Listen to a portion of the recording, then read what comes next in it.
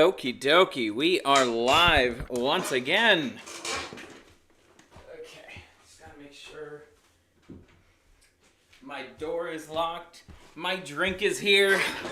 We got ourselves quite an episode of the ScurvyRum show tonight, I'll tell you that much. It's gonna be a mix of serious, actual critiques about the publishing industry.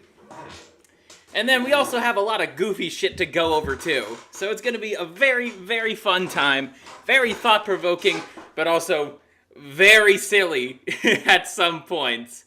So, let's see. We have AC. What's up? Scurvy. Somewhere out there, there's a guy who goons to this free copyright instrumental so he can feel the music. Oh boy, oh boy. But we're just gonna wait probably like a minute or two, just so we could all get nice and situated here. And I also have to post the links, so we'll get to that. I'm already here.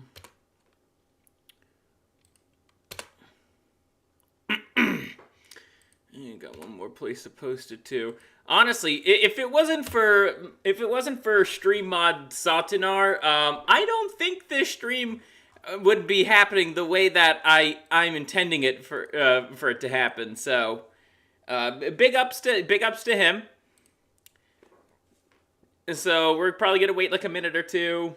And again, you know, new people are joining, but when that clock says 6:50, we're gonna get this shit started. It's gonna be funny, also thought-provoking. We're starting off with the thought-provoking first. You know, we're gonna learn some denial of gratification, everyone. And then we're gonna go from bouncing from like serious to funny, and a big section more of seriousness, and then a big section of funny. That's kind of the outline of this stream right here.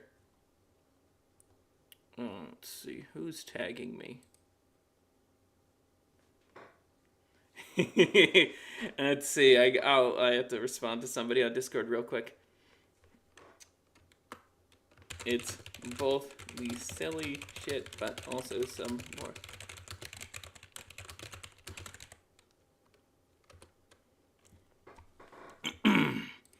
Alrighty, so let's get to our first video of the night. I just gotta move myself over, as is tradition at this point. So we have a video from Echo Chamberlain here called "Why is Modern Fiction So Weak?" And I have seen this before. It was from 5 months ago. But it's a pretty good analysis about why guys just aren't into like reading literature. And I wonder why. Let's get into it. Though I am gonna speed it up just a little. I'm gonna go to probably 1.10. It's lost its position as a dominant cultural force. Hold on. Actually, let's go back. It started a second. Literature has lost its position as a dominant cultural force and is no longer cool. Literature used to be seen as the primary way to define a generation. Writers should be able to capture the collective imagination, to dazzle and produce must-read zeitgeist-defining books, but they don't. Some authors would be cool no matter what era they were in, perhaps even more so today. But well, we certainly have an answer as to why. Look at this kind of chick is writing all sorts of books, I bet. Current scene is one of introspection, trauma narratives, disassembling into identities, book talk, and benign literary festivals. So how did... Book talk. We're gonna get into that. I think this video explains the concept of book talk pretty well, and then we could get into the funny shit. So literature get so uncool. The 1980s literary scene was messy, brilliant, bright young things, literary icons, and booming book sales. New writing was exciting in a way not seen before. Writers were celebs, young, brash, out to shock, while the older commentators in the ancien regime whinged about the imagery, the sexual braggadocio. Readers couldn't get enough. It was a time when books were at the heart of cultural debate, and being a significant novelist or critic brought acclaim, and even... I mean, even now, like, when you hear, when you hear stuff of, like, Do Androids Dream of Electric Sheep, or American Psycho, just to name a few, and I mean, first you probably think about their film adaptations, you know, Blade Runner and, well, American Psycho, but also for the more diehard fans of those series, you could say, because American Psycho is part of a larger literary universe. It's a pretty interesting one too. But now it's like I don't think there's not really a whole lot of like book adaptations, so to speak, and if there are, they're few and very far between. And the reason why that's the case is because there's just not a whole lot of like imagination in these stories compared to, you know, something like Do Androids Dream of Electric Sheep. I'm gonna keep bringing that book up because it's a book that really did stick with me. I'd also put like Hitchhiker's Guide to the Galaxy in here too. That I've been compared. My writing style has been compared frequently to that kind of book. But it's just like there's just a lack of like that spark. It seems like the industry is more so focused on just trying to push a specific type of story rather than kind of letting authors write what they want within reason. Within reason. Obviously, there should be standards in place. Otherwise, we get the modern anime industry. Hi, Rexus, how are you? Let's see what you're saying. Hello, and I watched that guy. He's pretty good, though he's a liberal, but thankfully a classical liberal from what I could tell. Yeah, I'm aware of Echo Chamberlain. You know, he's very much a liberal, but he has, he at least he has a brain. He also made a video defending a men-only publisher. Yep, how classical is classical? Keep hearing book talk chicks like biker guys. Not sure if that's true. Not a righty. But yeah, ultimately my point here is to just demonstrate that it's like, there seems to be, like, the stuff that comes out these days, I can't name a single one, and I used to work at a library, so I would see, like, the titles of various different books, and just nothing really, like, strikes out to me, so to speak. It's like, oh, it's just the generic, you know, romance slop, you could say. Hi, Dusty, how are you? And Sheffo, we are no goys. Martin Amis, Angela Carter, Ian McEwan, William Boyd, Alan Hollinghurst, Rose Tremaine, Salman Rushdie, Kazuo Ishiguro, Peter Carey. That English letters rapidly became un-Englished, expanded by other voices, is very much part of that story. Literary cliques in London had their haunts, and rivalries often played out in the pubs near Soho and Bloomsbury. The London Review of Books crowd had their favourite spots, but It's honestly interesting actually hearing, like, and not my first time hearing this video before. I think I was, like, listening to it in the car and at the gym. But it's interesting to see just the kind of lives that authors, like, lived back in the day. It's like people seem to value, and then again, I know it was largely because, you know, video games weren't really a thing yet, and also, you know, TV was good, but also there's just something that books provided that TV or, you know, the NES just couldn't provide. The issue is that books are no longer providing what makes books special. And that is boundless imagination. When it comes to making a television show, you are limited by various factors, even if it's like an animated series. When it comes to a book, as long you just got to make sure that it's cohesive and it follows a structure and that the world is well thought out. But meanwhile, when it comes to animation, there's so many other things you have to worry about. Don't even get me started on video game production. That's a whole other series of rules right there. But books can provide a sense of letting the reader, like, you know, you paint the picture with words, but the reader can actually visualize it and imagine themselves in a world that is not like their own. And it's completely up to basically completely up to the reader. But, of course, as we all know, there are some readers who are just retarded. Leftists. And the media literacy crowd. Oh, wait, those two are interchangeable. Scurvy, you get this button. Good job, buddy! You're retarded! Yes, you are! Yes, I am, Lumi. Yes, I am. Let's see. I've sold. What the fuck, Pickle? How does that have to do with anything I'm talking about? They're either sex addicts or, let's see. Okay, I gotta scroll up a little bit. Yeah, I think I've seen that video from 4th Age as well. That's a good one. Books are only useful for fire making or... Hey, yeah, you got a point there. When Boogaloo happens, books can absolutely be used for fire. Writers nowadays have no experience to write... let's see. Writers nowadays have no experiences to write into their literature, so it defaults to Borderlands-esque millennial writing. They're either sex addicts or boring people as it shines through in their books. Or Tumblr core slop. AC asks, how do you make books sound like people who read books? How do you make books sound like people who read books seem like gooners? Let's scroll up further, Goyam. This is why... Okay, there's a lot that I missed. And hi, Archaeosophy, how are ya? Women freak out when you say their recommendation of a 7'6" werewolf grape in a 4'11" girl isn't high art. You get this button, Pickle. Yes, kid. You redeemed yourself. But I'll let you. I'm gonna move my phone over here so it's a bit closer so I can actually read chat. Tensions would sometimes flare when Times literary supplement writers mingled. Debates over reviews frequently turned into drunken spats. The Booker Prize in the 80s was not the polite corporate affair it became later. It was a battlefield. A.S. Byatt and Salman Rushdie took public swipes at the...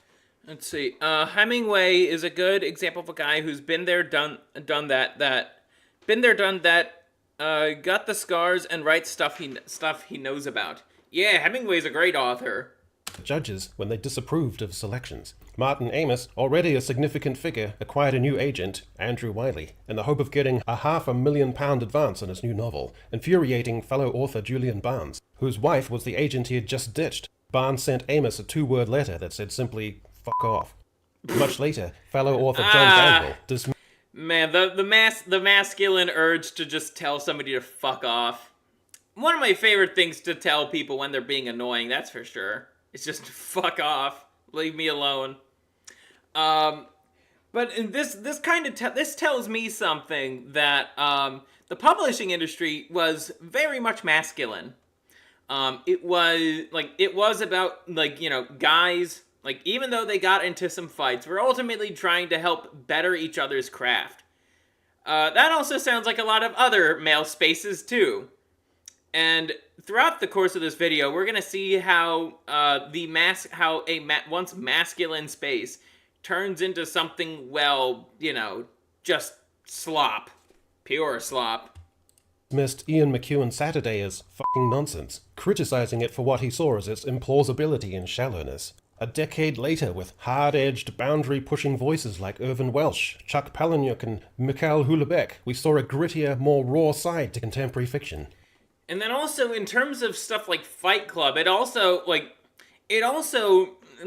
shift, let's see, I gotta see when Fight Club was written. I think it was the 90s, right? Fight Club,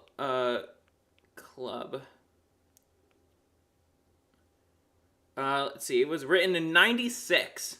So, basically, the origin of why, Mr. P wrote Fight Club was that he wanted to write a story that was written by a man for men, and wouldn't you know, it does its job greatly. And it also talks about men's issues in a way that a book like that could.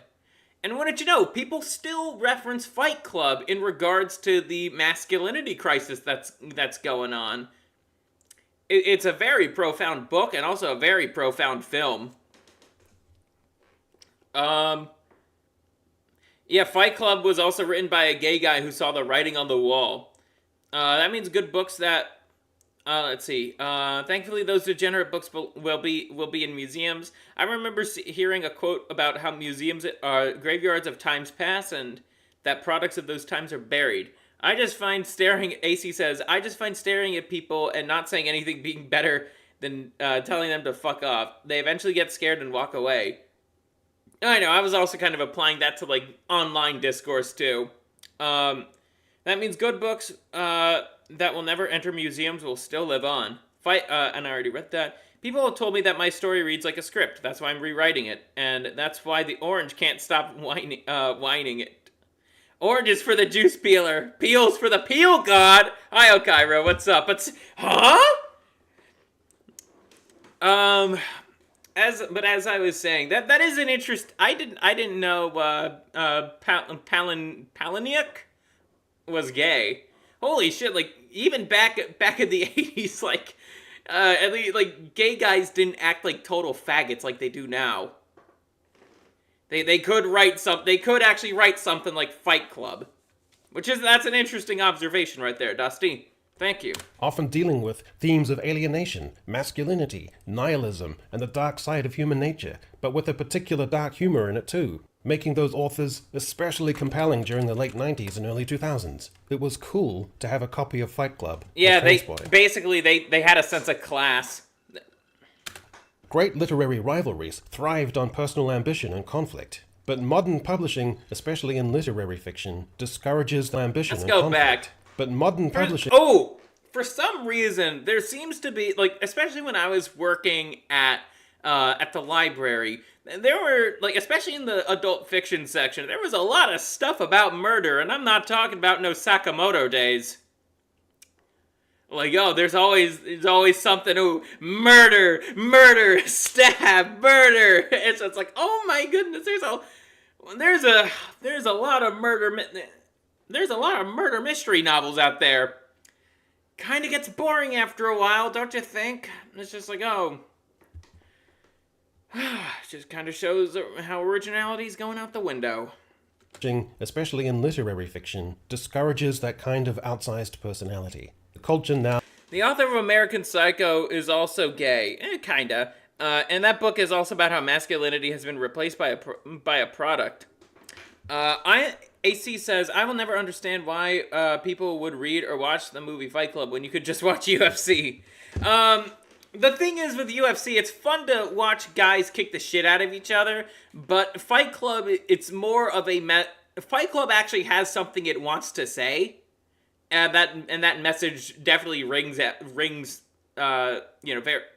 very deeply to many men, myself included. Now leans toward politeness and consensus, and the publishing industry itself has become more corporate, risk-averse, and PR-driven. Yay! Now we get polite panel discussions at literary festivals, convivial, benign. Wow, and shit, oh my goodness, it reminds me of the time that some white guy, the cat called me on the street, and that white guy just so happened to be 6'4", that built like a brick shit house, and talked about him being a grigger. Shit. Then I had sex with him right after. I barely had anything to drink, and I'm already going off the cuff. The lack of cultural anchors. Cultural tastes have shifted. Younger generations may gravitate toward visual media, films, TV shows, games, for their stories, finding those forms more immediate and engaging. Modern literary fiction has become too introspective. A significant portion of the field leans heavily... Oh my goodness. Well, after Chad decided to ream me out last night, I just felt it in my heart that I had to go back. I had to go back to his place for a second time. I needed to take care of business, Maybe, just maybe, he could see it my way. That's usually how a lot of fiction plays out. It's some whiny little faggot's, like, internal monologue that nobody actually cares about. Into identity, trauma, and quiet internalized struggles, often at the expense of plot, dynamism, or sweeping ideas. That's something else too. It's like, what is this, like, I'm just using kind of that generic romance novel plot I just kind of laid out earlier. Hi John Isaac, how are you? The issue is, it's like, what is the story about? Like, what makes this particular romance story compelling compared to some of the greats? what's so special about some whore getting reamed out by different chads every night of the week? Thinking that she could convince Alpha Ultra Giga Chad to, settle down with her after basically becoming street meat. Contemporary novels feel like exercises in personal excavation. A major trend is the trauma novel, where characters process wounds rather than pursue goals. No, Chad rejected me. That's the trauma novels right there. It all goes back to Chad rejecting her. That's the cause of the trauma, or daddy issues. A lot of these women authors like to project, too, about their own, shitty experiences, and that's all they have. They didn't really build anything other than, daddy issues and getting railed. This isn't inherently bad. Plenty of great literature explores suffering. But when too many novels adhere to this template, it creates a kind of literary inertia.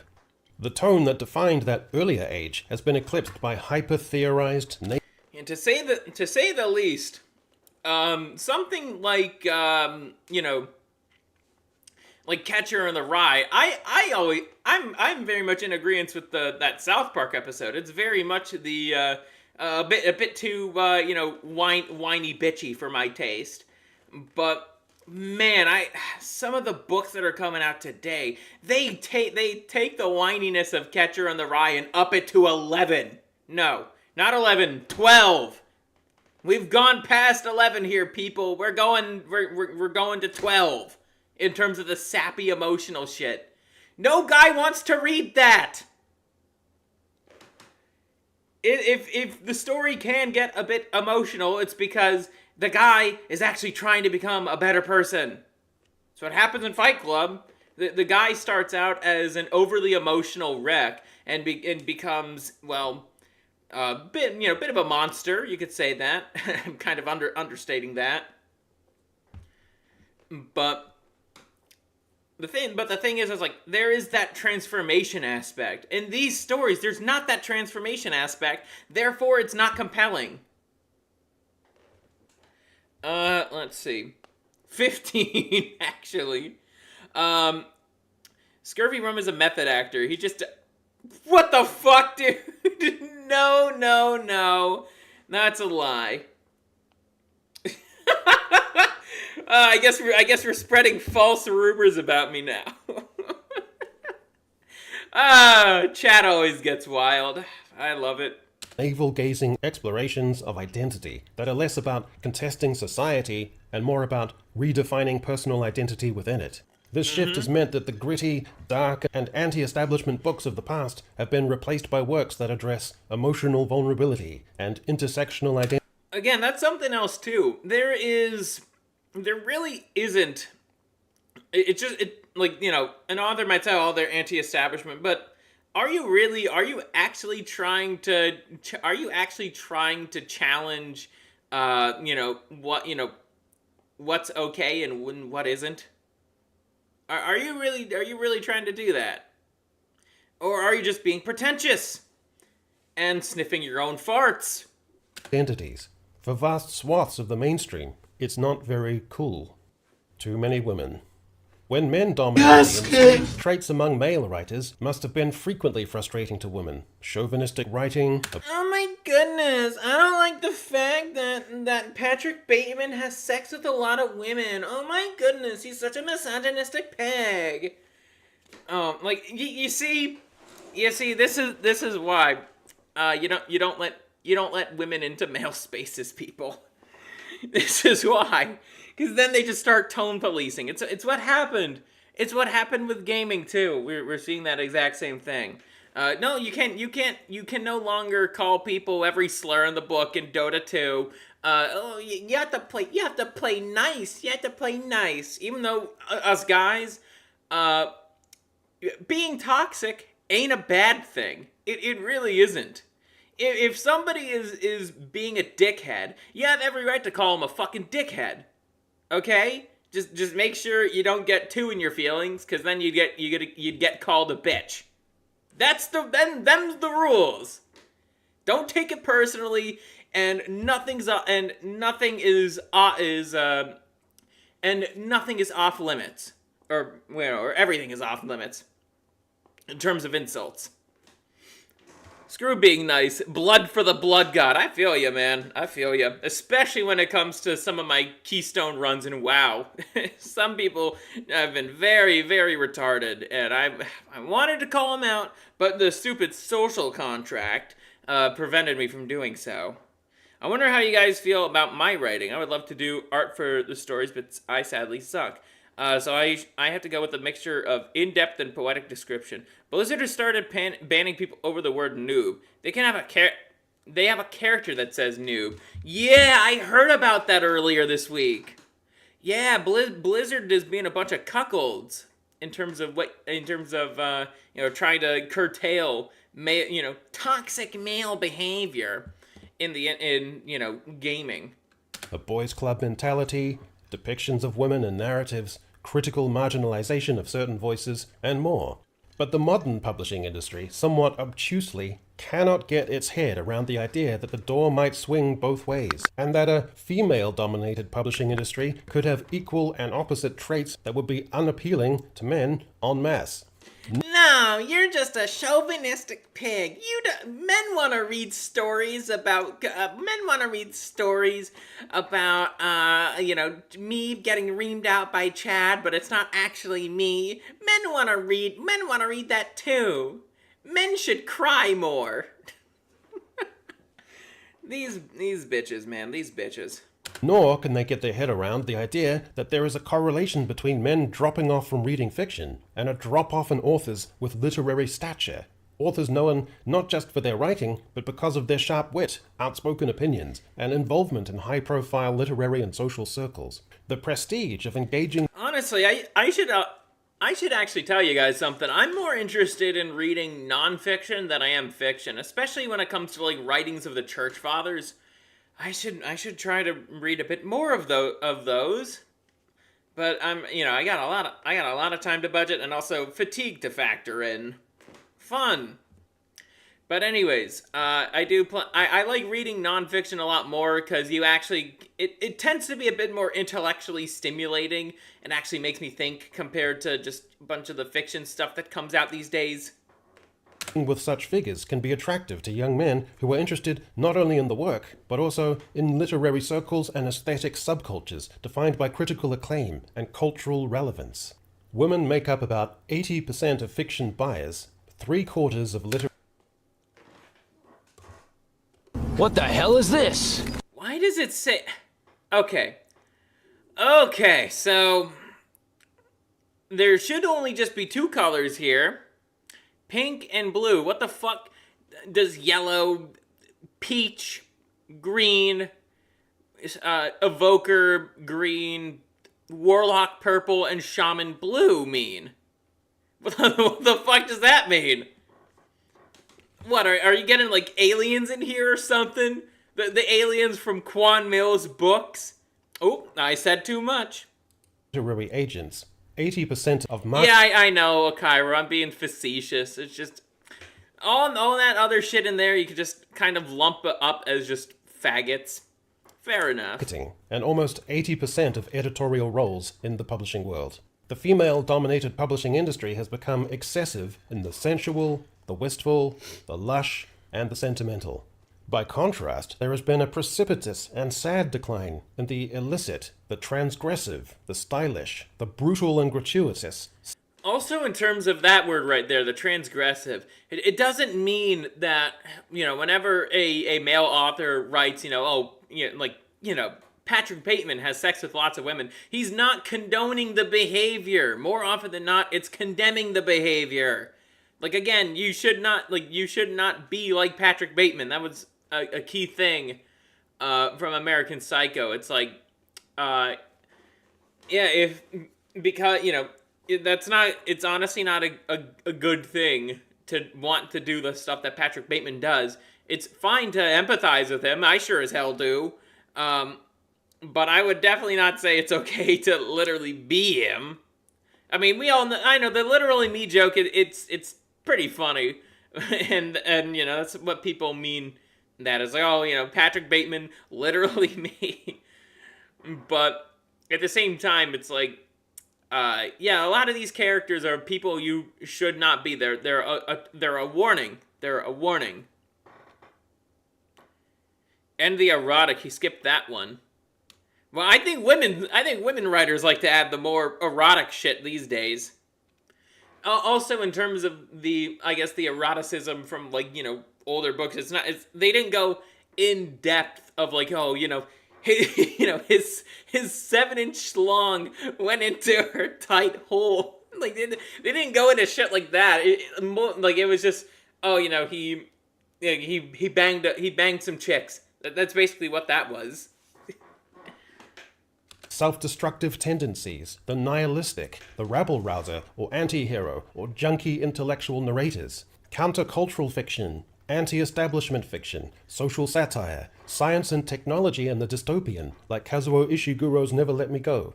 The visceral and grotesque with... I will say, Echo is a lot more well-read than I am. So, you don't have to take his word with a grain of salt. The high literary, Cormac McCarthy's Blood Meridian and The Road. Narratives... Hey, Pickle! It's the Blood Meridian! It's one of our favorite books. The Blood Meridian. Capture and exude masculine comportment, masculine control of irony. The path to success... Yeah, Blood Meridian is a particularly brutal book. But the brutality has a purpose. Like, it means something. It's trying to say something. It's not brutal for the sake of being brutal. Success appears to be narrower for men. There are fewer prizes open to them. The circumstances for men now are far worse than they were for women in the 1980s, when they felt compelled to bandy together to create the woman's prize for fiction. Another aspect, the dressing up of clearly woman-oriented commercial fiction as literary fiction. There has been a rise of book club fiction, which often describes itself as literary, yes. but more often leans toward commercial fiction. And It's nearly just 90 to 95% of these book clubs are entirely made up of women. Contemporary fiction is another popular term that basically equates to higher-end commercial fiction that likes to think of itself and be regarded as literary fiction-ish, but is once again almost always just woman-themed higher-end commercial fiction. As a mainstream The blue hair. male wandering through a bookstore where titles like these compete for attention is like being in one of those Hieronymus Bosch visions of hell. Absurdly gigantic and glossy paperbacks with exotic splashes of primary colors. And the worst culprit of all? In the realm of World War II chick-lit novels. Oh no! No, not these! I have seen way too fucking many of these and they all are the same shit! They're all garbage! Like, wow! It's just this, as soon as I press play, you guys are going to hear just how generic these books are. Follow a generic heroine. Independent, challenging social conventions, and most importantly, facing away. Sometimes the woman will be facing away. Yeah, while standing face on a away, balcony chica. in Paris. Other times, she will be facing away on a balcony in London. Sometimes, the woman will be facing away on a balcony overlooking Paris, but she will have red hair, and there will be fighter planes in the sky. Whoa, so creative! So different, so striking! Other times, she will be facing away on a street in Paris with fighter planes in the sky, or in London, facing away while crossing a bridge while fighter planes are in the sky. And sometimes she will be on a London street, facing away, looking ahead at two other women who are also facing away. But that's not all, because sometimes a plucky independent heroine will be facing away while walking toward a car with a fighter plane in the sky, and even facing away while riding a bicycle with fighter planes in the sky, or even on a Pacific beach, facing away while saluting fighter planes in the sky. The woman will even be facing away near a camp, or even wandering... Oh, so strong, so brave, so stunning, so gay. ...through a bombed-out building while facing away. Will she ever tire of facing away and staring profoundly into the distance? Will she be able to maintain her cover as someone caught up in espionage and the resistance if she is always facing away? If suspicious Gestapo agents hail her in the street, will she endanger herself by not being able to turn around? How will she be able to use her seductive womanly charms if she is perpetually facing away? If her cover... How will she be able to seduce SS Chad if she's facing away? That's a real question. That's a real question, guys. Involves her singing sultry big band songs in a smoky Parisian club. Can she ever actually face the audience? Is she condemned by the physics of garbage World War II chicklet to be rigidly limited to a narrow field of vision? I thought this was a chick flick!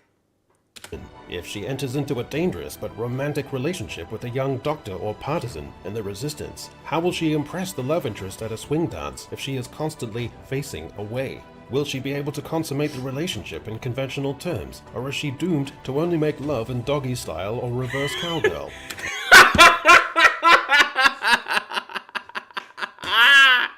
That's hilarious. Let's blow those whining women back to the Dark Ages right where they belong! That's legitimately hilarious. And, most importantly, why do women keep buying this crap when it is basically the same book with the same tropes over and over, so that it might as well be the same book with the same boring-ass generic chick staring off into the distance? Things such as woman's rage, or contentious formative sexual experiences, such as my... Oh no, don't get me started on the female empowerment novels where they try so hard to be like American Psycho. Hell, even American Psycho, the shitty sequel of the movie, did this exact same fucking thing. Like, it paved the way for this whole subgenre of fiction.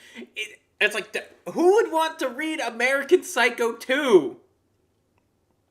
Who the fuck would want to read that? People didn't want to watch it. They sure as hell don't want to read it. And yet it gets high praise from women. My Dark Vanessa are permissible, but outside what might be pertinent or relatable to women in such things is too easily registered as upsetting and therefore not permissible in the eyes of agents. About 3/4 of literary agencies are exactly the same, to the point of it being almost caricature. Yeah, also, who do you think runs the publishing industries? Take a guess. An aging dame of a founder who set up the agency in the 80s, 5 or 6 cosmopolitan, progressive women in their 30s, at least one of whom will state they are actively looking for women.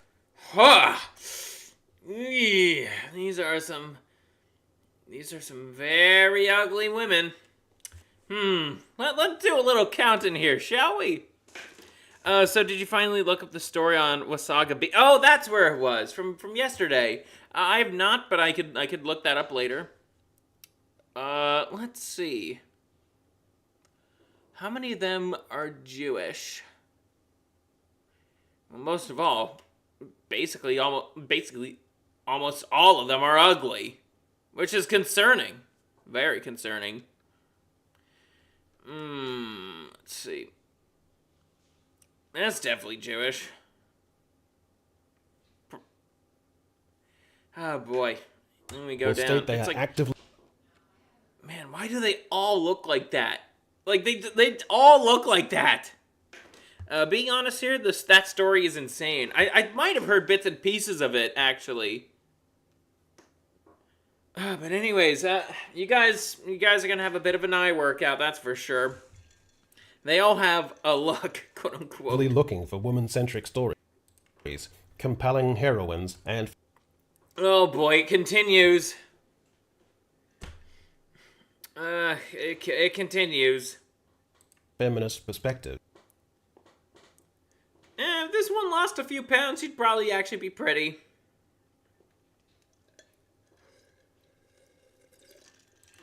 And one male agent who was likely only interested in non-fiction submissions. In a contemporary, female-dominated publishing world, the abiding frustration... That seems to usually be the case. The one guy agent is more so interested in history, if anything. Oh, what did you know?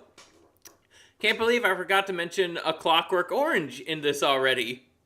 But man, you got American Psycho, Clockwork Orange, Fight Club. Hot damn. Frustration from a mainstream male perspective is the constant, tedious ubiquity of heart. Narratives where family disruption. Oh boy, that's one of the biggest issues. I guess going back in the realm of video games, that was one of the biggest issues with Dragonflight's story. There were so many sappy fucking cutscenes. I got like almost every single one was just, oh, I'm so sorry. Oh, I'm so sorry. And it was just, it was crazy.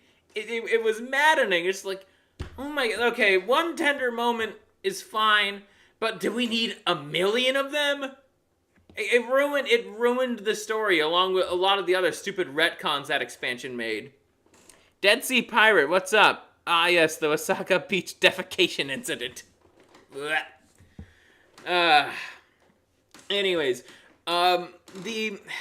it seems like it was a consequence of actually a few things. Like, to my knowledge, like Shadowlands was kind of the last, or the kind of the opening, or some of the more, the cooler bits of Shadowlands. Actually, most of Shadowlands also had Chris Metzen involved.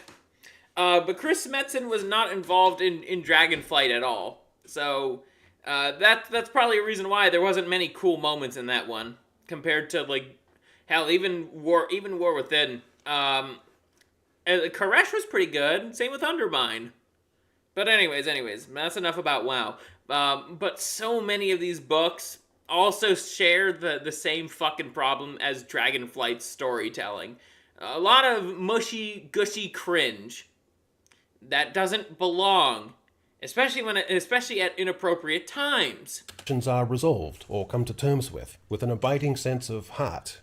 Narratives where marginalized characters or characters contending with trauma come together in a spirit of reconciliation, solace, and heart.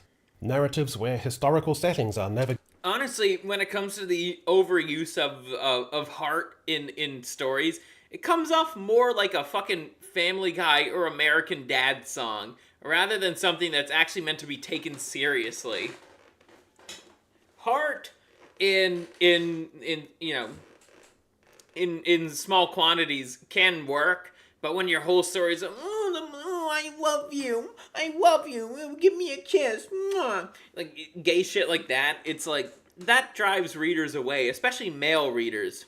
Navigated by plucky We don't heroines, care about and that. the tale is suffused with heart. Narratives where a Hey, doesn't that sound like a lot of Western animation too? The has-been hotels of the world, the owl houses of the world. What's another Western animation slop series? You know more, Pickle, you know more of these series names than I do. But they all fit in that category. distraught or displaced woman escapes from society to a far... Let's see, give me the sappy moments alongside action and comedy and make it a whole thing, not just a bunch of sappy crap.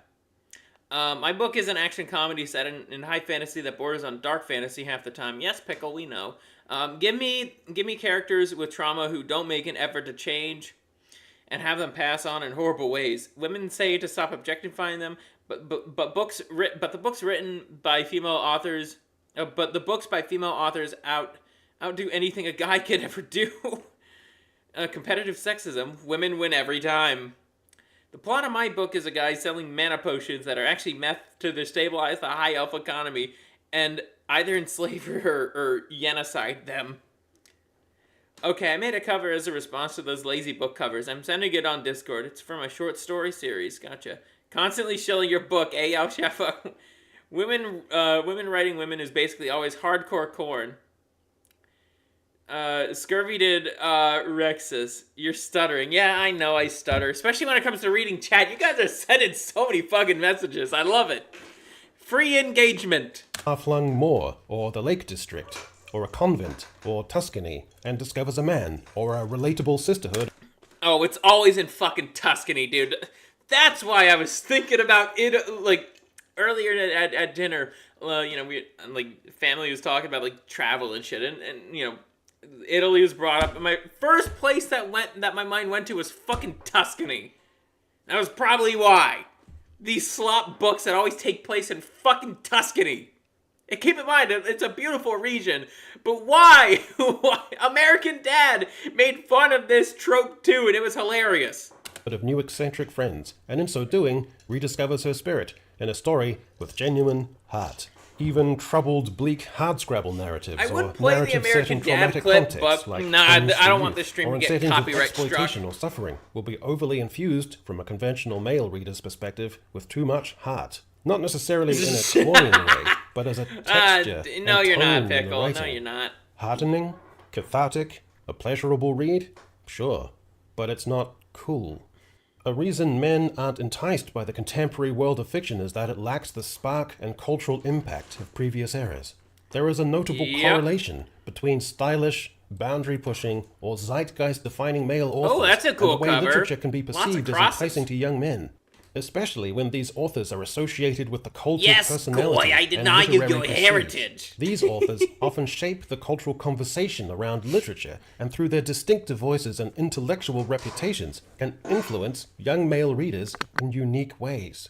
Stylishness and defiance of convention have an allure.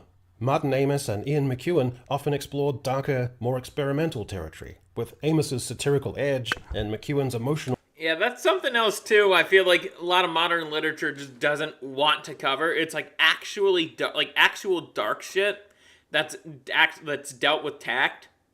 There's a reason why young guys really resonate with the story of Berserk. I'm no different in that regard. It's because it's like Berserk has a lot of elements in fiction that guys like. And it's like, it really does evoke some very, very powerful feelings. Whether you watch it or read it, if you're a guy, you're definitely gonna feel something. Most likely anger at Griffith. And moral complexities appealing at its height to the young male reader seeking depth and originality. The writing of such authors often centers around male protagonists or complex portrayals of masculinity, identity, and moral conflict, which can resonate deeply with young men in particular, and offer them a way to explore gender, power, and existential concerns that may be of great importance to them. A form of intellectual initiation into something more exciting and transgressive than mainstream literature. Irvin Welsh, especially with Trainspotting, became the poster child for countercultural fiction in the 90s. His works explored the grimy side of life in post-industrial Scotland, depicting substance abuse, class struggles, and disaffected youth. The grit and energy in Welsh's writing appealed. Damn, even the Brits were able to portray a the undertrodden very well. Of course I'm just joking, but it's like there is. We're just not seeing stories like that anymore. To young men who felt alienated by. Kinda lame. Nah. Berserk is fucking awesome. Mainstream society and sought something Blood unfiltered and guts and raw. Chuck Palahniuk, with his novel guts. Fight Club, brought a raw, anti-establishment Read it too. tone to mainstream. Holy shit, AC. Read Berserk. Some of those the imagery in the manga, it's fucking beautiful, man. It's fucking beautiful. Do you want me to ban him? Big Daddy Lime. No. Literature in the 90s as well. The novel and its subsequent film adaptation intrigued and amused a generation of young men seeking to understand the emptiness of consumer culture and the search for identity in a hyper-materialistic world. Fight Club isn't just about violent rebellion, it's about rejecting the societal scripts of masculinity, the corporate job, the material possessions, all done tongue-in-cheek.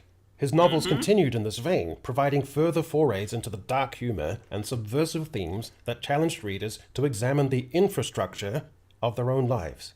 Mikhail Houellebecq, particularly with novels like Atomized, offered a sharp critique of postmodern It's on society, YouTube. sexual relationships, We're okay. and the evolution of masculinity in the modern age. Atomized dives deeply into the consequences of a post-sexual revolution, focusing on the fragmentation of the individual and We're never getting a book like that in today's literature climate because To even critique the sexual revolution is a grave taboo in itself. Fucking tragic, man. Increasingly disconnected and alienating world. Houellebecq addresses themes of masculinity, but with a distinct, postmodern, almost funny, nihilistic AC. angle that appeals to readers seeking something darker and more probing. Does modern fiction fail to address the materialism and cultural stagnation of our times?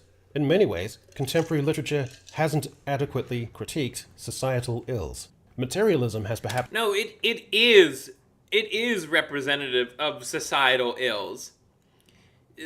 People are not writing things that are actually, like, you know, good.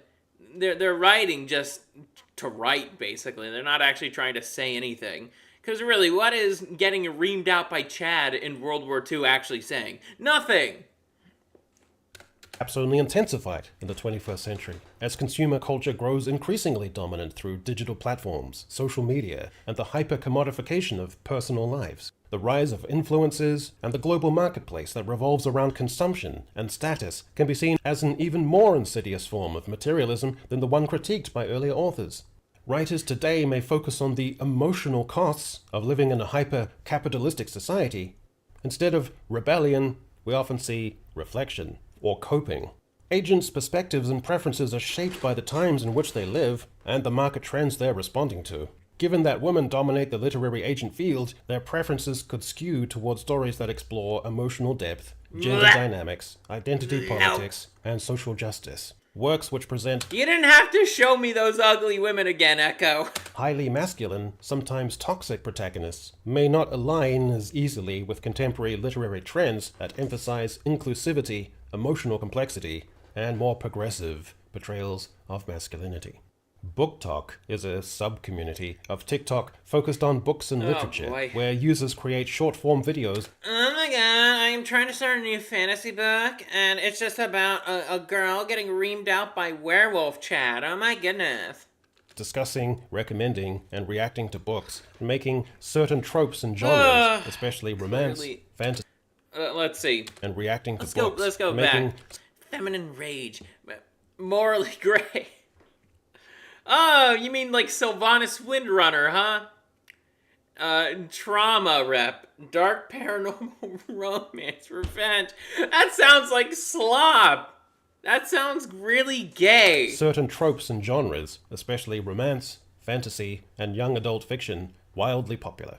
The Book Talk formula refers to the set of common elements that make a book go viral on the platform.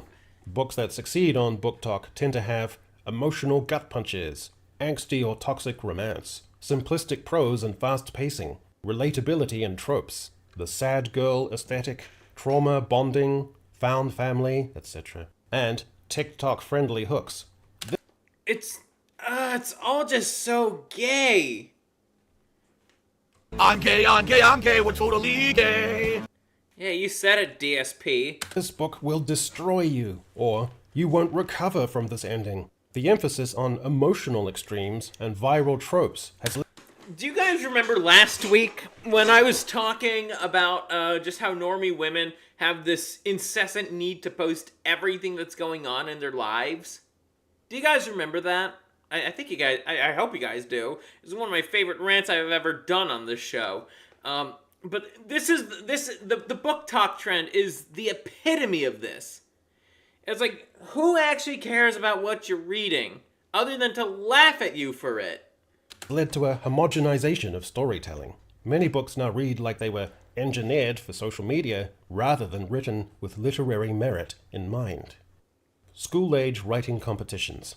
Boys and young men today are far more likelier to consume media than to create it. This isn't because they lack imagination, but because other media forms are more immediate, immersive, and rewarding. Writing is Yep, that's something else too. Video games just do a better job. Like, that's the reality. Video games just do a better job at getting us guys, you know, to consume your shit. Same with movies. And the consequences of that is, like, we don't really have an interest in reading literature, like real literature. It's because video games just, like he said, have that immediate hit. It's like, I already know what I'm getting myself into when I open up World of Warcraft or some other game. Unless I'm playing a game for the first time. But other than that,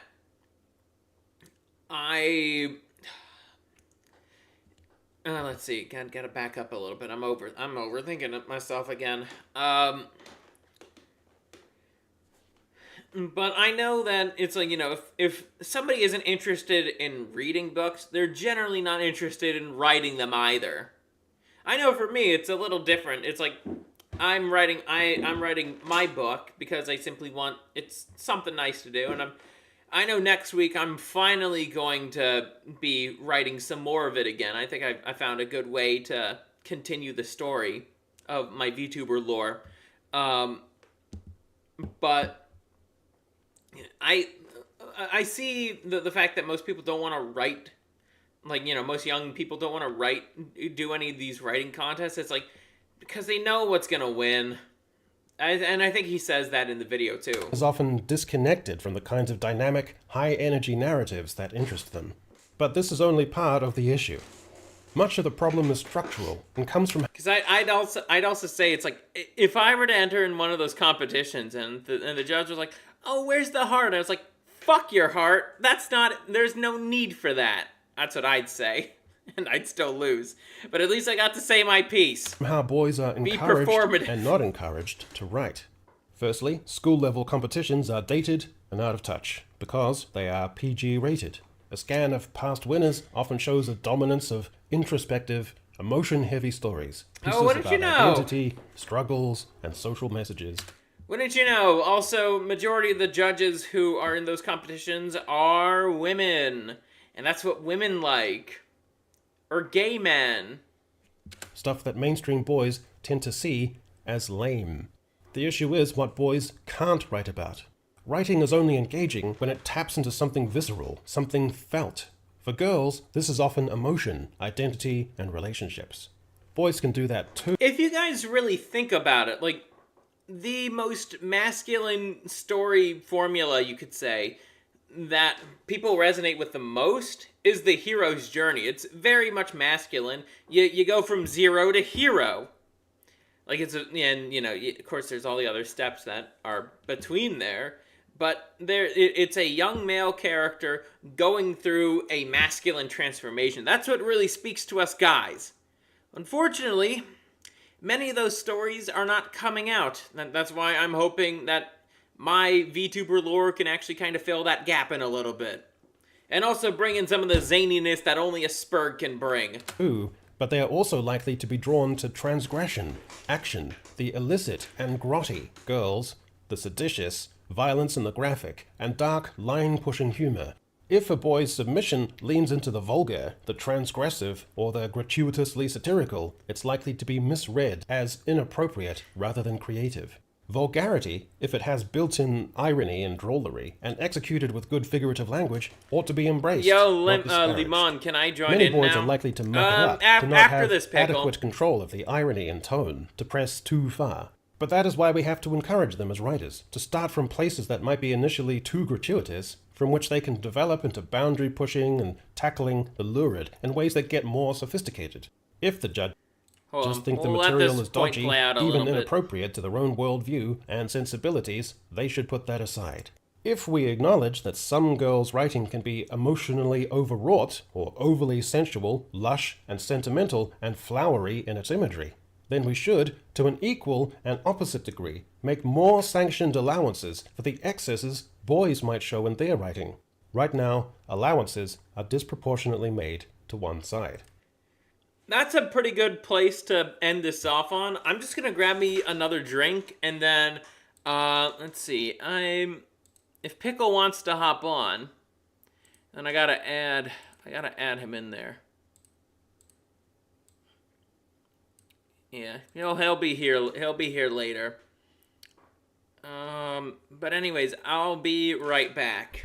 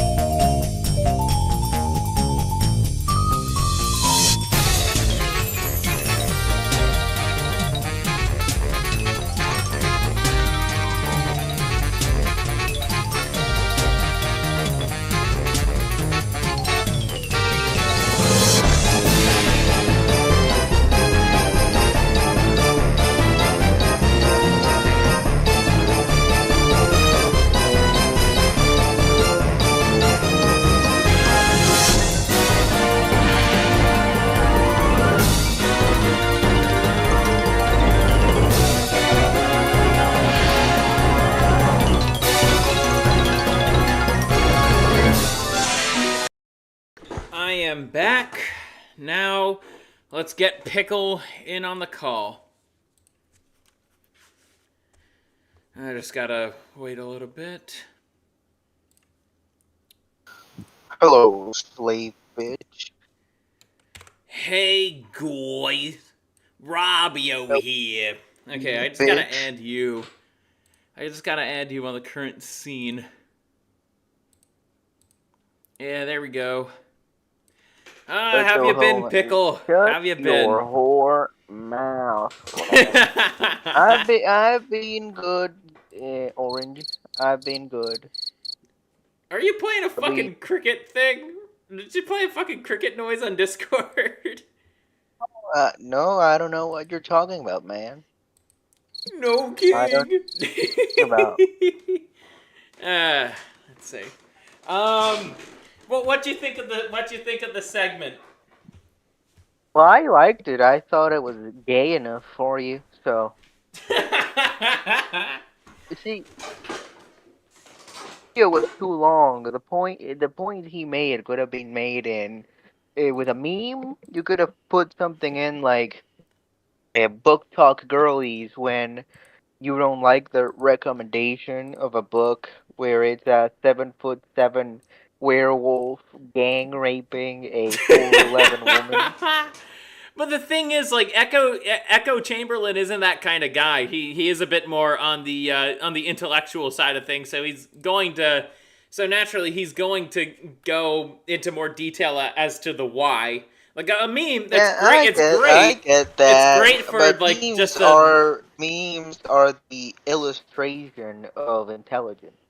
That's if also you can true. Put your entire point into a meme, your IQ is at the minimum 125. Oh yeah, no doubt he could. I know if I wasn't lazy in regards to making memes, I know that's probably where I'd land up. The thing with these women that run these publishing houses is that first of all they're Jewish, and if they're not Jewish, they're ugly, right? And when you're an ugly Jew, all you want when you want to flick your mushroom, right?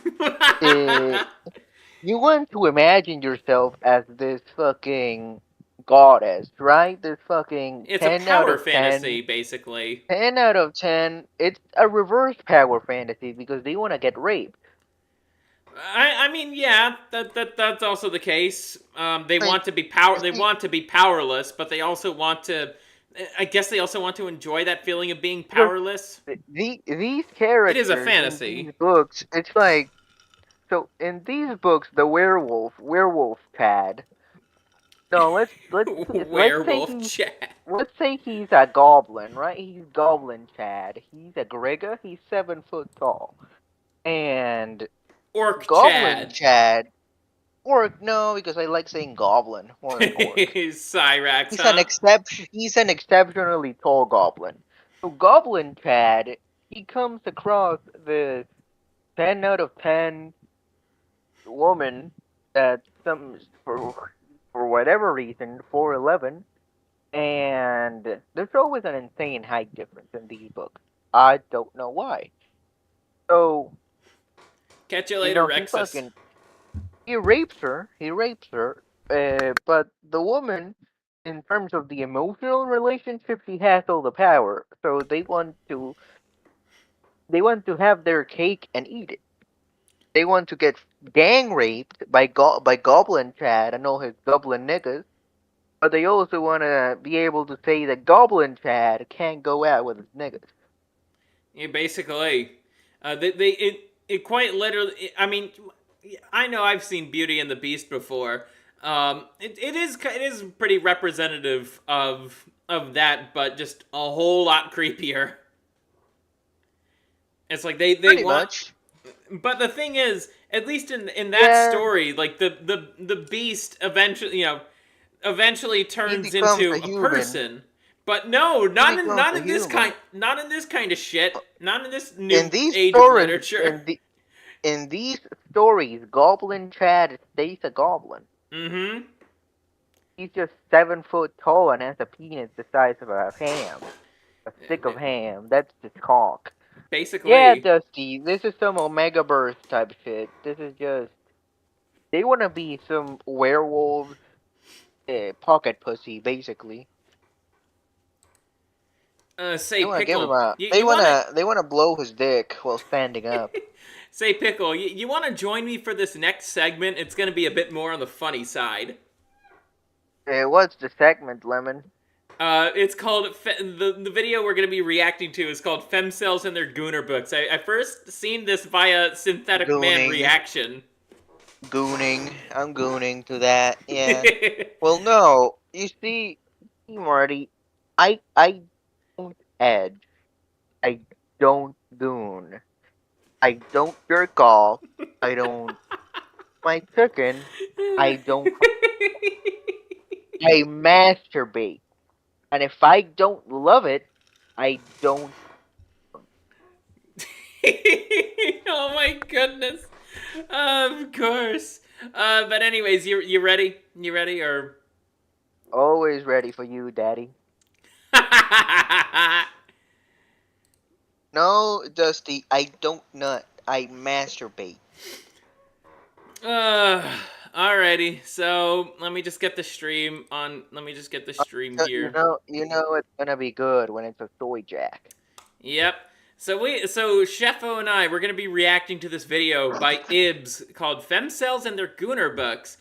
We went over the issue of the publishing industry in the previous segment. Wait, no, Marty. What's No. this recommended bar? So you have. Yeah, I listen to a lot of anime music. You that's have for the sure. opening to Kaiju number 8. Mm-hmm. The one for Panty and Yep. Stalking. I don't know what that is. Panty and Stocking. Top It's like 18. I well, know what yeah. Panty and Stalking is. I Yeah. don't know who the two twins at the bottom Scurvy's are. been listening to a lot of like SCP stuff as of late because it's been kind of back in the general SCP. discussion. It's And fucking then dead. SMT SCP is music, dead. and then fucking Bumblebee because I was trying to practice recommended- singing for last week's stream, Marty. Wow. My recommended is a painting tutorial for Imperial Fist. A quickie reading.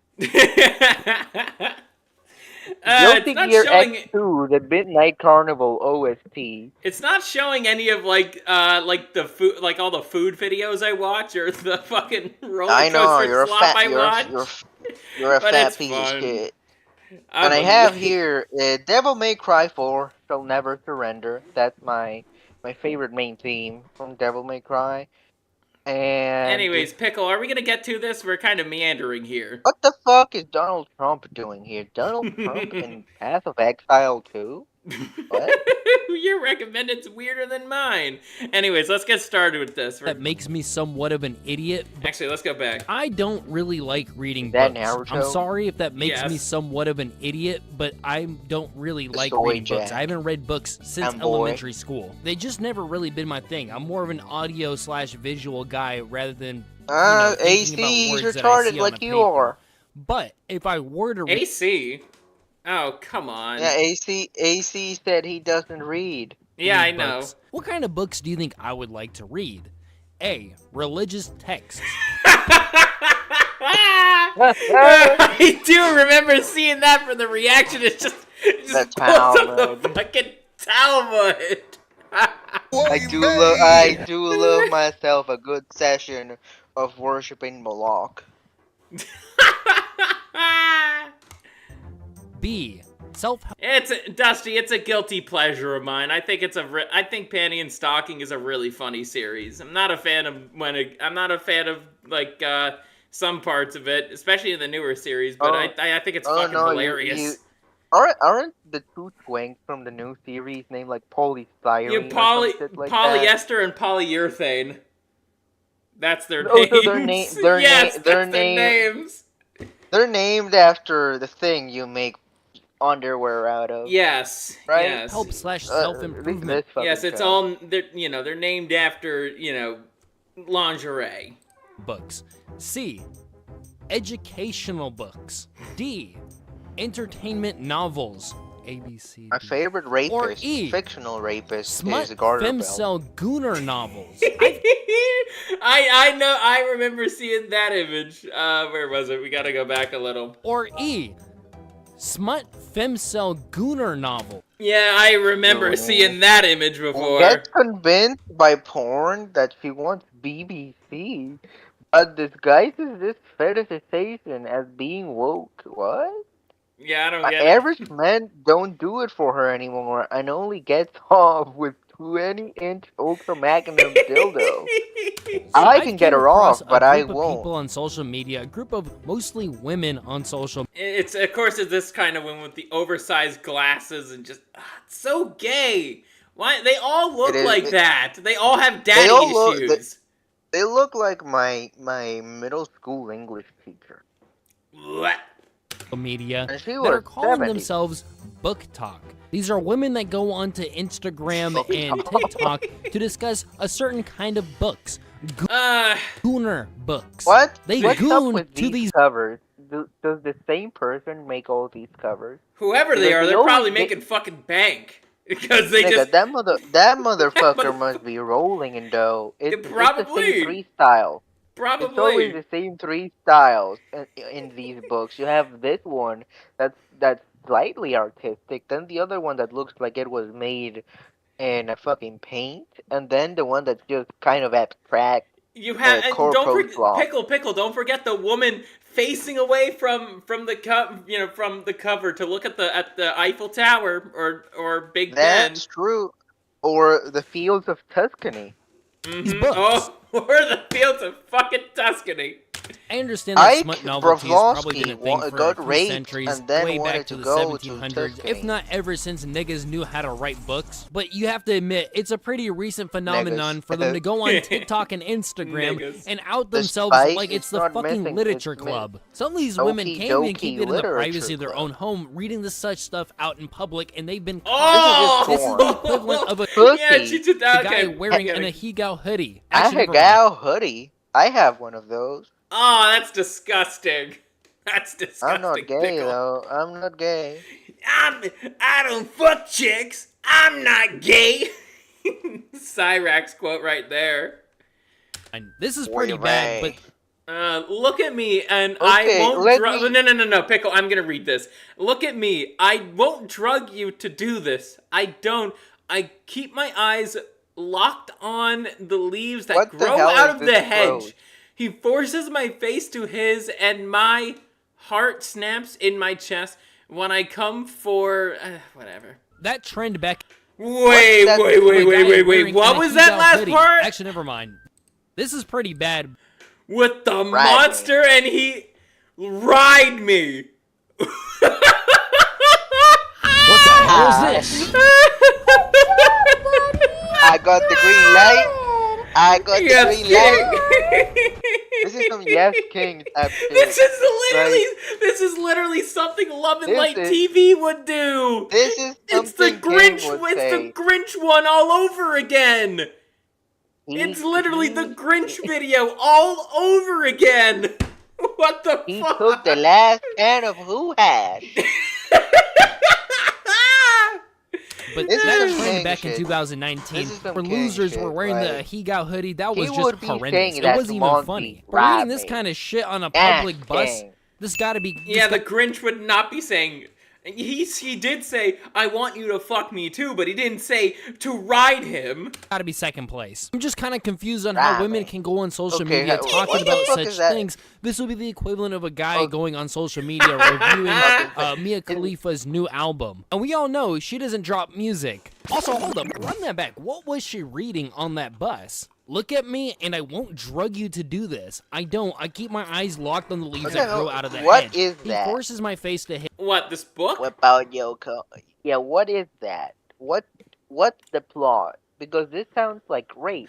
It does, and they're literally just writing out rape.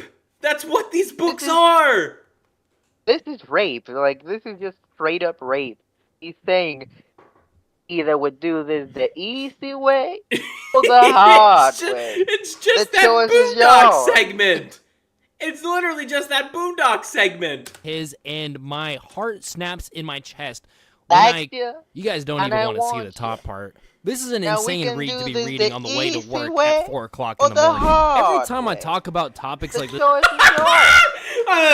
might be reading on the way to work let's go at back. 4 o'clock in the morning. Every I time love how he used this chick in particular. I remember how obnoxious that whore was on whatever. And I think she talked to Andrew Wilson one time, and he utterly annihilated her in a debate. It was really funny. Man, That's a good septum ring. that just screams daddy issues. What the hell is talk about Dusty writing? It's a good written show with the adult humor. It's just bordering on the H bullshit. Hentai, yeah. That's I know, the fucking point, nigga. So, the show is pickle, named pickle. Panty and Stalking. Pickle. The thing is, and it's a kind of a criticism I have of the newer series compared to the older one. Like, in the older ones, it was more so borderline. Now it's for some reason, Studio Trigger was like, yeah, let's just have some of the characters just have sex. Not like, it's kind of better, at least in my opinion, when it was implied, not necessarily them showing the act. In the original, it's not implied, but it shows after. There's like 3 Yeah, that's what I mean. Or Panty is just... Yeah, Panty's just a naked whore. on a bed with a nigga. She's a whore. Yeah, Panty is a whore. For sure. Stalking is a masochist. Yeah, and a fucking glutton. Yeah, she's a fat piece of shit. Somehow she's not fat, but... Well, she's an angel, so... She's like a Wari Cap from Uma topics like this on my channel. There's that one's also a fat that's a great pause frame right there. My viewers are gonna get an eye workout, and so are you. Boy, Venom. But... let's see. The choice is not yours. Yes, it is, Dusty. Yes, it is. I'm a warrior. I'm a warrior. Don't make me ruin that butt. I'm a warrior. Well, they're adults doing whatever they want to do behind the closed doors in privacy. They're consenting adults behind closed doors, and they're not doing anything illegal. It's Boogie! It's motherfucking Boogie 2988! I was reading the chat, and I come back to the window where you have the video, and I just see a naked fat man being dominated. What the fuck? It's, I swear, he just finds the most random clips of all time. And I 100% agree. Actually, no, I don't. Because they're not doing it behind closed doors. They're Wait, 100% agree. hold on a damn second. Because they're not... Wrote a book about a priest. No, nigga, no. Not doing it behind closed doors. What the female fuck is MC? I thought that was a G. Yeah, it's a weird ass font. It's a stripper. Now, a good book would make it about the priest urging the stripper to seek redemption, but in book talk, it's that he's a 1/4 werewolf and has a 20-inch penis and racist. Doors. They're posting it on every social media. media. Always a fucking werewolf. Wrote him extra horny. Possible. They're opening their windows to the internet and screaming out, "I enjoy gooning to novels." It's like what I mentioned earlier. Normie women have no sense of privacy. They have to share everything. I goon daily. It's like they have to share that they're reading this degenerate slop involving priests fucking strippers. They have to tell that. They just have to tell the whole world about their period cycle and when they took a shit and when they did all this other disgusting shit. Now I tell you when I have sex. I tell you. Yeah, when you do it to gross me out. That's just me being an asshole. Yeah, and you do it to gross me out. Now I don't goon, right? Because I have a wife. Yeah, you have a wife. I've gooned several things before, right? One of those things was stalking. Stalking or stalking? Like, the act of stalking. A character from the show we were Oh. talking about. Oh, yeah. Dumb Again, fuck. we're talking about fem cells in their Gooner books here. I mean, no doubt the ultra ripped I mean, werewolf Giga Chad is also a stalker for them and them alone. he's Werewolf Giga Chad is always like 17 different things. He's a murderer. He's a rapist. He's a billionaire. He's He's a just stalker. the He's a 13% of the fucking population who commits over half the no. violent crimes. He's just rolled up into one person. Sheffo? Hold on. I apologize, Lemon. I have been raped by the IDF. But what I was getting at I gooned to 1,000 things, right? Yes. my favorite I don't goon- think we my need favorite- to go into detail. My favorite goon stash was to this and hentai code about stalking, right? Oh boy. Lovely. Now let me tell you about this gooning session I had. I think we are going to. I think we're gonna mute you there for a second, Pickle. Just gonna do that. I don't think I'm saving you the embarrassment. I'm saving you the embarrassment. Be grateful. Anyways, On a more serious comment, Bug Talk has ruined my mind because now I bet. I can't write a scene in my book without imagining there's someone who's going to masturbate over this. You think? You think? Oh, I've been suffering, my nigga.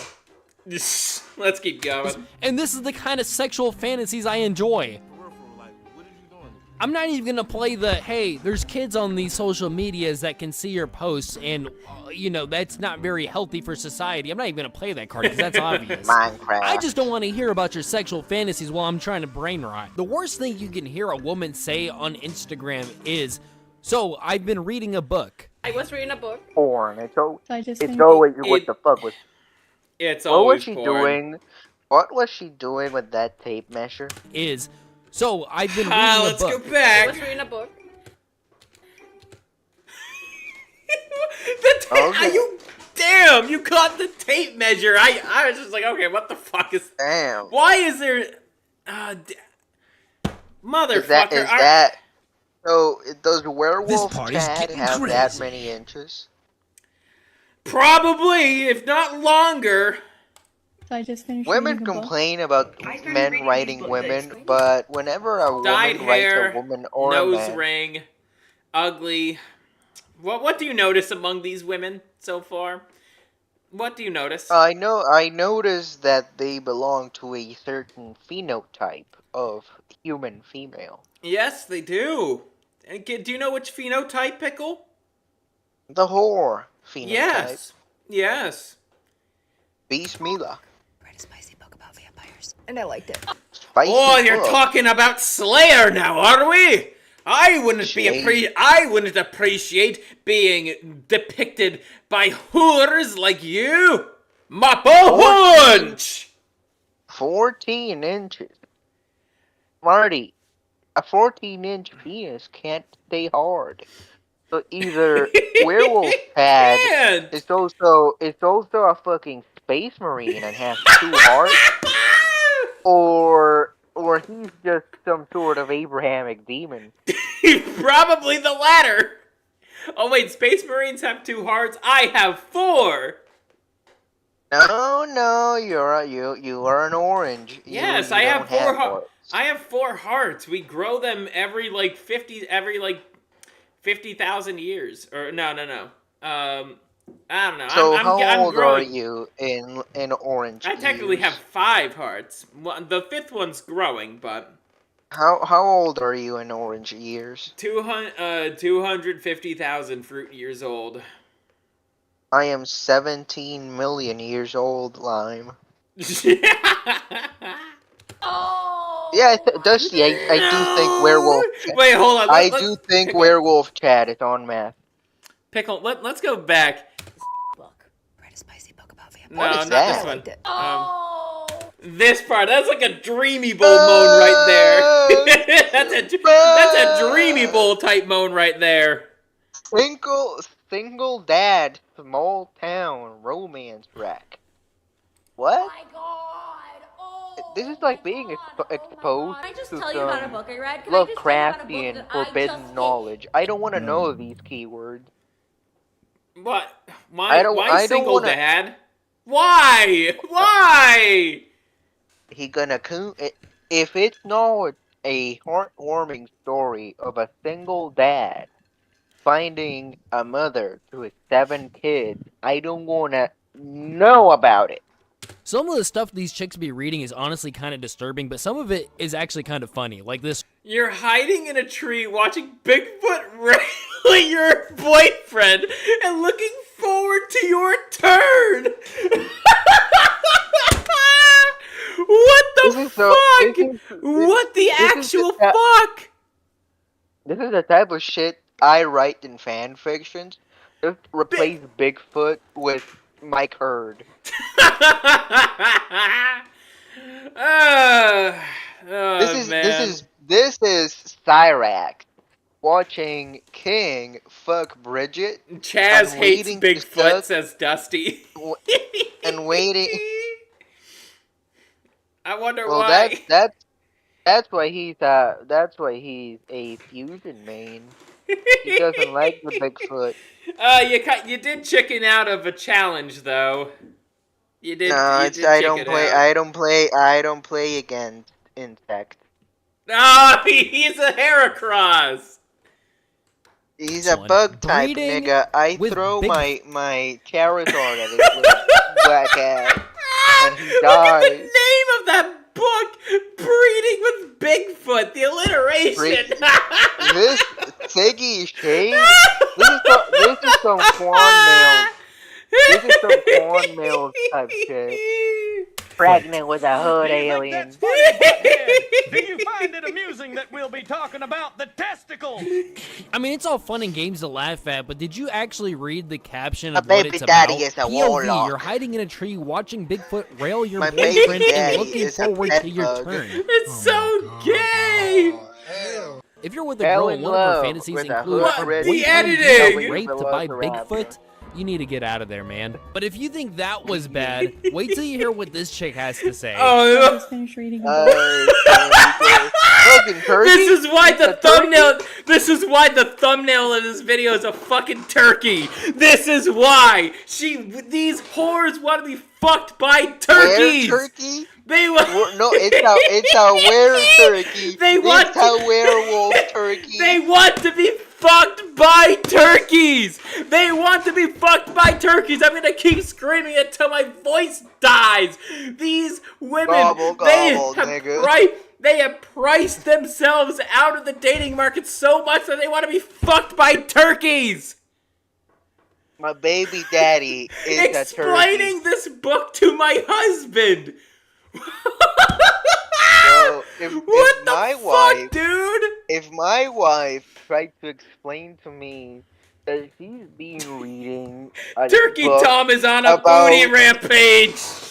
about getting fucked by a fucking turkey, a were turkey, I'm divorcing her.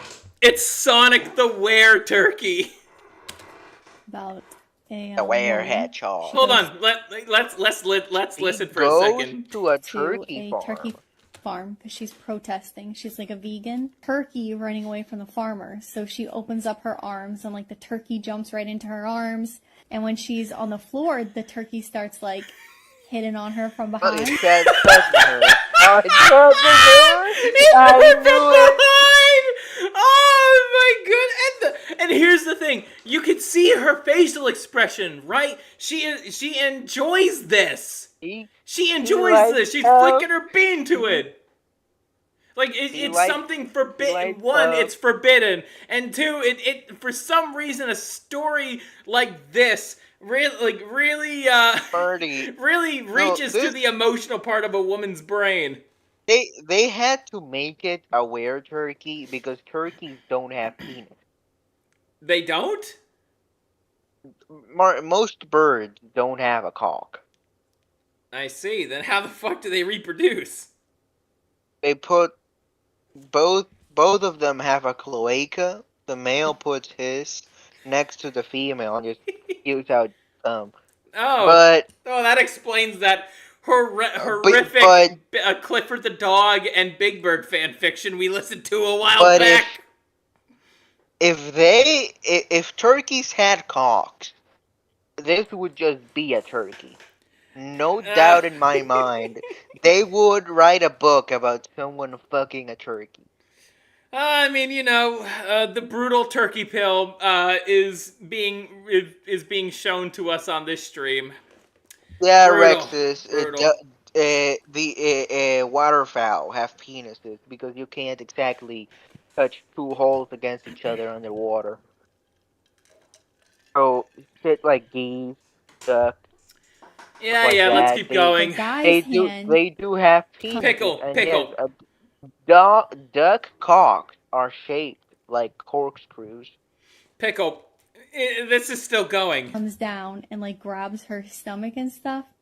And when she looks back, the turkey is half man, half turkey, so his body is man. How does an author even come up with that? He has the head of a turkey.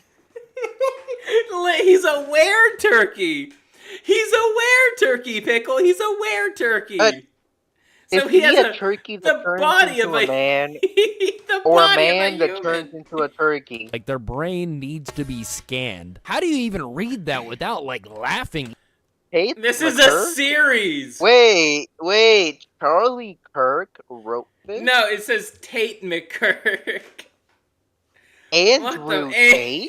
Andrew Tate? Either, dude. Like, the mood is getting... Oh, by the way, I have a feeling, for the woman, I'm playing a button. You're probably going to hear it, but this is this woman in a nutshell. She wanted to be in that situation. It should have been me, not him! Hey, all Lime, set, and then you're kind of cutting gobble out. gobble, but this is more of the weird monster core stuff that these girls are into. It's kind of like, that guy that's really into anime talking about monster girls. But at least in this guy's case, they're made to look like cute anime girls somewhat, but...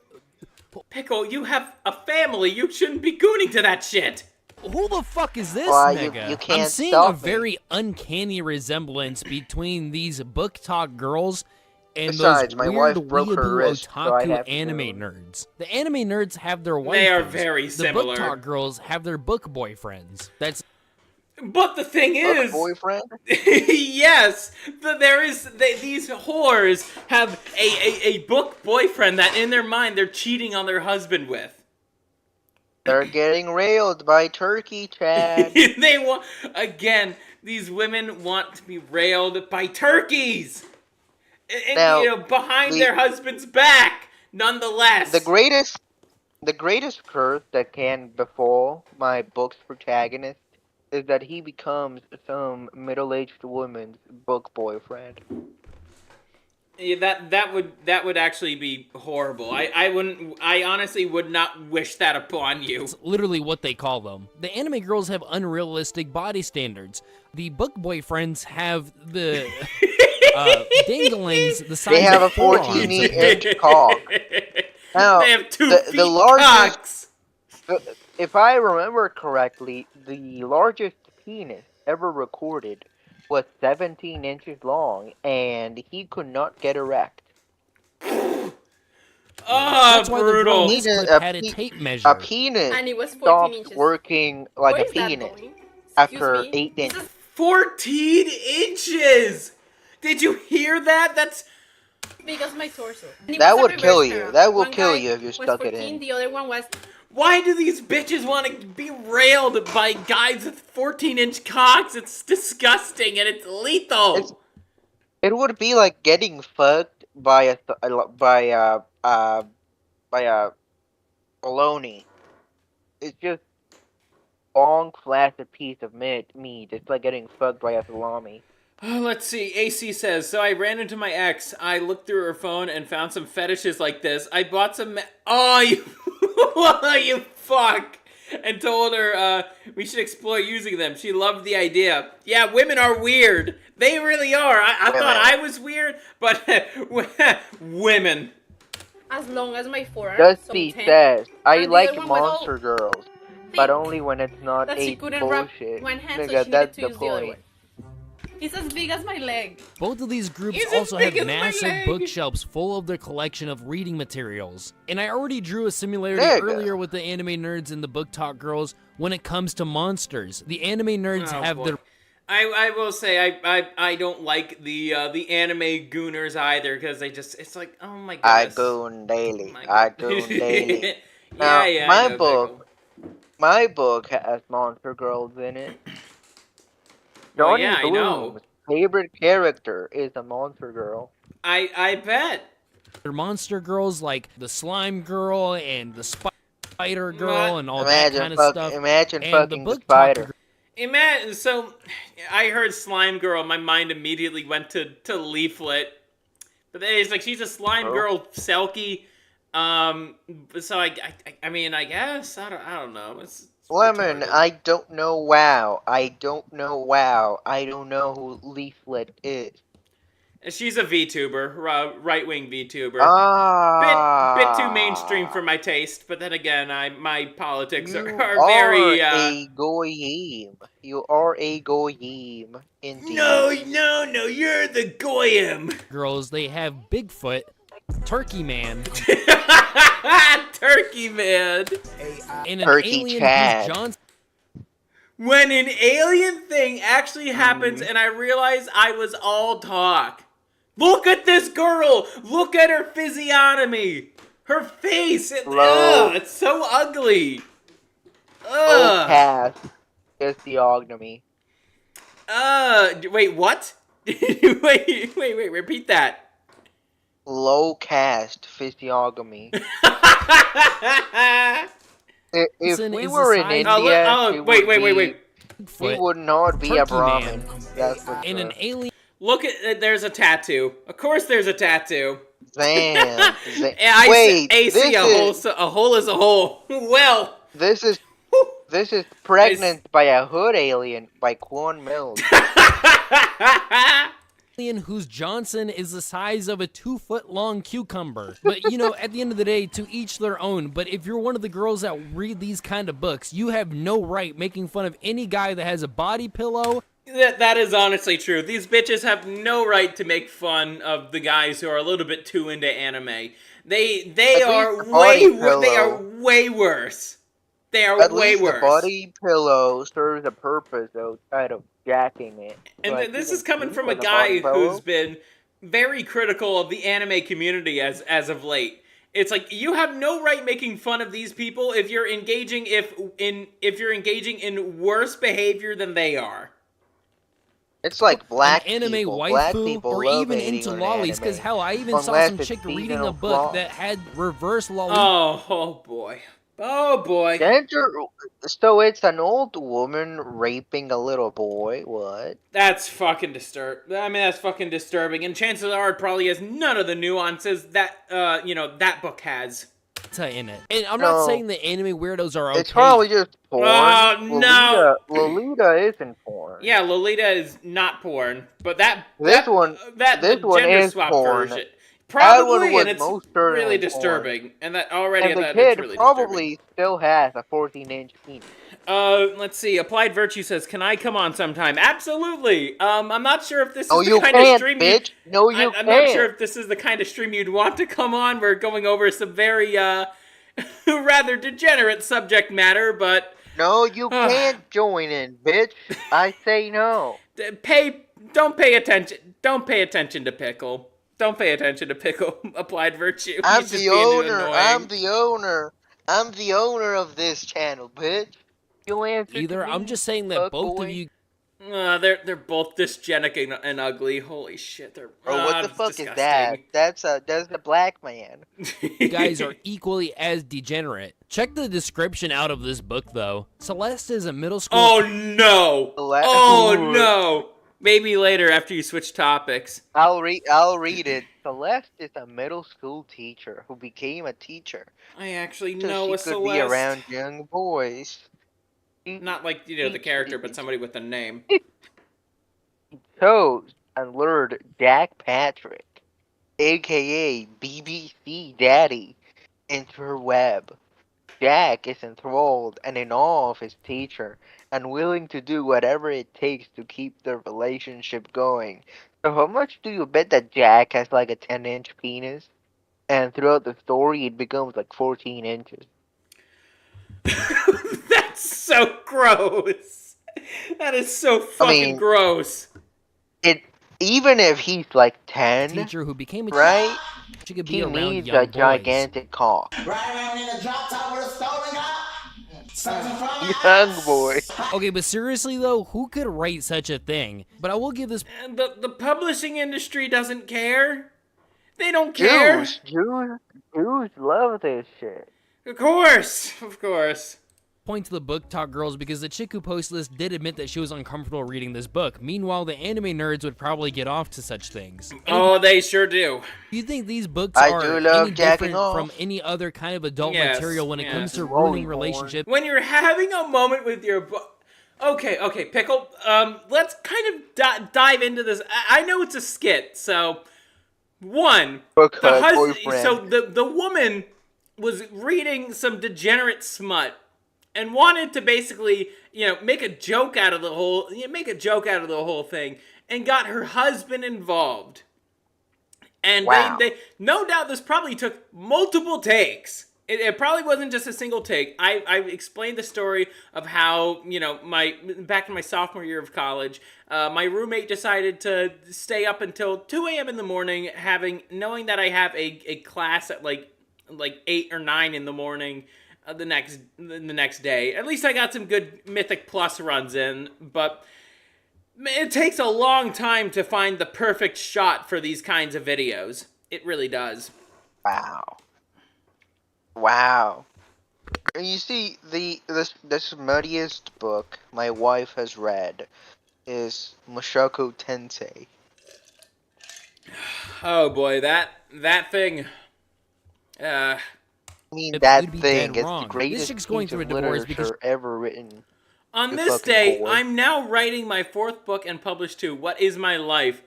She ended up becoming. He's Okay, dang, sorry for you, brother. He's currently raising money in hopes of hiring a divorce lawyer if you'd like to donate. Every penny donated, you could tell that the daughter in that is just, she doesn't want to be in this situation. She just does not.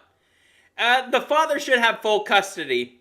She should not be able to see that child if she's writing, if the quote-unquote godless Jezebel is writing this shit with, What the fuck does he mean by godless Jezebel? An author for these kind of books. My husband meeting me when we were 16 and I was a sweet, unproblematic, skinny, church-going, well-mannered, no-cussing girl that reads the Bible. Me growing up to be an overly... This always fucking happens. I swear, when the ring comes on, that means the piles of fat come on too. Now, don't get me wrong, it's chance. I mean, I get pregnancy, but it's like you have a responsibility to look good for your husband in the marriage. That is the case, and a reasonable guy is very much understanding. Yeah, like my wife got a little bit of weight, but I'm it's like, not gay. That's not gonna like kill your attraction to her. But women, No, my in the penis West, is hard every day. But Pickle, in the West, more often than not, a woman uses pregnancy as an excuse to get fat. Wow, that's very Jew-coded, ain't it? Absolutely. Anxious, no-filtered, chubby liberal who believes in reincarnation, cusses, reads smut books, and writes... I mean, swearing's not a Ain't sin. that If you very don't want to Jewish. swear, that's fine, but it's not a sin to. them. I wrote a book where Jesus two the best most friends said, worship a "Oh my plus-size... niggas." Jesus said, "All my niggas fuck bitches," and this is true. Amen. Woman all night. This must be the kind of Do books you think Hitler was Jesus would say burning. nigga? Not to mention, of course. Oh boy. Look at this cover right here, Pickle. What? Trick shot. I don't like the So title. is it trick shot because like one guy is standing all the way on the other side of the room and he's jacking off Oh, that's and disgusting. he has to aim his cum into it? Oh, that's disgusting. That's fucking disgusting. Of course, the Or woman is plus maybe size because she if she has was of a to dodge the cum to not get pregnant by an Asian and a brown man. And of course she's obese. Oh boy, of course she's And obese. ginger. I mean, hey, I like redheads, but I don't like obese women. You're a healthy goy. weight, You're a it would goy. break the immersion. I'm also going to take this time to talk about how absolutely horrendous some of these book covers are. Like, why do some of these book covers look like... It's the Pause. it's the globo homo art style, just So slightly more detailed. We have faggotry. We have a white man. Miscegenation. Fat, Just say miscegenation, black. Pickle. We're both mixed. We could say miscegenation on YouTube. What the fuck is miscegenation? What are Race you talking mixing. about? Race mixing. Oh. It's the biblical No, term for race mixing. Miscegenation. No, this is a white man fucking an obese black woman. We have spiral. That is miscegenation. We have overruled. This just looks like dude. Deep end. They're fucking in a pool. That's Damn, dangerous. AC, that's kind of fucked up. The shots you take. So that one's gay. That is very gay. It's Love and Light TV kind of fiction right there.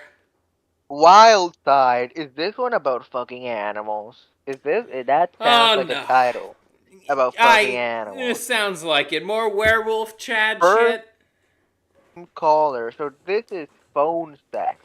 Do you know who did phone sex? Oh. Evan Spencer Jacobs. Evan Spencer Jacobs, failed comedian and current annoying Twitter faggot who has hemorrhoids, so he leaks out of his anus. Spent $3,000 of his mother's Hold on, money. Pickle. I'll be right back. Keep chat entertained. So, my goyim. Scurvy doesn't like obese women until he Don't becomes say anything that will get me yeeted from YouTube. Winter is coming. Yeah, Scurvy does eat people. He's gay. Scurvy says he's no longer gay, but when he walks around and he sees a BWC, he sees any type of big penis, right? He just can't help but slobber on that shit.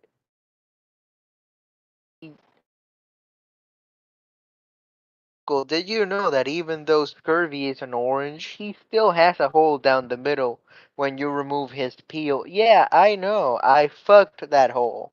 I fucked it before. Yeah. He needs that to stay alive. Oranges, since they don't have leaves, they can't photosynthesize. So he needs semen as fuel. Applied virtue, gross. Yeah, I know. He's a very nasty orange. He's a very nasty orange. And he's also on the Epstein Island flight logs. So, but he wasn't there for the kids. No. He was there for the same reason Stephen Hawking was there. He wanted to watch albino midgets with AIDS do math.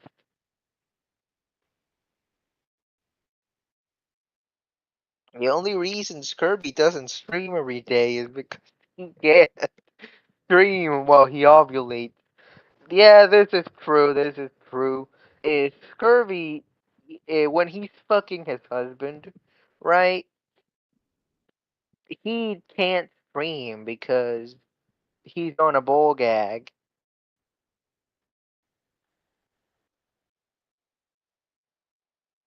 Scurvy was friends with P. Diddy?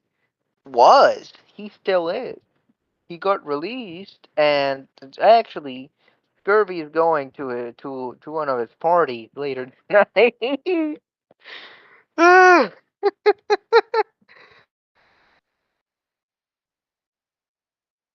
But so you know Hassan Piker, right? When he went to that German brothel, Scurvy was there. Any type of any type of genocide, any type of sex crime, if you can think of a way Scurvy was present, he probably was.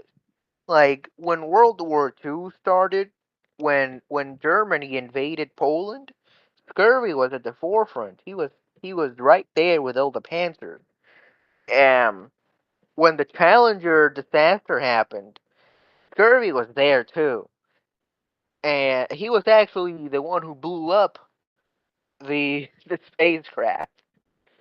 And when the Berlin Wall fell, Scurvy was there as well. He was holding the hammer. All right, When Pickle, I'm back. what other thing happened? When 9/11 happened, Scurvy was in the What cabin, happened? right?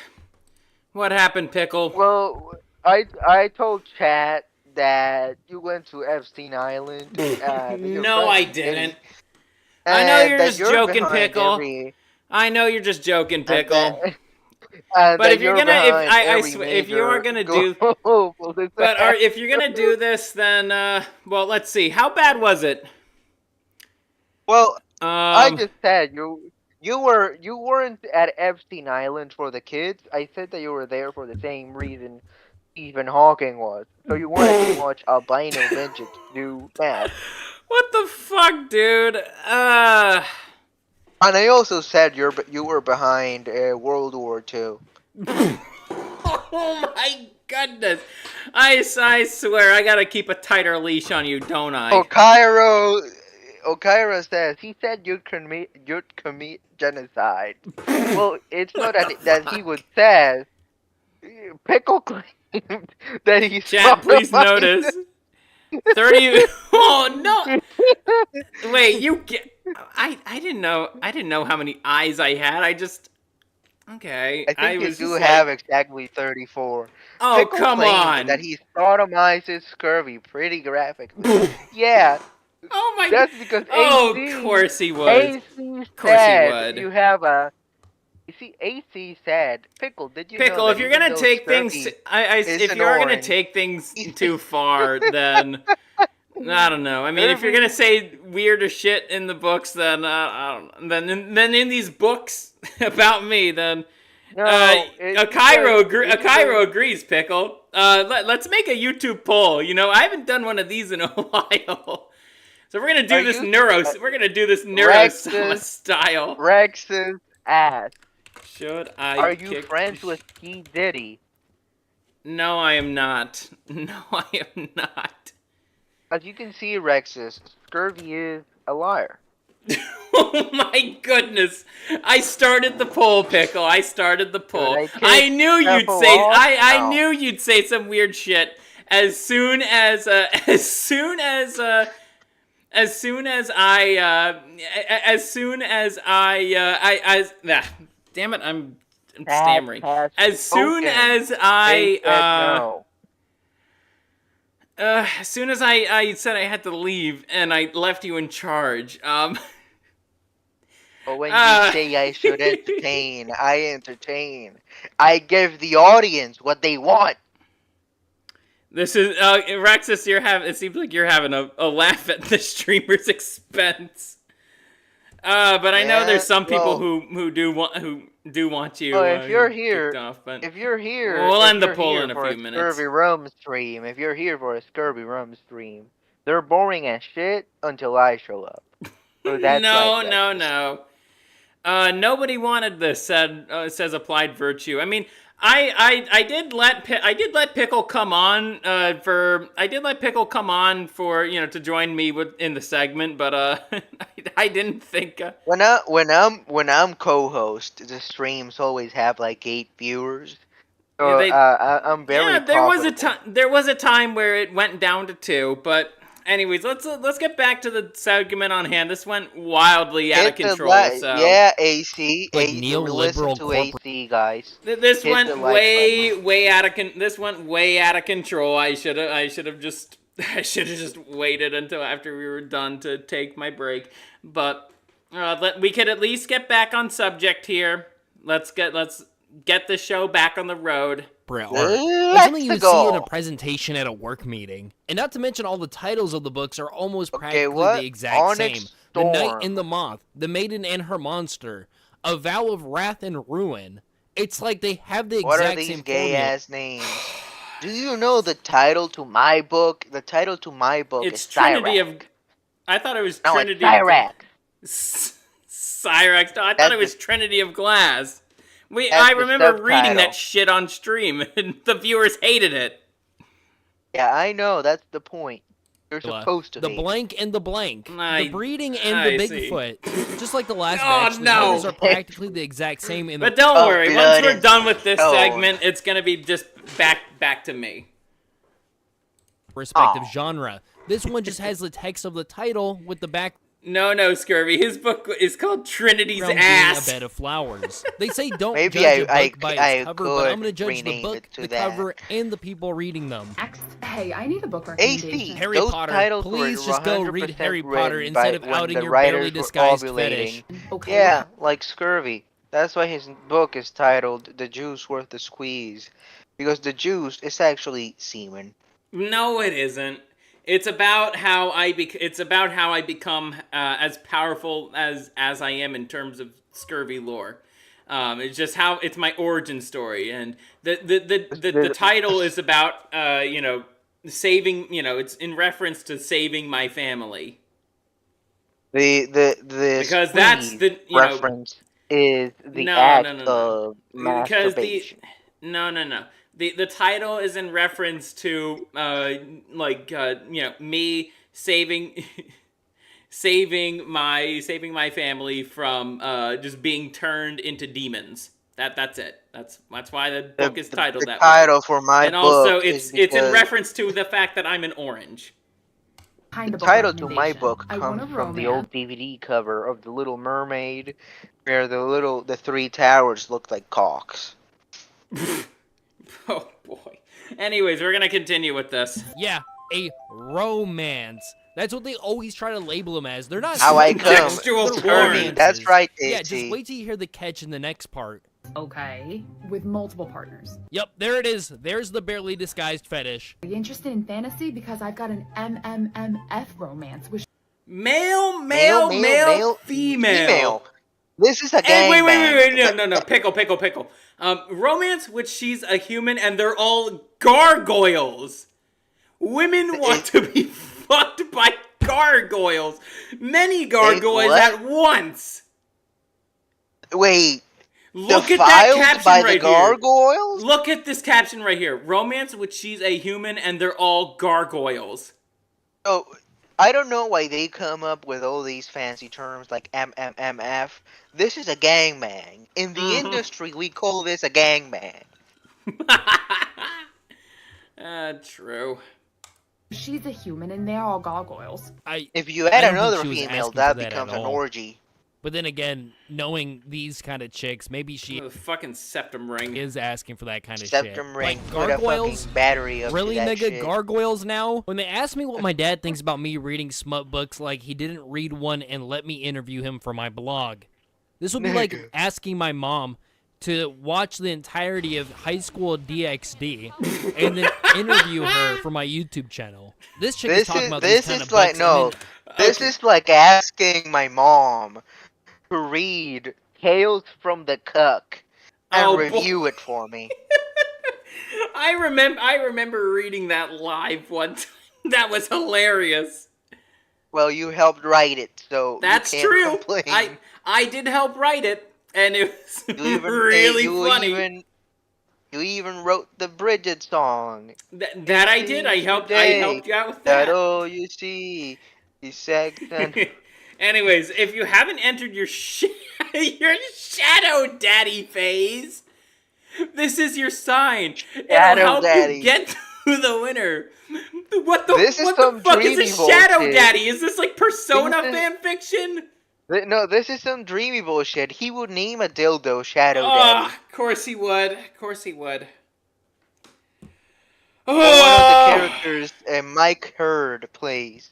You know, he's been the Grinch, he's been the Professor, now he's the Shadow Daddy. Not yet, Dotard. I haven't looked that up yet, but I'm still in the middle of a stream here. But after stream, I can. Anyways, let's continue. We don't have much left of this video. So. Mom hobbies, Why do you mom want life. Scurvy to Imagine being a look mother, an up innocent public mother, just defecation going so through much? Instagram, trying to relate to other mothers on the internet, and coming across a woman Come on, Papa Scurvy. No, I talking wouldn't. about her sexual Rex fantasies. is Writing gonna these clip books the shit changed I my was life. saying. I Thank hope you, reading them will Rexus. do I the know I same have for at you, least bro. one What? fan. These are reading. Porn. Actually, guys, I got a great idea. Let's read You something see are if it changes reading anything. You know all that porn. stuff that girl was reading on the bus? Let's take it from the top. You gonna stop me? Okay, there's Presses his more? thumb against my because I would. Oh. His other hand Oh, moves to go I'm to my gonna mouth. read this shit. You gonna stop me, King? He presses his thumb against my clit. Because I wouldn't. His other hand moves to cover my mouth. And he splits my legs wider as he removes my panties to the side. His Let's finger blow those whining dipping women back to the inside my dark ages right booty. where they belong. I squeeze around him, unable to hold my restraint. And he splits my I leg got wide the and green moves my light. penis to the Yes, side. King. His And finger women are dipping reading inside this my. shit on the I train. squeeze around Before him, work. unable to hold in restraint. Great. Oh, my If life! if my I life read is getting, it got porn on the significantly train, worse. I would A be lot of these arrested. books involved a lot of violent acts like murder, kidnapping, rape, and a decent amount of women are into this, and they don't really hide it that well either. But Women's like I said romance, earlier, I'm going to everybody's kill you, allowed to be into Daddy. what they're into in the privacy of their own home. It's just more of a mental flashbang, hearing people out I their think dark these fantasies women would, all over social would media. flick the shroom to that Boondocks episode Probably. of Probably. of the Booty Bandit. Like when Probably. when he starts saying some shit like, and I come up to him and I say, I like you and I want you. Now we can do this the easy way or the hard way. The choice is yours. By the way, this comic was drawn by a woman, and the woman that tried to refute it is a hypocrite. When he straps the guy who hurt you to the back of his motorcycle the and drags him across fuck? campus to prove a point before he shares you with When his he twin shares brother. you with his twin brother. Oh, what? the tattoo. That's vile. So, Just this in whole the thing is industry- vile. In the industry, this is what we call a spit roast. That's This disgusting. doesn't have to just be a If fantasy. you're you wondering can why go I to know any all trailer these park here in terms, I was a America, porn and you will producer find this once. here in reality. No, you weren't. No, the fuck you weren't. Oh, the chat doesn't know that. Okay, looks like the poll. They want you. They want you off.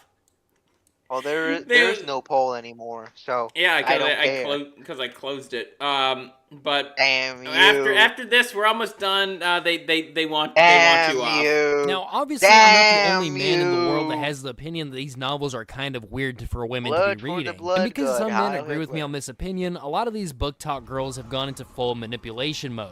And they're gaslighting people into thinking that these aren't smut novels and they're just romance novels. Like The this chick who said, romance, okay, but the even Okay, though okay. half the book is But okay. the fact that hold on, Pickle. Okay, but the fact that romance is the highest selling genre. This isn't romance. This is this smut. isn't romance. It's This it's is like- sexual this is like- porn. This is like saying that Blacked.com is a romance site. The fact that romance is the highest selling Replace genre, the black and men guys constantly make with fun of this because they 7 foot tall think it's just werewolves, that and you unrealistic. have these romance. Because it is unrealistic. You getting gangbanged by werewolves? That is unrealistic. Oh yeah, a Treated guy would kindly totally by murder men that someone you with a fantasize in these motorcycle books? and then You mean like fuck you with his Bigfoot brother. raping somebody's That's boyfriend? something that happened. Yeah. Bigfoot raping your boyfriend and then railing you right after. That's totally realistic, right?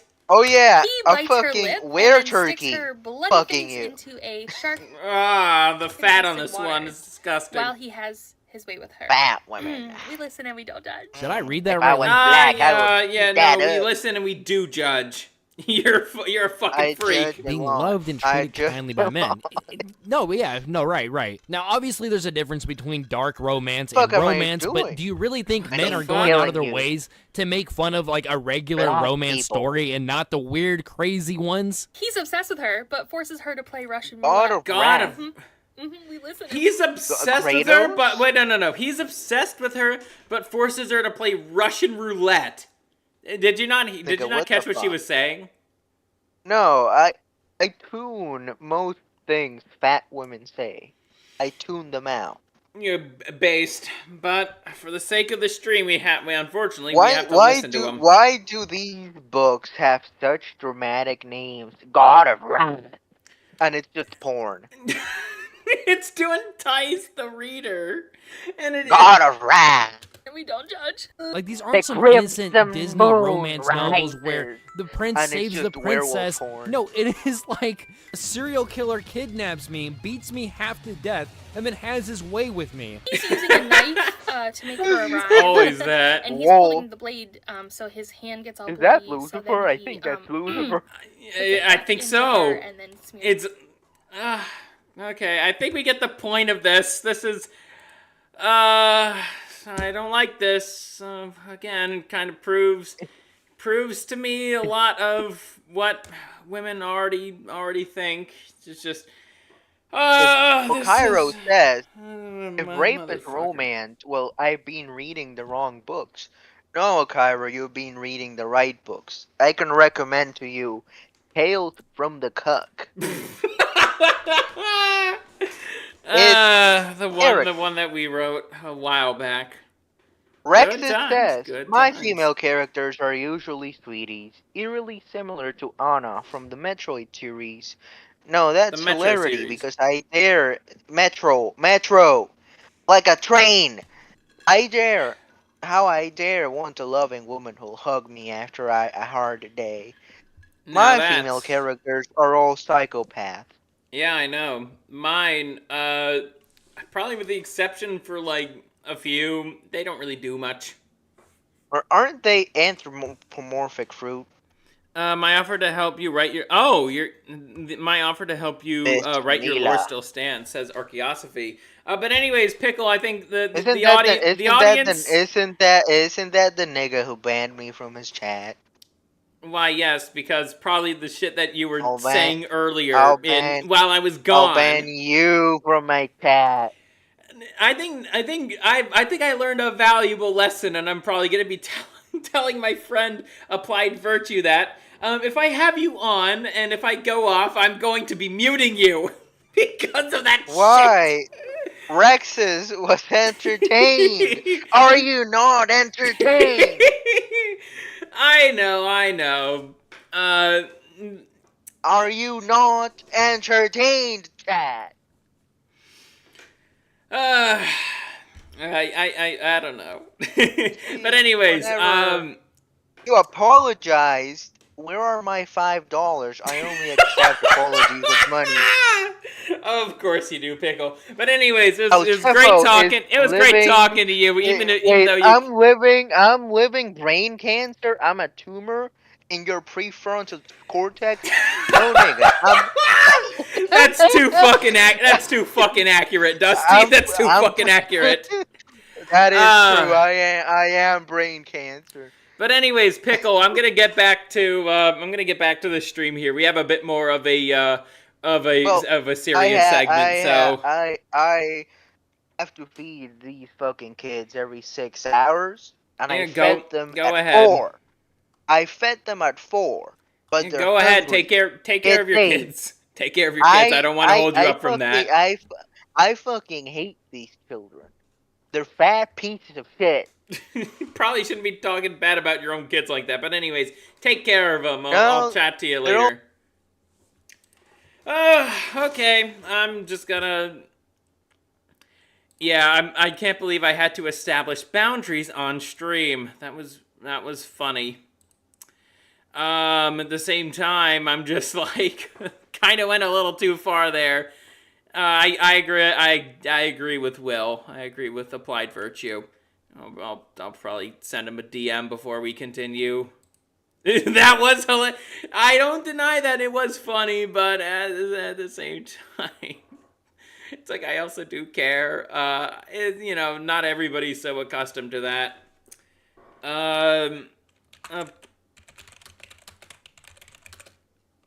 Chefos.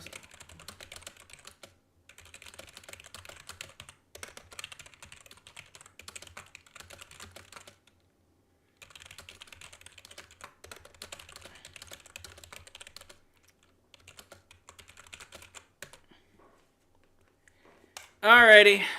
And yes, I do type fast. But we do have, we're not going to watch this full thing for this next one. I legitimately thought he was randomly saying bad things about you. For some context, Sheffo is my friend. We've been friends for like a long time.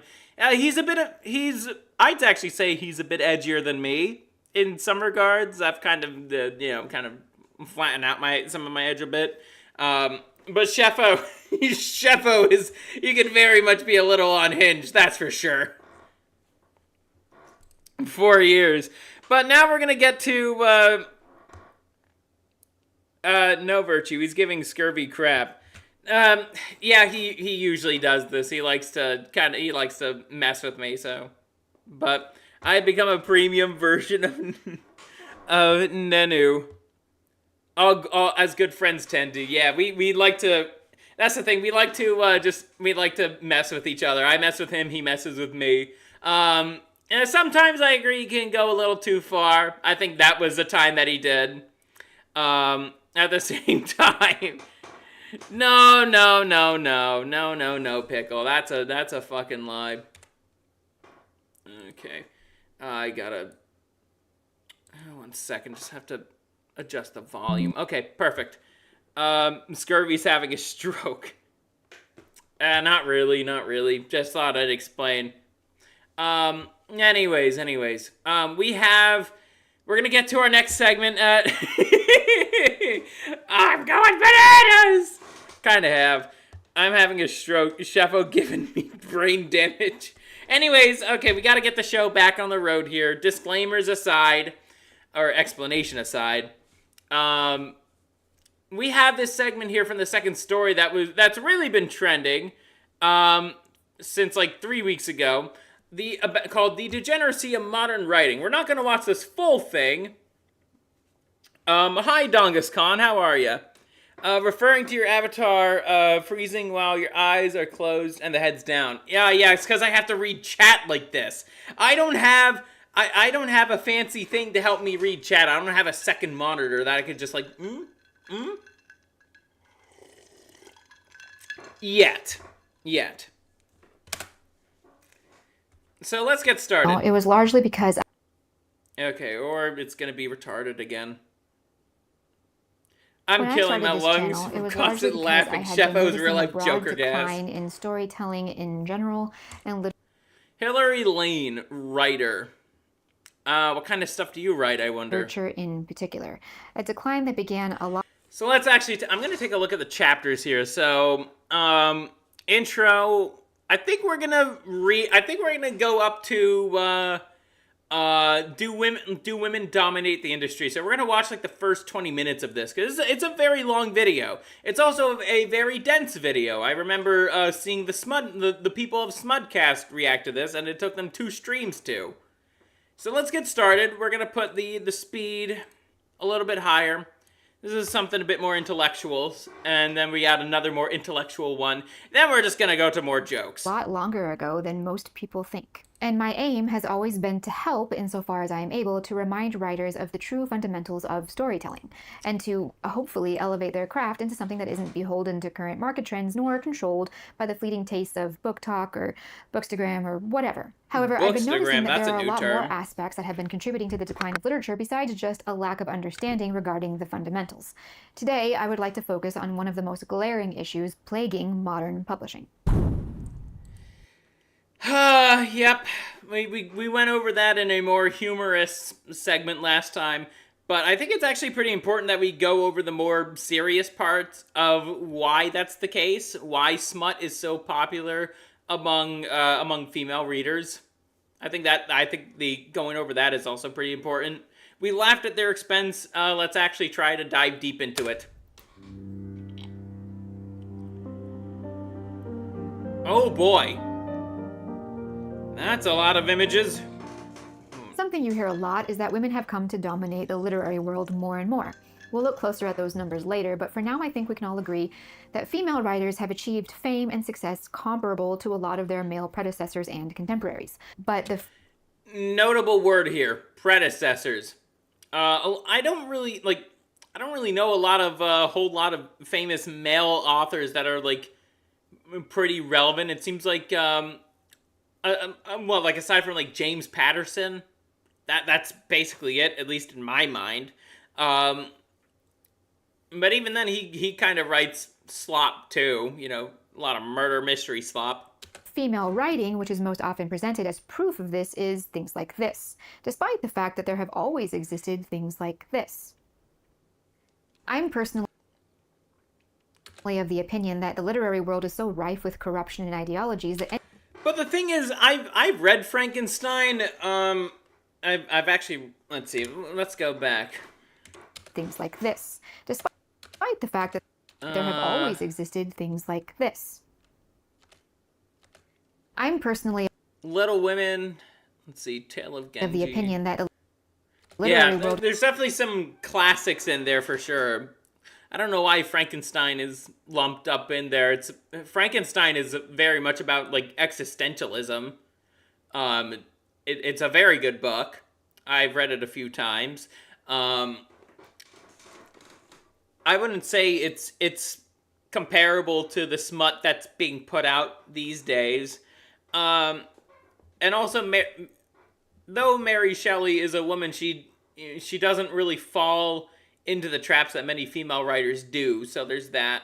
It is so rife with corruption and ideologies that any observation along these lines is meaningless. Generally, across the board, it isn't really men or women who dominate the literary world, it's ideologies and popular trends in social politics, whatever those might be at a given time. Historically, a lot, not all, but a lot, of the most widely celebrated female writers, especially within the 20th and 21st centuries, have been at the bleeding edge of social and political progressivism. To my mind, this makes it less about being a woman and more about being an acolyte of a particular ideology. Like I said, though, not always, just most of the time. Nevertheless, it is somewhat true that right now women somewhat dominate the publishing industry. Yeah, you think? We went over that 2 segments ago. The majority of people who are in these critic positions, not critic positions, these publishing positions, let's be frank here, they are, it's majority women, and there's probably like one guy, most likely gay, whose sole interest is nonfiction. Yeah, to say the least, that these women publishers prefer to publish stuff that is aligned with their broken values. That's an understatement. Are we gonna hear blank slate theory bullshit? If I could recall, maybe it has been a little bit since I've seen this video or bits and pieces of it. First of all, some housekeeping. Apparently, I will be punished in some mysterious way if I use a certain word in my videos.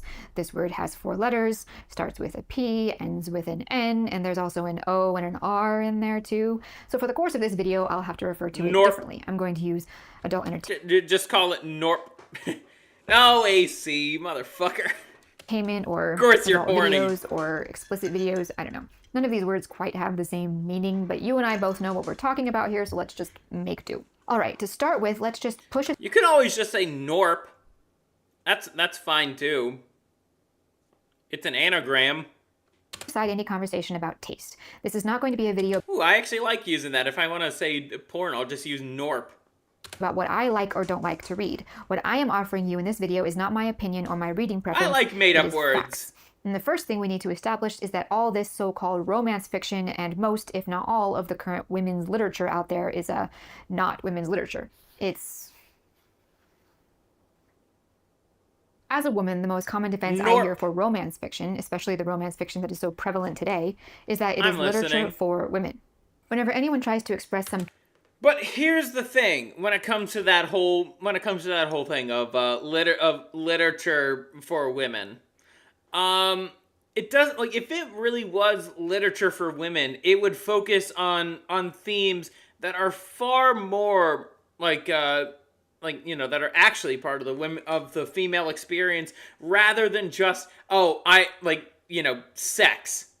The worst aspects of female sexuality, I should add.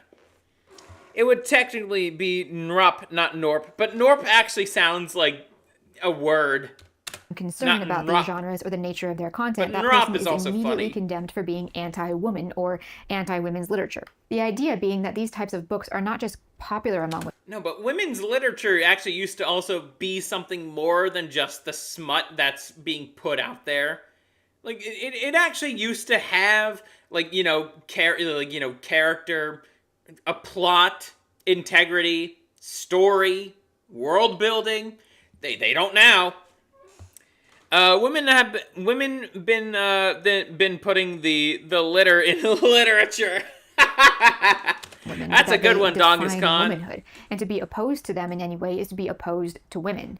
Women such as myself who are critical of these books are often said to be suffering from internalized misogyny. The reality about all this is that it isn't a question of woman versus anti-woman or even woman versus man. The issue here is probably one of the oldest ones in existence. It's the normalization of explicit adult entertainment. Whether it's women or men who are trying to do that is pretty irrelevant, because the number one reason anyone has ever tried to normalize this kind of... I actually agree with her. I think it is rather sex agnostic. I think it largely has to do with the fact. Sorry for the shot. I think it largely has to do with the fact that we just live in a very fucked up society. We place where we value things in the wrong order. We're not putting actual beauty first. We're basically just trying to satiate urges in whatever ways we can. Also, you know, like what the previous segment mentioned earlier, when it comes to the anime community, it's kind of the male opposition to the whole book talk thing. That's what I've noticed, at least, especially with interacting a notable subsection of them with a damn good social proofing network. Lolicons. Explicit content is money. But I'm getting a little ahead of myself. First of all, we need to establish this fact very, very clearly. Women's literature is... It's like a mix of, like, greed and lust. Like, the people, you know, the women who are writing this shit, and you know, some of them are men too. Then they're probably gay, let's be real. They probably actually get off to that. Let's see, AC says, I forgot to mention I passed my oh, that's awesome, you passed your motorcycle certification this week. Gotta go to the DMV for the license. I hear motorcyclists... I see. It always goes back to your pursuit to sleep with as many women as possible, huh? Is not, you know, just some randomly horny trend in the book industry. In that sense, outside of a handful of odd entries here and there, women's literature doesn't exist. Women haven't taken over the literary world. A four-letter word starting with P has taken over the literary world. Barnes & Noble and every other major and independent... But going back to the first segment of this video, that doesn't seem to be entirely the truth, though. Women are, like, if you look at the statistics and everything, women are the majority of those behind the publishing industry, and writers too. Men just don't really have an interest in writing compared to women, because of the standards, quote unquote, that have been set up by these publishing companies. Independent bookseller, especially all those new romance bookshops, have now just become another kind of adult entertainment store. And no, that's not a good thing. She's correct in that regard. Now, I know what you might be thinking. This is not XXX adult entertainment. This is. You are actually incorrect. For a man, hold on. What was this that? Is not XXX. Would you expect a book by the title of Fourth Wing to be, you know, basically... I want to be fucked by Bigfoot kind of smut? Would you expect a title like that to... oh, wait. I see dragons in there. I guess the woman wants to be fucked by dragons. Fucking hell, dude. Sex adult entertainment? This is. You are actually incorrect. For a man, average man, I don't know, reading an explicit depiction of a sex act might not really get the job done. Men typically tend to gravitate towards seeing the act on the screen. Drag Gussie. What the fuck? In one form or another. Women have always, on average, preferred to read it, even if some do end up hooked on the filmed version. So the reason why women prefer this, the printed stuff, because it largely has to do with the fact that women are not, like, visual creatures compared to men. Women tend to value more of the emotion behind something rather than the act itself. And so that's why women love these smut novels. Let's see. I want to be fucked by It's not like we didn't have another segment dedicated to what these women actually read. The female mind has pretty much the same reaction, generally speaking, to the written version. In fact, written erotic content tends to have even more of an impact on the minds of women than filmed erotic content. Why? Okay. Because men and women engage with media in fundamentally different ways. When it comes Correct. to adult entertainment, your simple, straightforward two people banging video isn't really going to do much of anything for a woman, generally speaking. There have been numerous... Yeah, but for a woman, it goes back to, like, the setup. Women care a lot more about the setup than men do. Men just want to go, But women are like, well, slow down there, buddy. Well, I gotta get this ready. That's kind of the stuff that they like. I don't know, I'm just kind of thinking shit off the top of my head, so... Studies done regarding female sexuality or the differences between male and female arousal. Let's see, plot twist. She's a dragon lesbian. She wants to screw the dragon with a... Fucking hell, dude. And generally across the board, they'll tell you that women require what is sometimes called mental mapping to be sexually aroused. That is, there needs to... Oh, 1 second. Let me just reply. I can have you on for the next one. It's...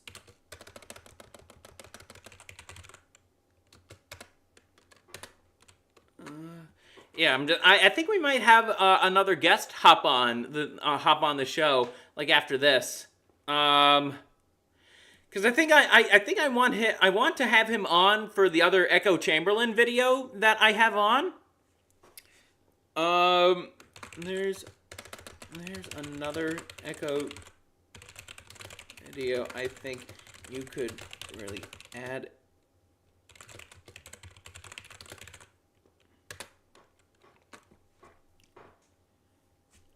So I'll hang on for that.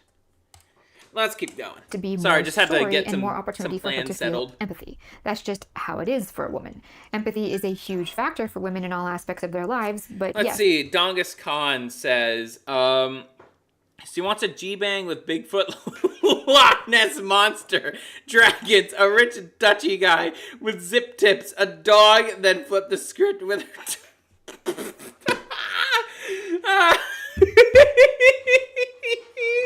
You nailed it. You especially when it nailed comes to erotic media. With written explicit content, as opposed to your typical material found on the hub, it's a lot easier for the woman to imagine herself as the female in a scene. In addition, as I said, women require an emotional element to their own. Again, it's the setup. Who is the main character in these stories? It's a woman. That's the most important factor of this, is that the main character in the book is a woman, and therefore the setup is all the more titillating. Erotic content that is almost impossible in the simple filmed scenes that can so easily do it for men, typically. That is to say, watching Mrs. Smith bang the mailman while her husband is at work is plenty for most men, but a woman will want to know the whole story. They want the sexual tension that builds up between Mrs. Smith and the mailman over several encounters, the dangerous possibility that her husband might come home any minute, the explicit fact... She described it to a T. Again, sometimes it actually does take a woman to explain, the shit that we usually see that women want to have. She explained it perfectly. So, props to you. It was supposed to be zip ties. I don't know how that came out. She wants The cryptidity. Archaeosophy says, men imagine the main character. Women make the main character herself. So that's also true, Archaeosophy. That's also very true. This is something that she, the author would want to have happened to her, in a way. That the mailman chose her Imagination's over all the other gone housewives on the wild. street, Tell me about and that. so on and so on. A woman would also prefer some kind of story to bind it all together. That's just how women are. If you put explicit sex scenes into a novel-length story, it's going to hit a woman's mind in much the same way the top video on the hub hits a guy. As I said, that's just how women are. A lot of men might hear this and be a little dubious, and in fact, I've found that a lot of men, while they might raise their eyebrows a little at just how explicit women's books have become in recent years, they won't really go as far as to categorize them the same way as, the kind of thing you'd find on the hub. Male writers certainly find such classification baffling, but let me break down how this works for women. If you look at your I should say there is a caveat of the lower IQ guys. I know for, I guess the higher IQ guys, it's like where I know myself especially. It's like okay, you're just trying to gross me out, are you? And I'll walk away. That's how I usually think of that. It's like I don't go out of my way to look that stuff up. I don't have any intention to just spend a night on the hub. That seems like such a waste of time, if you ask me. There's better things I could be doing with that time. Like doing these live streams or playing some video games. That's how I think of it, at least.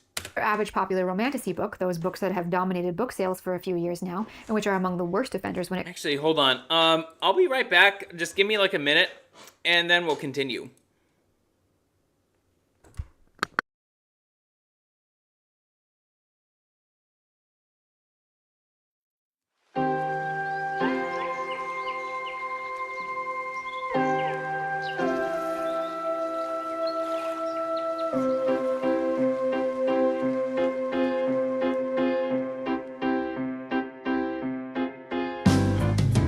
The girl who lost her way, there is a rainy forest. She don't know what they are ahead, but she had to go on.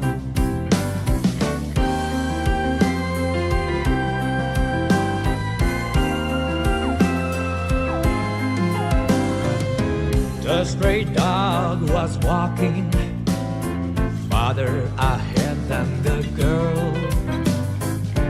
The stomach was rumbling, so the dog couldn't stand still.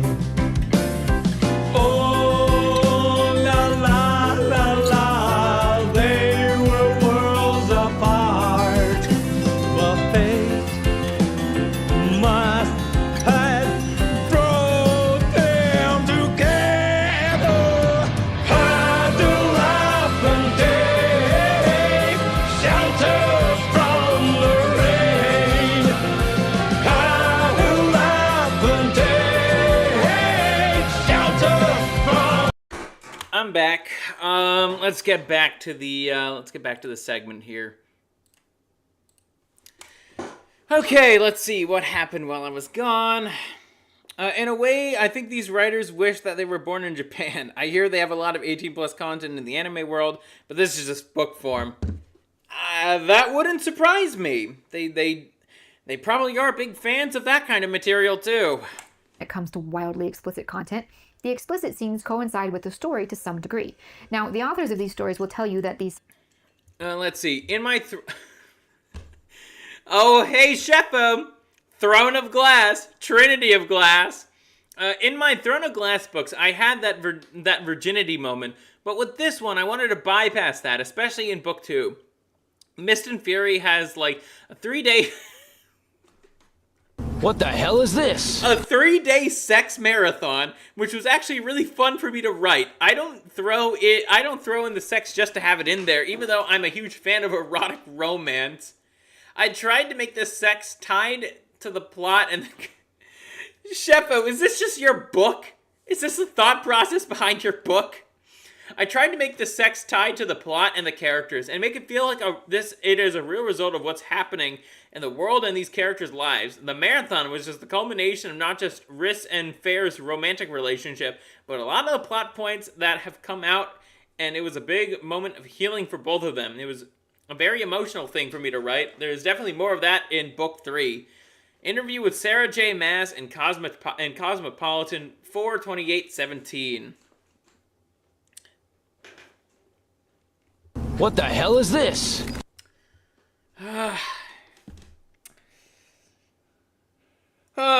Oh boy. I clearly am not liquored up good Sex enough scenes are for there this. for narrative purposes. They serve either plot development or character development. I don't think that's necessarily true, but let's go with it. Keep in mind what I said about how women engage with erotic content versus how men do. Let's take Sarah J. Maas, for example. I shouldn't have to tell you who she is and why she's relevant to this conversation, but if you don't know, let me just say that she's the woman responsible for the series of books commonly referred to as Skilled Writer. What was that? She's the woman responsible for the series of books commonly referred to as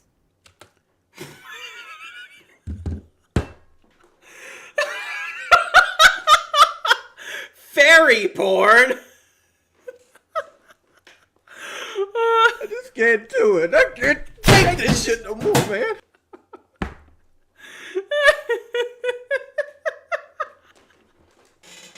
Why? Why? Why is it called that?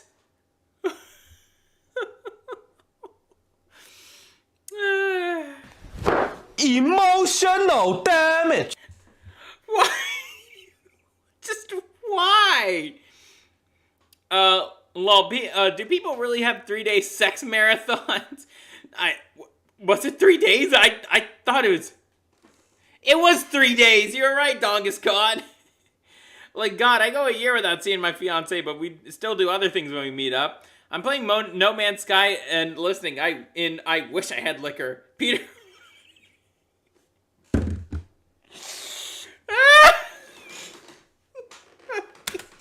skilled writers such as Maas people with exactly applied virtue, exactly. It is people with warped imaginations.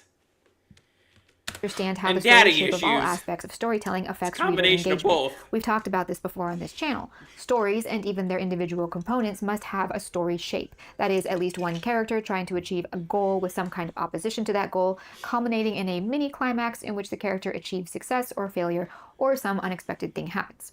That's a story shape. Maas is actually pretty good at using this story shape to create fairly well-paced, if high... At least from my book, I don't have any sort of, like, I actually don't write anything, like sexual beyond just, like, it's like, a character showing interest in each other. I don't think there's a need for that. I know that, okay, hold on. I don't want to spoil much, tell you the truth. Not people. Yep, again, this is primarily this is made by a woman directed towards women. That's another important factor of this video as well. It's kind of the reason why it has such the like-dislike ratio it does. Though the thing is, it seems like it's more so men who watch this rather than women. But keep in mind, the woman who runs this channel, she writes. I mean, she is a writer, but she also makes like videos all about storytelling on her channel. So I think that's something else that's important too. Let's see. I mean, they just take every other story and add sex. That's also true. Formulaic stories that really draw the reader in. I mean, anyone can write smut, but not everyone can sell millions of copies worldwide. Yes. Whether or not her stories are good stories, I don't... The point is, she understands how the thing works, but then she applies this same story shape to her sex scenes. Of course, I shouldn't have to tell you how sex scenes themselves have a story shape. Damn it. She has stated in many interviews that she endeavors to make sure her sex is plot relevant. A big way she does that is to have the erotic scenes take place at the come down immediately after a major plot mini-climax. This incorporates the emotional release of the narrative with the sexual release of the erotic scene. And this is... this just doesn't work for men compared to how it works for women. Women eat that shit up. They love it. It's part, it's part of their nature. But men, it's just like they don't care about the emotional buildup. They don't. They just want to, if they are reading that kind of smut, they really shouldn't be. They just want to, just get right into it. But then again, men don't read erotic literature on average. Gay men do, I'm sure, but straight men don't. I don't think even bisexual men do. She stated that she often tries to make the significant sex scenes, such as that two. Let's see. Dusty says Conan usually lays pipe on women he rescues who are throwing themselves at him. And he's not even that engaged in it. It's usually just mechanical after he just narrowly survived a fight. A common warband W. I didn't know Conan was part of Chronic's warband. 2 or 3 day sex marathon occur at the close of equally significant plot arcs. This is ideal for the female brain, which already seeks a story shape even in sexually explicit content. But from a reader engagement plus female adult entertainment perspective, this means that Mass has doubly hooked her female readers. The story and the extremely explicit content have become inextricably linked, and the explicit aspects have been delivered via the story in precisely the most ideal way necessary to capture the infatuation of the female reader. Another interesting thing to note, if you're not yet sold on the fact that all of this so-called women's lit is little more than, 4-letter word starts with P, have a look at how much women's fiction has become subject to categorization norms that you don't see outside like the hub or fan fiction, which has become just another form of debauched adult entertainment. Sure, yeah, okay, fan fiction that isn't smut does theoretically exist, I guess, but that's like saying there are non-explicit OnlyFans creators. Within those spheres, the common term used for this categorization is a narrative one or even a literary one. Trope. People talk about tropes all the time. Tropes are fine. There's nothing wrong with them. They're a common tool for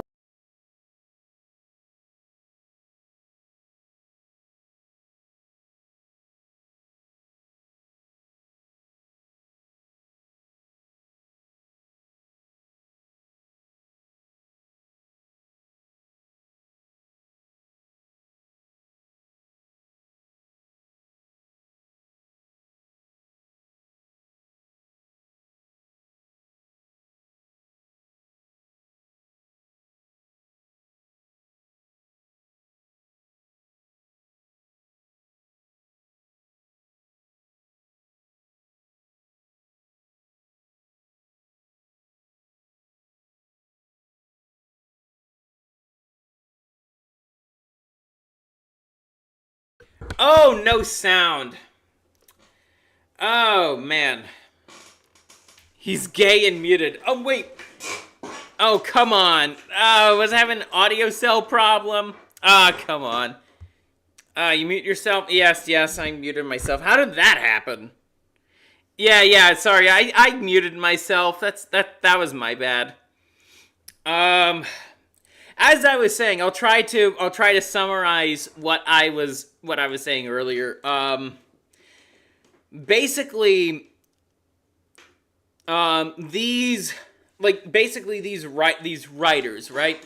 Obviously they know what makes a story a story. Oh yeah, I was talking about tropes. Some tropes are a good thing. Others, I'm just like, why the fuck is this here? Especially when it comes to I guess erotic stuff. It's like, does that really need to be in there? Like, does the main character really need to be such a degenerate? Honestly, I like heroes who are a bit more like stand up. It's like they like helping people for the sake of helping people. I think that's a very masculine quality. It's like, you help out of the kindness of your heart. I don't know. I think that's the Christian in me talking. That's something I'd like to try to do. I was raised that way. For literary analysis. A little reductive, a little ridiculously overutilized, but benign in themselves. Yeah, sorry about that, but y'all. The important factor to note here is this. When it comes to women's arousal, they need far more specific things than men do. So a woman's sexual entertainment taste will always be 1,000 times more specific Wi-Fi than man's. pills. So when a woman seeks out a new book, she'll look for specific cocktails of tropes for that thing she needs to feed her specific hungers. Hungers, that's one way of putting it. Yes. Thirsts. A quick perusal of the book recommendation section of the romance books subreddit will destroy any remaining illusion. Oh boy. Looking for betrayal male characters. Shy, confident female main character needs a male main character that It's all so degenerate. You might have had that these books are about anything other than sexual arousal. Just take a moment and look at some of these. Can you honestly say that this attitude towards women's fiction has to do with anything other than sex? I'm gonna need I spent a another little time drink while I was after this, researching don't subject, I? talking to women and reading the accounts of women who were struggling with the addiction probably to just a hardcore content. shot. A solid 90 to 95% of them started with erotic fiction, or smut, as they often called it, and fan fiction. A few stated that they didn't really ever get into videos, often because videos couldn't feed their precise needs. Several Again, with videos, it's a rather kind of physical thing, like you are watching something, but with books, it's more of like using your imagination to picture something. That's why women like the smut novels so much. It helps them with picturing what it's like for them. The female character, they ignored that, you know, there is another female character. They are the female main character getting railed by werewolf Chad. That's what's happening. That's the phenomenon. They don't acknowledge the woman, you know, who is written to be fucked by werewolf Chad.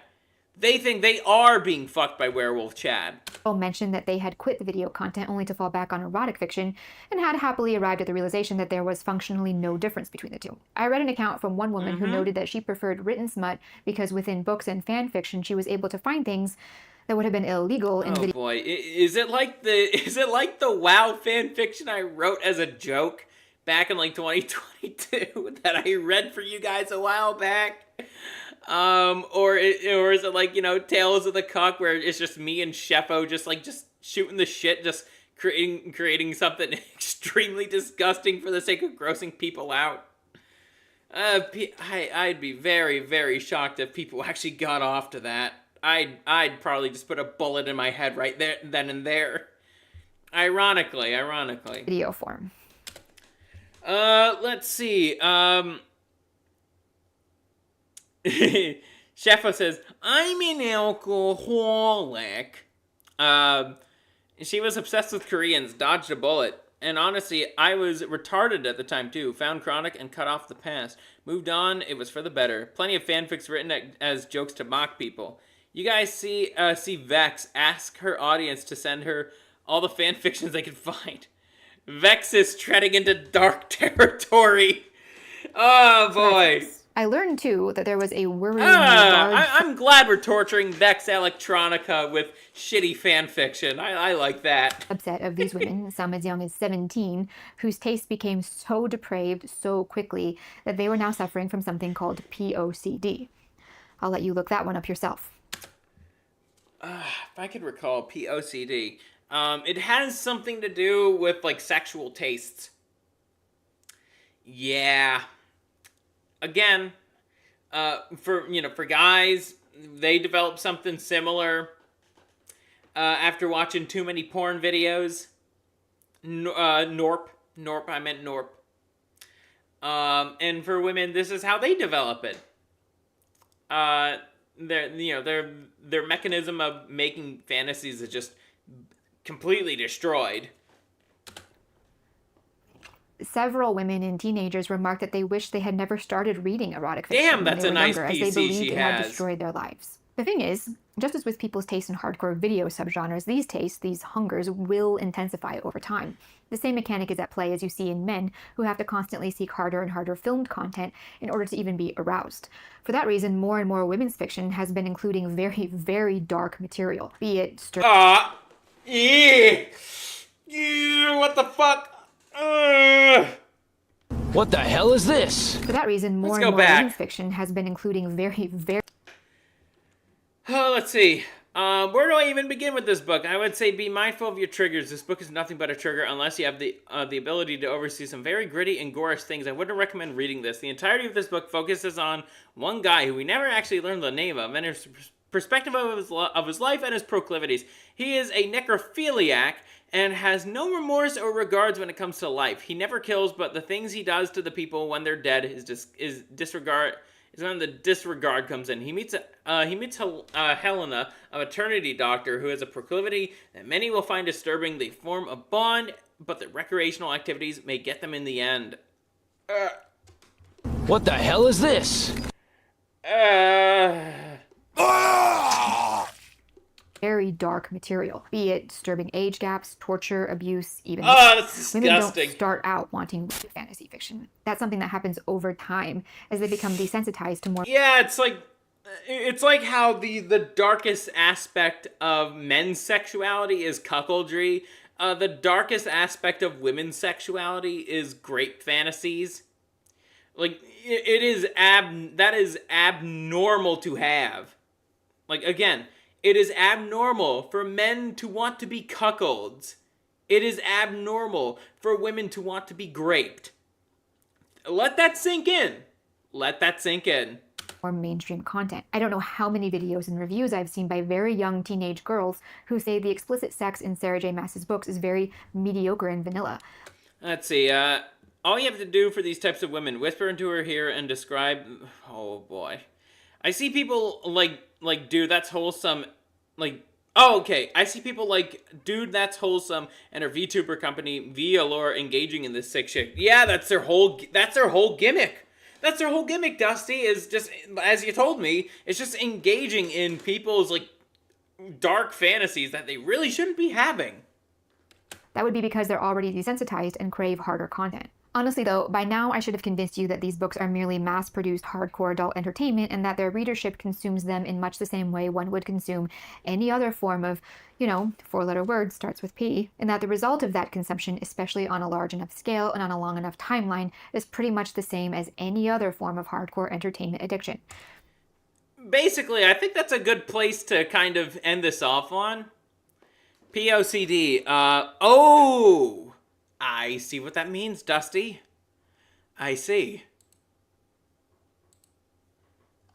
Okay. Sorry, I was like... Okay, so, when I get back, I'm gonna have, Applied Virtue on, and if he wants to, Archaeosophy can also come on. Because I think with the next segment here, it's gonna be very interesting for the both of them to talk about. Okay, I don't know why my model was kind of glitching out there for a moment. But anyways, I'll be right back, and then, when I am, I'm gonna get, Applied Virtue on the call, and if he wants to have Archaeosophy on the call, that's fine too. I'll be right back.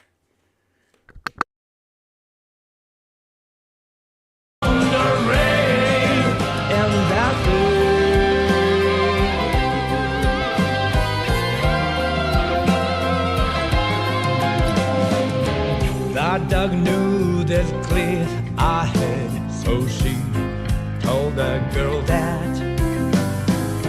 The girl said, why don't you stop? The dog didn't like that word. Oh, la la la la, they were worlds apart. They walked down the same street without conversation. Cuddle up and take shelter from the rain.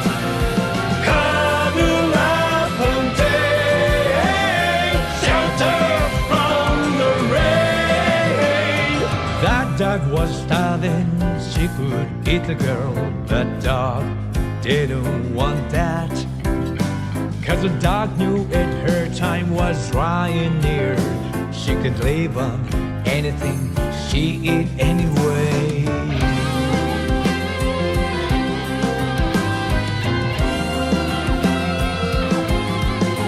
Still she couldn't just stop walking, even if it has fall off a cliff. She just could not stop.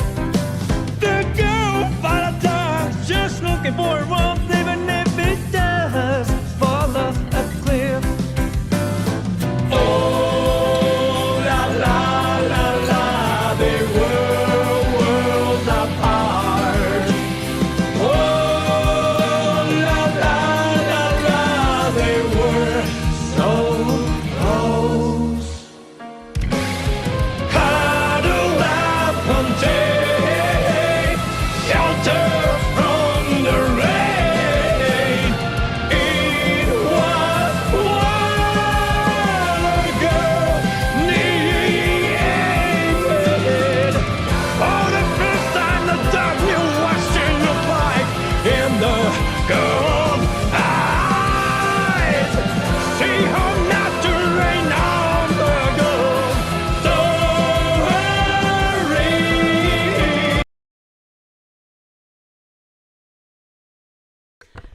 let's see. I'm back. I don't... I see. Anyways, I'm gonna ask you if you're ready.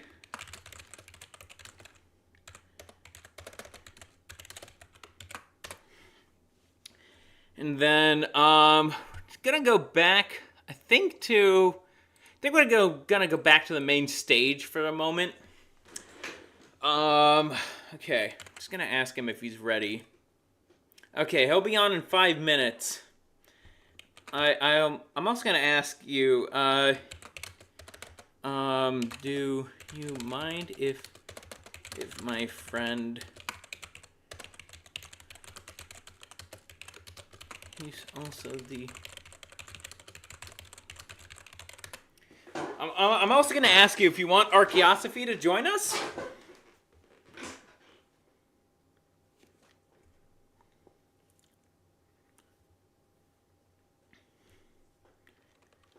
Alrighty, I'm gonna get rejected. No, you're good to come on. It's just you're just gonna be hopping on in like 5-ish minutes. We're just gonna be here at the main stage for a little bit. I got a bit of a lighter drink here. I will check my X feed for a little bit while we wait. Sorry, it's just... Let's see, who else? What else is going on? Sheffa will return the next stream. Maybe if it's something that if it's something that you're worthy to. Let's see. I'm just kind of looking through right now while I wait.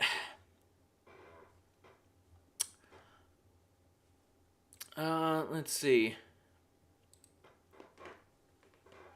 Yeah, I know Saturn posted something about the new panty and stocking episode. Again, bit of a guilty pleasure of mine. I'm not a fan. I mean, I know it's ecchi, but ecchi is supposed to mean lewd. I don't exactly like the fact that it's getting a bit too much when it comes to nudity. But, that's besides the point. Just gotta wait a little bit. So I'll just say, as a matter of fact, I'll ask Archaeosophy if he wants to hop on.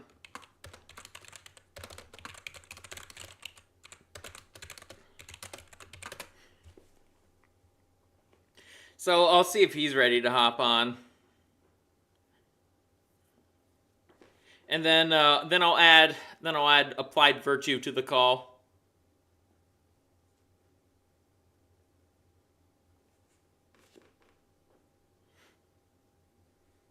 Sheffa will rise again like morning wood. Ah, that's funny. Alrighty. What's up, Arch? Can you hear me? I can hear you. Okay, good. Okay, I don't know why Discord was being a little funny there. Yeah, I could hear you. You're also good on the Yep. All the audio settings are good. So how are you? Not bad. Really sore from a couple days ago. I worked a little too hard. But other than that, I'm fine. Life is good for the most part, I guess. I see. How are you? I'm doing good myself. It seems like Applied Virtue is ready to join. I don't know who that is, so I'm curious to meet this person. He's a friend of mine. We're gonna move the call over to that DM, so yeah.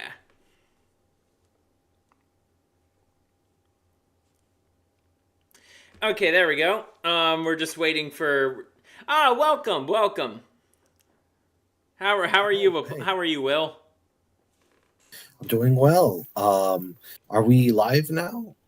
Yeah. So, Okay. Will, this is my friend Archaeosophy. Archaeosophy, this is Will. Feel free to introduce yourselves to the chat. You can just call me Ark. It's much easier. Yes. Pleasure to meet you, Ark. You can just call me Will. I will. That's That's the closest I will get to a dad joke, I promise. And by the way, Scurvy, I kind of I might need to apologize to your other friend Pickle. What's his name? Yeah, just feel free to call him Sheppo or Pickle. It's all right. We like to mess with you. We mess with each other constantly, so it's no worry. But sometimes I agree with you. Sometimes he can go a little bit out of hand, and so that's why I've been a bit more. Well, it's more like I just came on, and imagine if I'm clicking on. Oh wait, you just came on. You just came on while I was gone. I came on while you were gone, and I just have this person who I'm completely unfamiliar with talking about how he does really graphic sex acts with you, and that he's your husband. Oh, I'm glad I missed that. I see.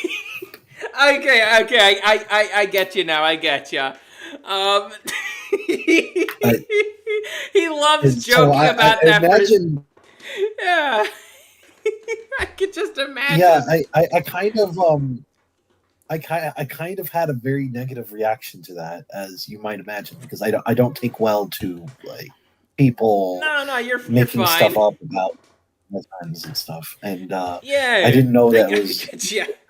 Sheppo's a very close friend of mine, so this is just how we joke. I did not know you just joined in for that part while I was gone, so.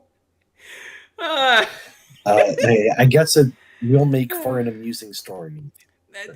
That it does. I know my clipper. He was laughing his ass off the whole time. So, but anyways, I find it interesting that this is the subject because I just made a video talking about our degenerate society.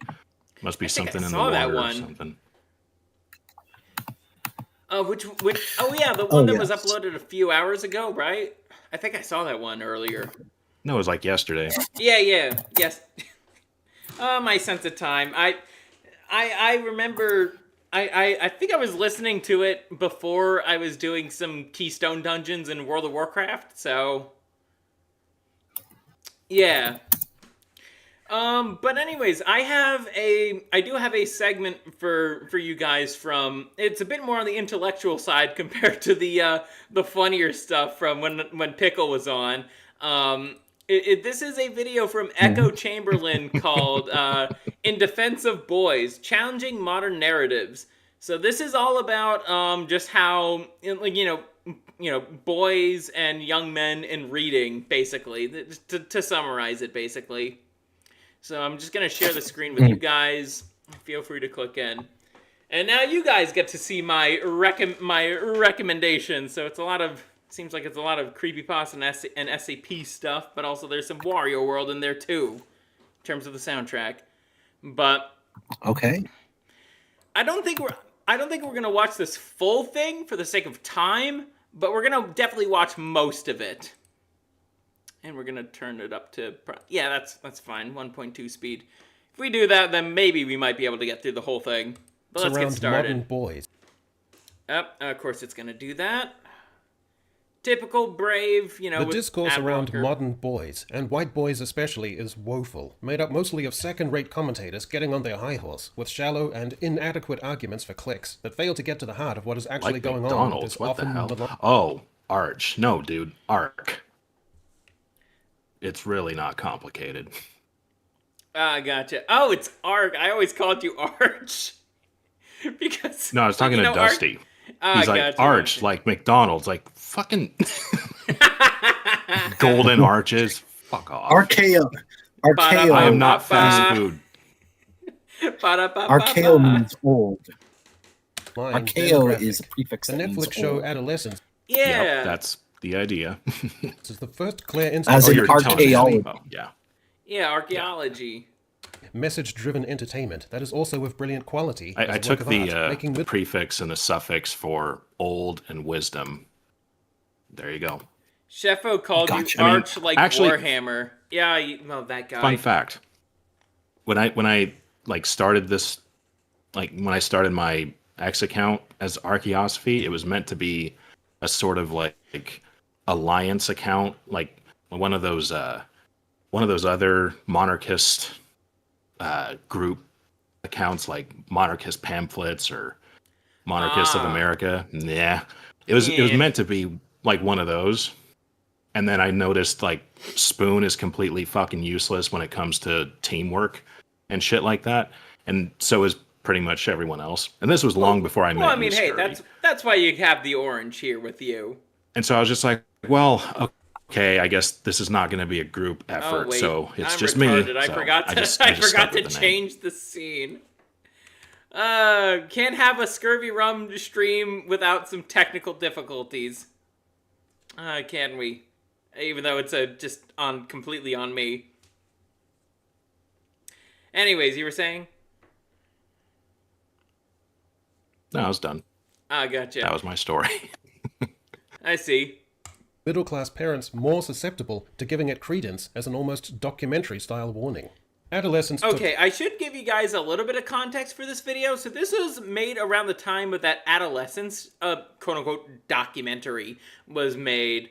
It's a series of just fiction about like a young white guy, I should say. There is unfortunately the racial component behind this as well that takes place in the UK, and it's all about this this kid who basically commits a violent act, and they basically just completely fumble the bag in terms of the execution of actually trying to deal with the issue of certain online rhetoric, that being manosphere rhetoric, and it just completely fumbles the bag. It doesn't get any of the messaging.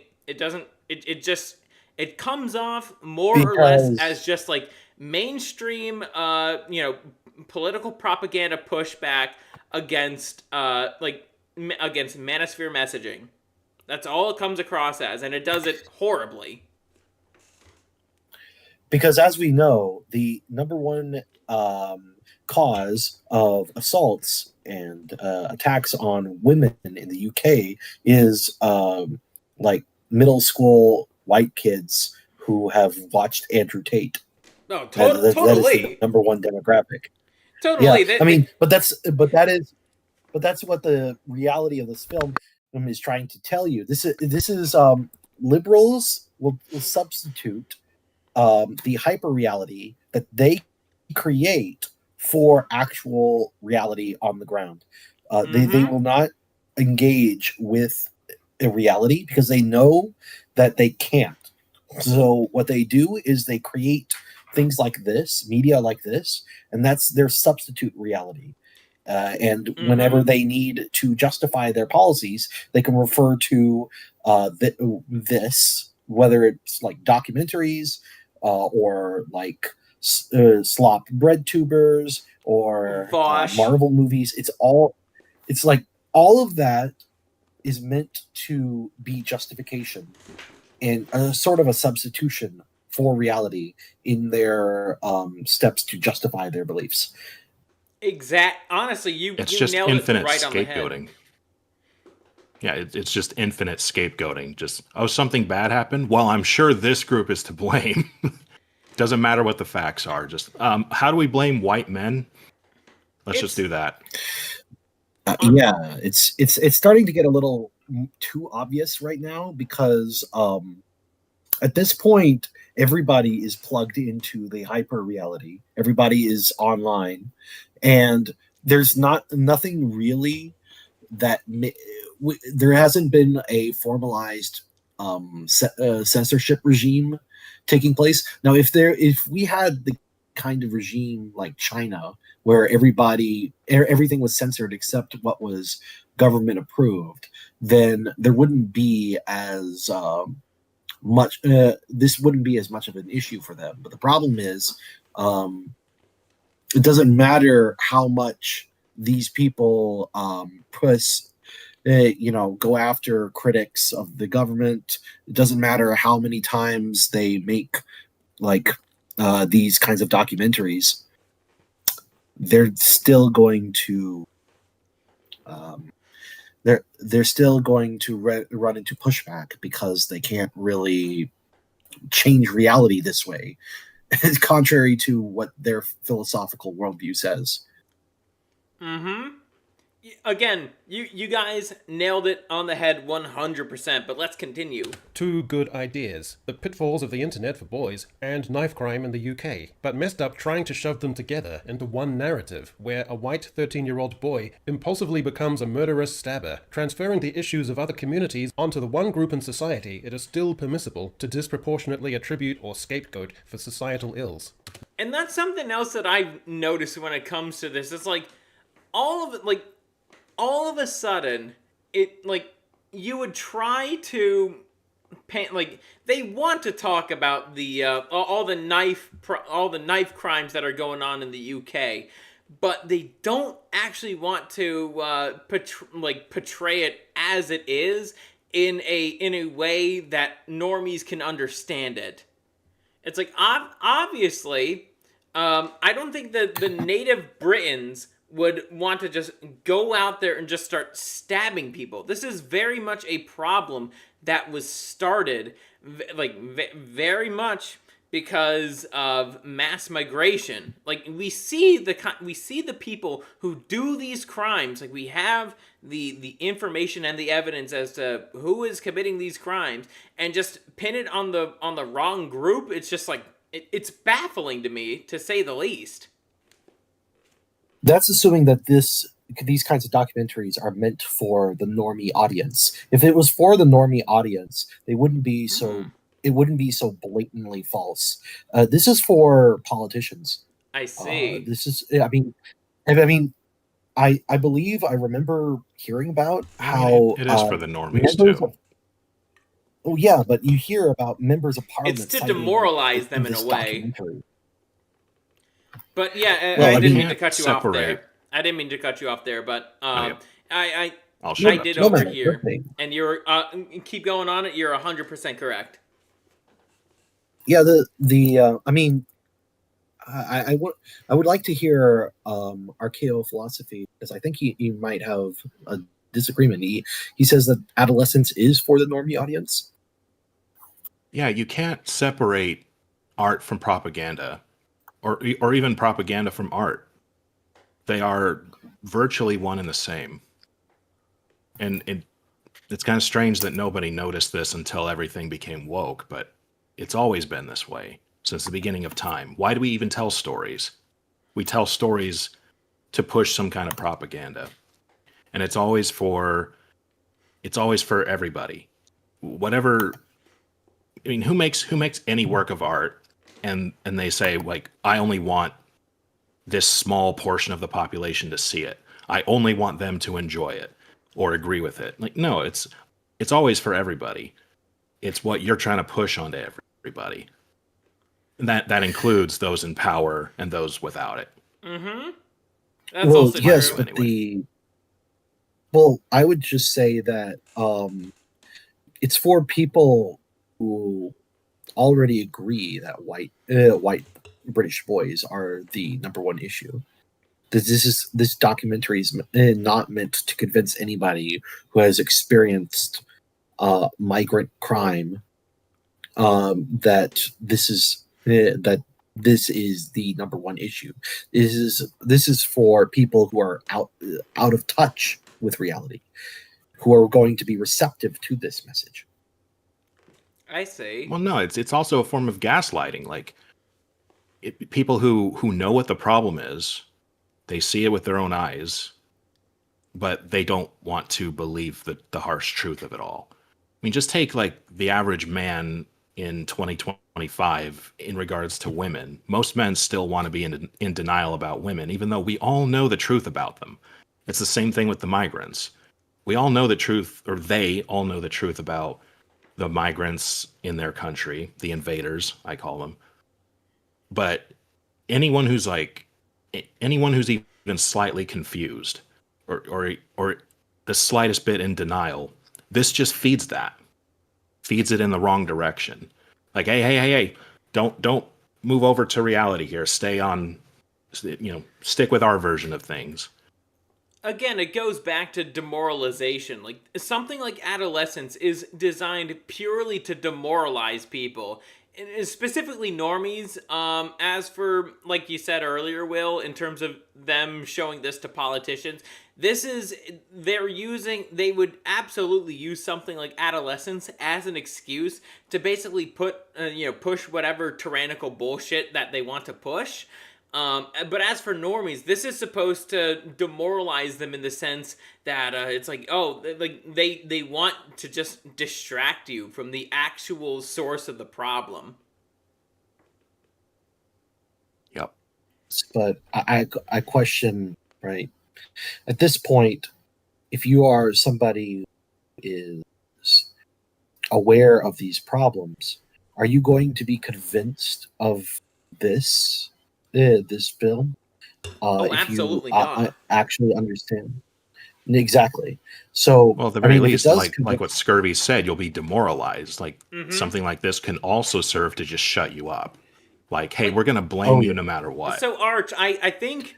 So, one thing that I'd like to add on to that, it's like, in terms of demoralization, it's not meant for the people who are, like, the noticer type. It's to demoralize the normies. Like, the normies aren't really thinking about this stuff like that you, Will, and I are thinking on in terms of all this stuff.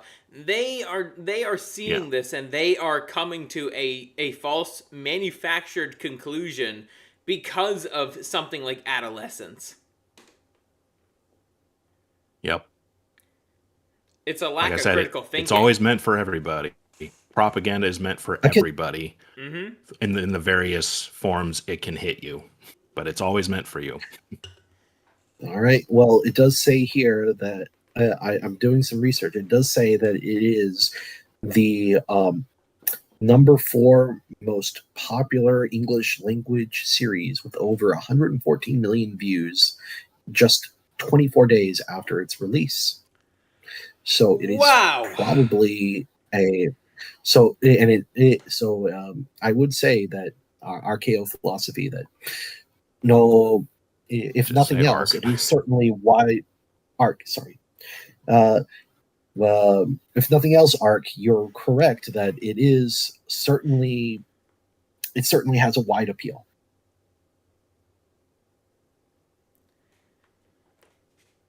Something like this is I would say, to add on to your point, like, something like this is designed to appeal to, like, that kind... crap, sorry. I lost my train of thought. It's designed to appeal to who? It's designed to appeal to, like, people who don't really care about, like, politics in the country of England, or the UK, I should say. Like, they're just trying, like, this whole thing is just trying to prevent people from actually looking into these issues. Like, it provides enough of a comfort and enough of an escape, kind of, that way that they're not really going to be thinking about this, like, after they're done watching it. Like, they might think about it for, like, a few hours, but then after that, they're going to move on to something else. I mean, it's on Netflix. They're going to watch, like, some other form of entertainment. Hopefully, in the right direction, they go to the anime on Netflix, but most likely they won't be doing that, so they're going to miss out on a lot of masterpieces. But that's my point aside. Yeah, go ahead. Then we're gonna continue with the video once you're done. I'm done. So I'd like to see more. This whole subject it kind of makes me think about how you can try to stay out of politics, but politics never stays away from you. And it also, that's a good point, in my mind anyway, relates to how no one in their right mind wants to be the king, but someone has to do it. Politics in general work this way. Like someone has to do it. It's boring on a good day and it's infuriating on a bad day. But someone's got to do it. Because shit like this, like someone's going to come along and try to steer the people in the wrong direction, whether mentally or physically, and you have to try to stop that. It's always going to happen if you do nothing. If you just trust in the goodness of everybody, you get shit like this. Yep. I don't personally, even though politics is what I talk about the most, I actually don't really enjoy it. I just feel like I have to do this because normies don't want to think about politics, and they shouldn't either. That's why my ideal fantasy life is being a peasant in an absolute monarchy, because then I don't have to worry about politics anymore. Because in a democracy, everyone has to be involved in politics. You vote. Everyone has to be involved. But that's not right. People should be able to think about other stuff and not be steered in the wrong direction by the elites. But that's what's happening. That explains the entire Western world now. Yeah, Anyway, basically. I'm done. Let's continue. There is no basis in reality or crime data to back up the premise that watching Andrew Tate videos and using potently coded emojis and online chat What colour might turn is a your white boy Bugatti? from a lower middle class stable family background into a misogynistic murderer. It instead has engendered a moral panic, getting middle class mothers fretting about what their sons are doing online, and led to teachers wanting to show the Netflix series in schools. Another No, this shit should not be shown in schools. Absolutely not. Again, if they do, it's to demoralize the young men into thinking that they are monsters when they are actually not. Of boys being told by importuning grown-ups that they are being chastised not for what you do, but for who you are. I'm going to try to fill the breach as best I can with a comprehensive exploration that necessitates going to some uncomfortable places and being forthright about the unpalatable elements no one else seems willing to do. Because without uncompromising inquiry, we won't make much progress around the societal tensions when it comes to boys, and white boys especially. At the heart of the problem are two key factors: social constructivism and pornography. The social constructivists believe that gender is socially constructed, There we that go. there are no Corrected for you, real, YouTube. distinct male proclivities, and therefore all the characteristics of gender difference are really just boys abiding by a societal script that they feel they have to perform, and which inhibits them from becoming their ideal, authentically sensitive selves. And in terms of that, it's just like that whole idea of quote-unquote authentic, sensitive self. It's just like, it's so antithetical to what men have been in the past, but also what men want to be. It's like, granted, we don't want to be uncaring assholes, but at the same time, it's like, we don't want to just be crying all the time. It's like, we like to solve problems, and if you're basically debilitating yourself via crying all the time, it's like, well, that seems to be antithetical to male nature. We care a lot more than women.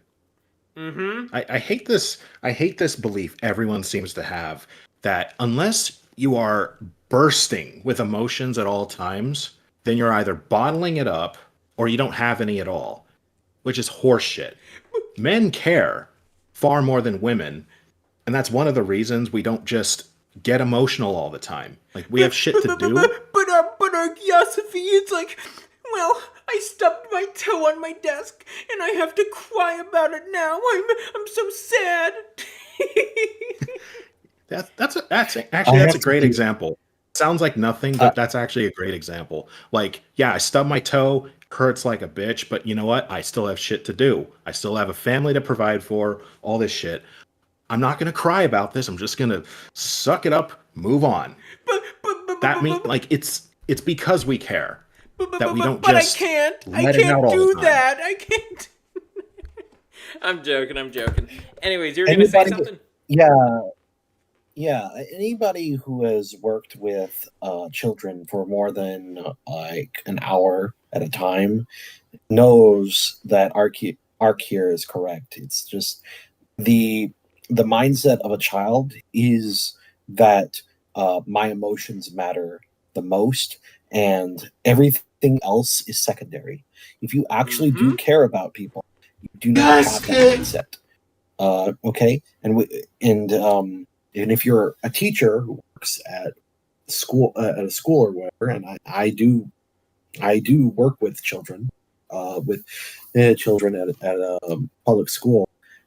I can just tell you that dealing with them is essentially dealing with little humans who have yet to learn that there are entire worlds that exist outside of the little bubble of their emotions and the drama that goes on between their peers. That is the essence of it. And what has happened to modern women is that they are not made to grow up, and so they end up like children. And now, to go back to what you said, Scurvy, about I think it was something about the authentic. You mentioned before something about the authentic self. Finding my authentic self. The authentic, sensitive self. I mentioned. Yeah, authentic. So here's a question I would have for anybody who wants to talk about the authentic self. If you actually do believe in that, why the heck are you? Why the heck do you think that this can only be done through massive amounts of social engineering? Like, seriously. Oh, hold on. Sorry, I'm just Your I'm stream, just writing your stream ended. No, yeah. I'm just writing a post on my Twitter.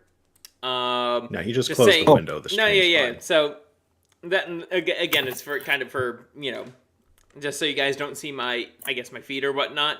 I'm just saying that I'm having you guys on for just for my stream, so I can get some more people in here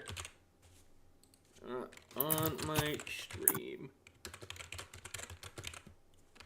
And then just gotta grab the link again. Sorry about that, guys.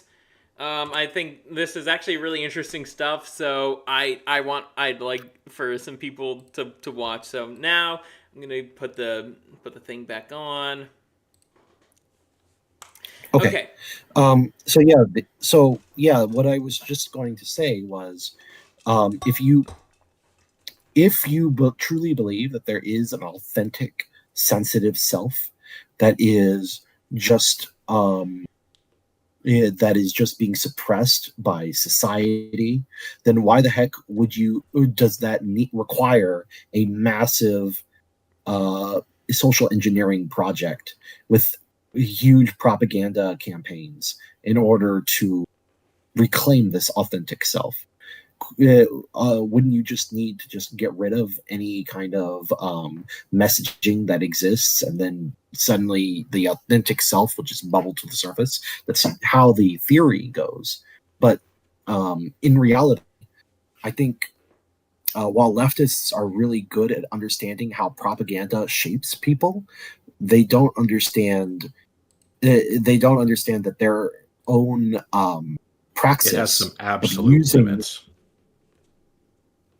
Well, that's true, but their own praxis goes against their own theory, because the praxis is we're going to use social engineering to mold the population into what we want. Yes, but the theory goes that what we want is their authentic selves to rise to the surface and to clear away all these oppressive social norms that have repressed us, harkening back to the Frankfurt School.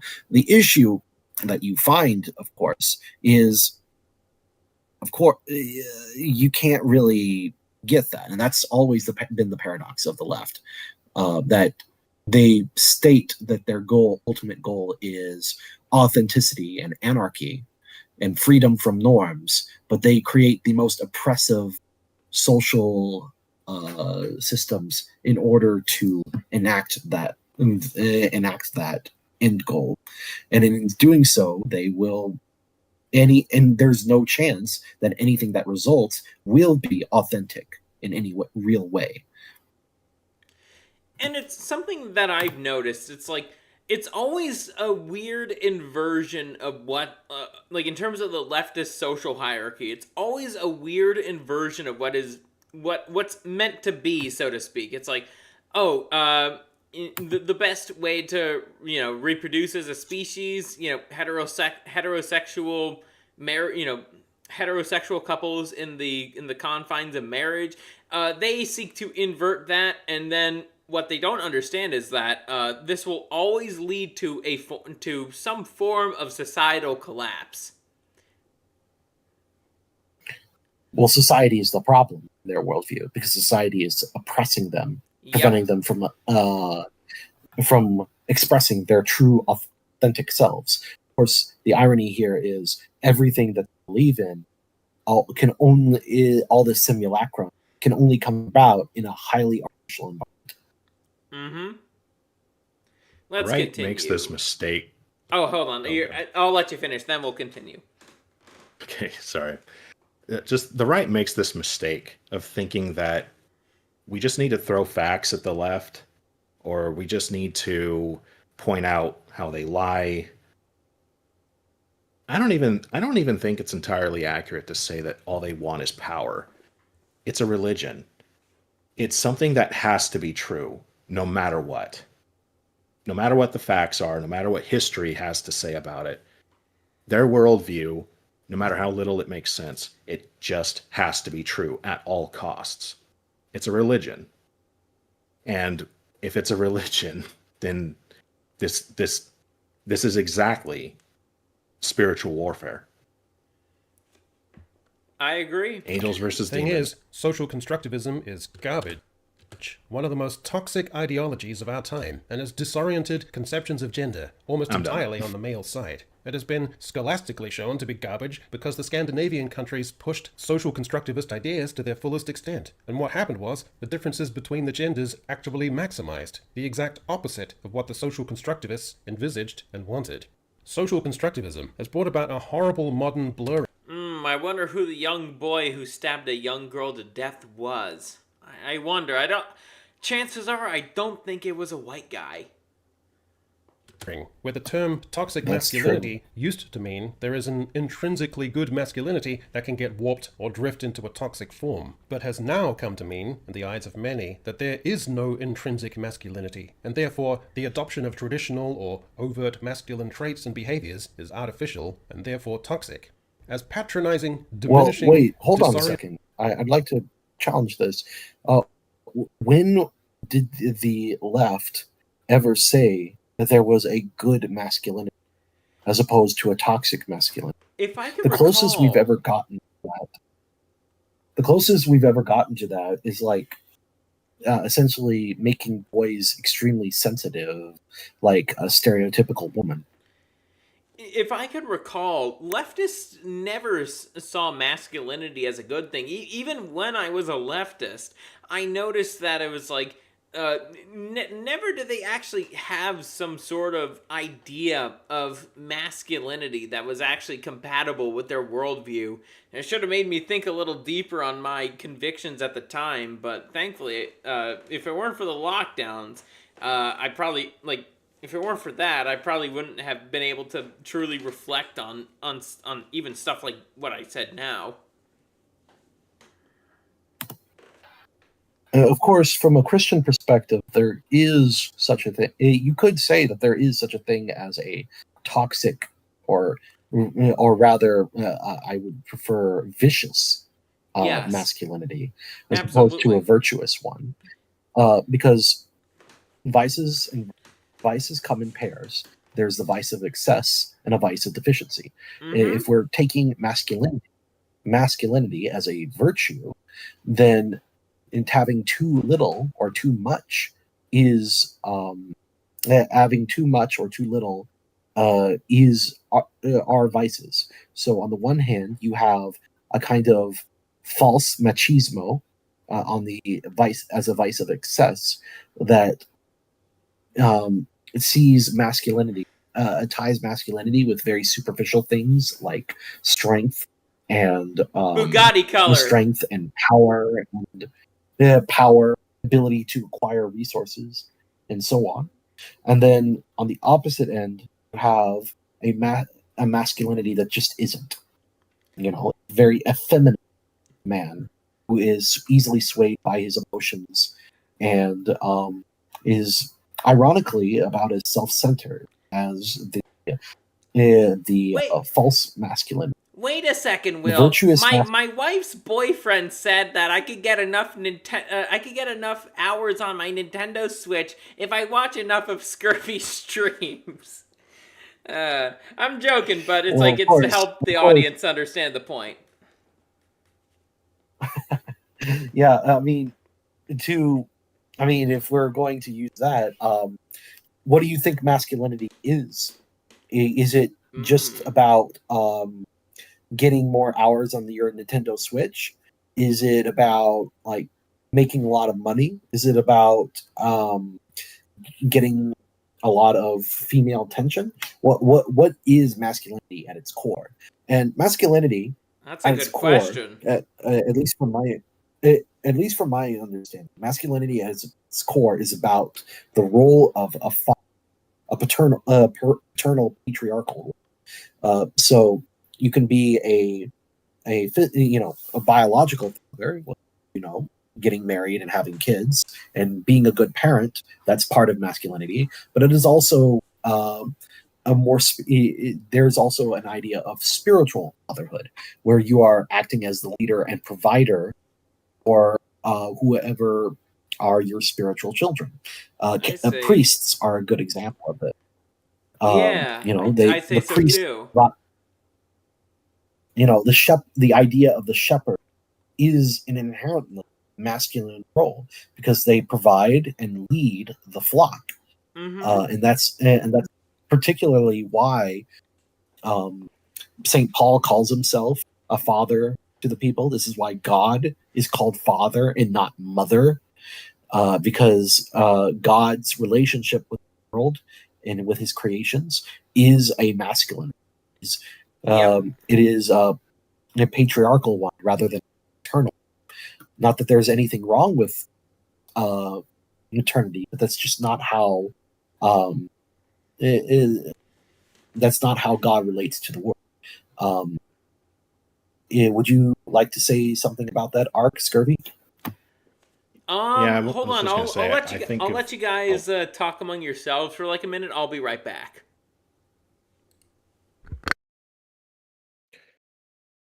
I think of masculinity as just being strength itself. Like, what's the most masculine thing you can do every day? And that is eliminate as much weakness as you can. I just think of masculinity as strength itself.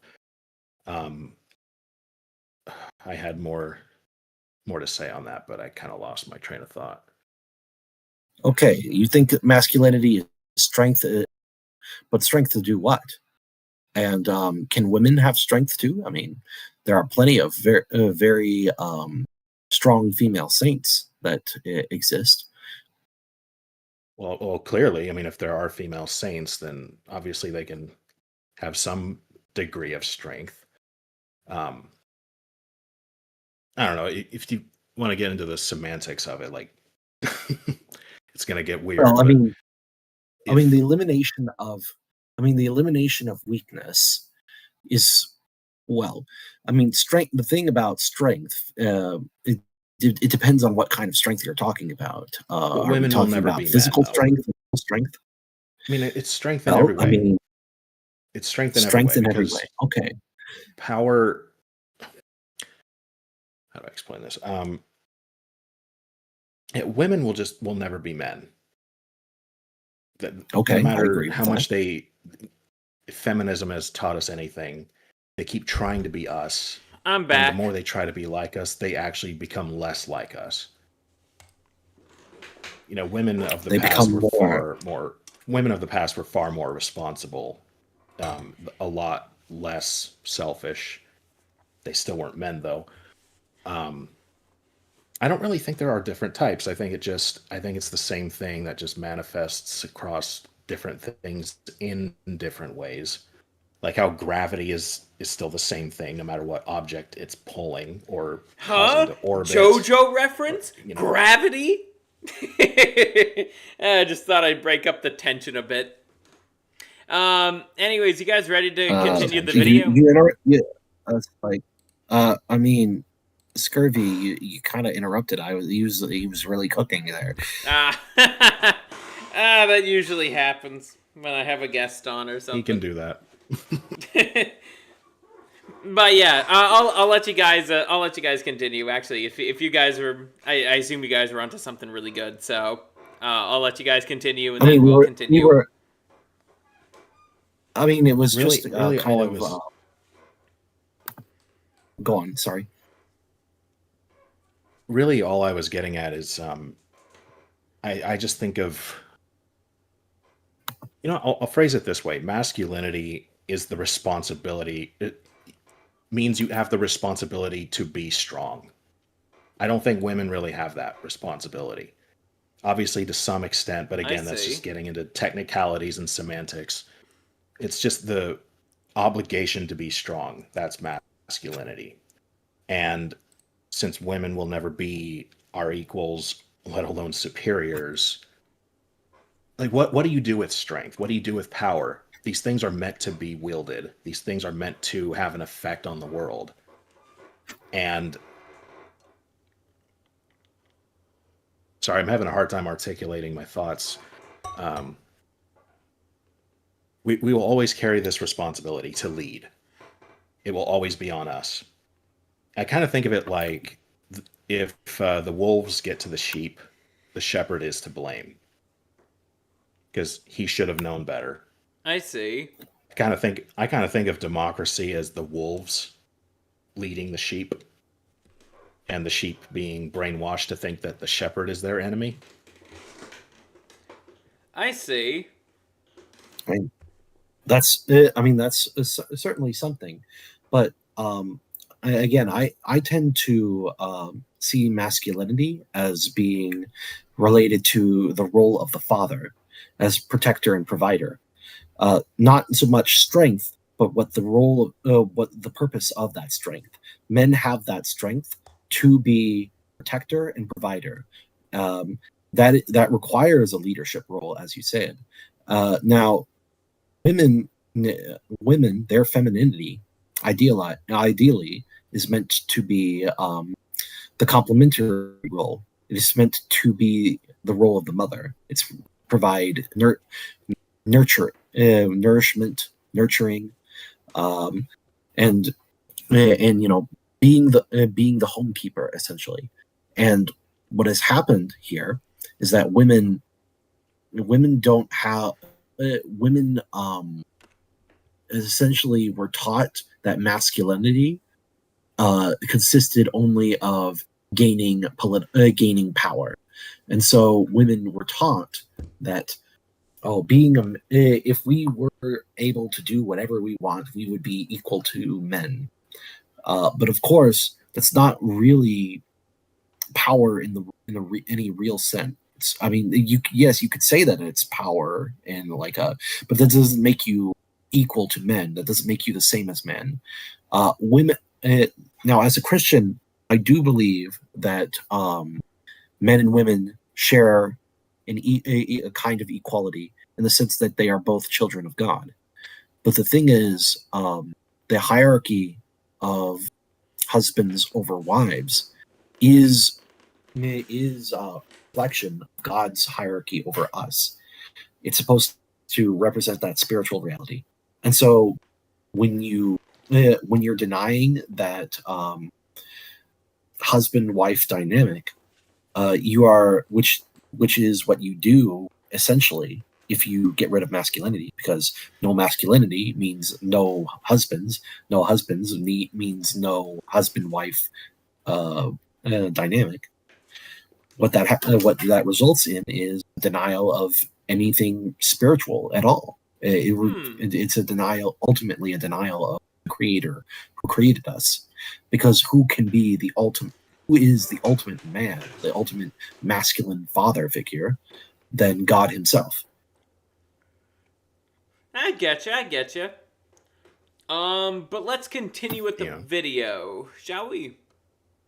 Orienting and patently stupid as this ideological perspective is, it is almost never contested by sensible people who ought to, and instead resides there, half-articulated, tensely undermining, at the heart of everything to do with modern boys.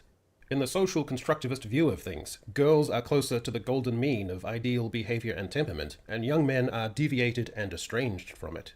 There is a contradiction and dissonance, with social constructivism telling young men their identity is not inherent, and with a show like Adolescence giving them the message they are inherently dangerous. Why wouldn't they get their backs up and feel maligned and picked on? Why wouldn't they disengage even more? Yes, culture shapes some behaviors. Yes, boys are nudged, coached, and corralled into certain postures of toughness and detachment. But where the social constructivists err, sometimes willfully, is in refusing to grant that what many young men can thrive from is not dissociation from masculinity, but its full inhabitation. Young boys and men receive... And I'd like to add on to that in terms of its full inhabitation. I think that also includes its all of its virtues and none of its vices. I think that's what he means by full inhabitation. I'd agree. Receive messaging that their gender is in decline and still patriarchally privileged, residually responsible for historical ills, and at the heart of most contemporary societal ills, due to a crashing and exposed socially constructed masculinity. So if at the reason why is because the common factor here is that the people making this hate men, and so it doesn't matter if their critiques are contradictory with each other, as long as they are both attacking men at the same time. Their hatred is satisfied. Young white men feel they aren't regarded at all well historically, and in the present, many would be given to shrugging and just going further online. What progressive observers won't allow for is that these young men and boys assess a culture and society that seems snide and chiding towards them, and they decide to pass. Just as importantly, and unheeded by the sociologists and commentators, is the leverage young men and boys have in turning away. They take their cool male ironies, their energy, their more rough-hewn aesthetic inclinations, and their potential with them. To a certain extent, these young men, again at a half-conscious level, are kind of right to look back at society and see it, and its framing of them, as somewhat retentive and nagging and lame. Or to fatalistically suppose some of the criticism must be right. After all, it is coming from a... I don't think any of the criticisms that Adolescence lays out is any sort of correct, because again, he mentions this earlier. It's the inappropriate combining of two different demographics, young white men, young white British men, I should say, and people who, and the migrant community who are actually committing crimes. Massively, especially on a per capita basis. And I'd also like to add that, that I think that mismatch of demographics is also on purpose. I again, kind of going back to my point of demoralization, it's meant to show that you shouldn't be trusting of those of your ethnic background, or also, and you could also apply this to religious background too, because majority of white British people are Christian, albeit they're not Catholic or Orthodox. They are Protestant, but they are still Christian nonetheless. And the fact that they are trying to associate that kind of demographic with the people who are actually committing the crimes, I think that's a big problem. I know it seems like I'm repeating myself here. I know I am, but at the same time, I don't think it really can't be understated.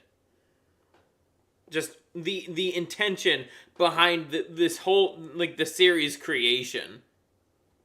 From establishment figures in institutions and the media. And, again, there is a strange and feeble absence of awareness and cultural analysis. The idea that young men might not feel like they're actually missing out on that much.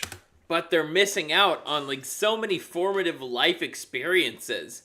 You guys seen the the rate of how young men are the rate of how young men are virgins, right? I mean, hey, I don't knock it. I'm a virgin myself, but at the same time, it's like in earlier periods of history, like people around my age would definitely be married by now.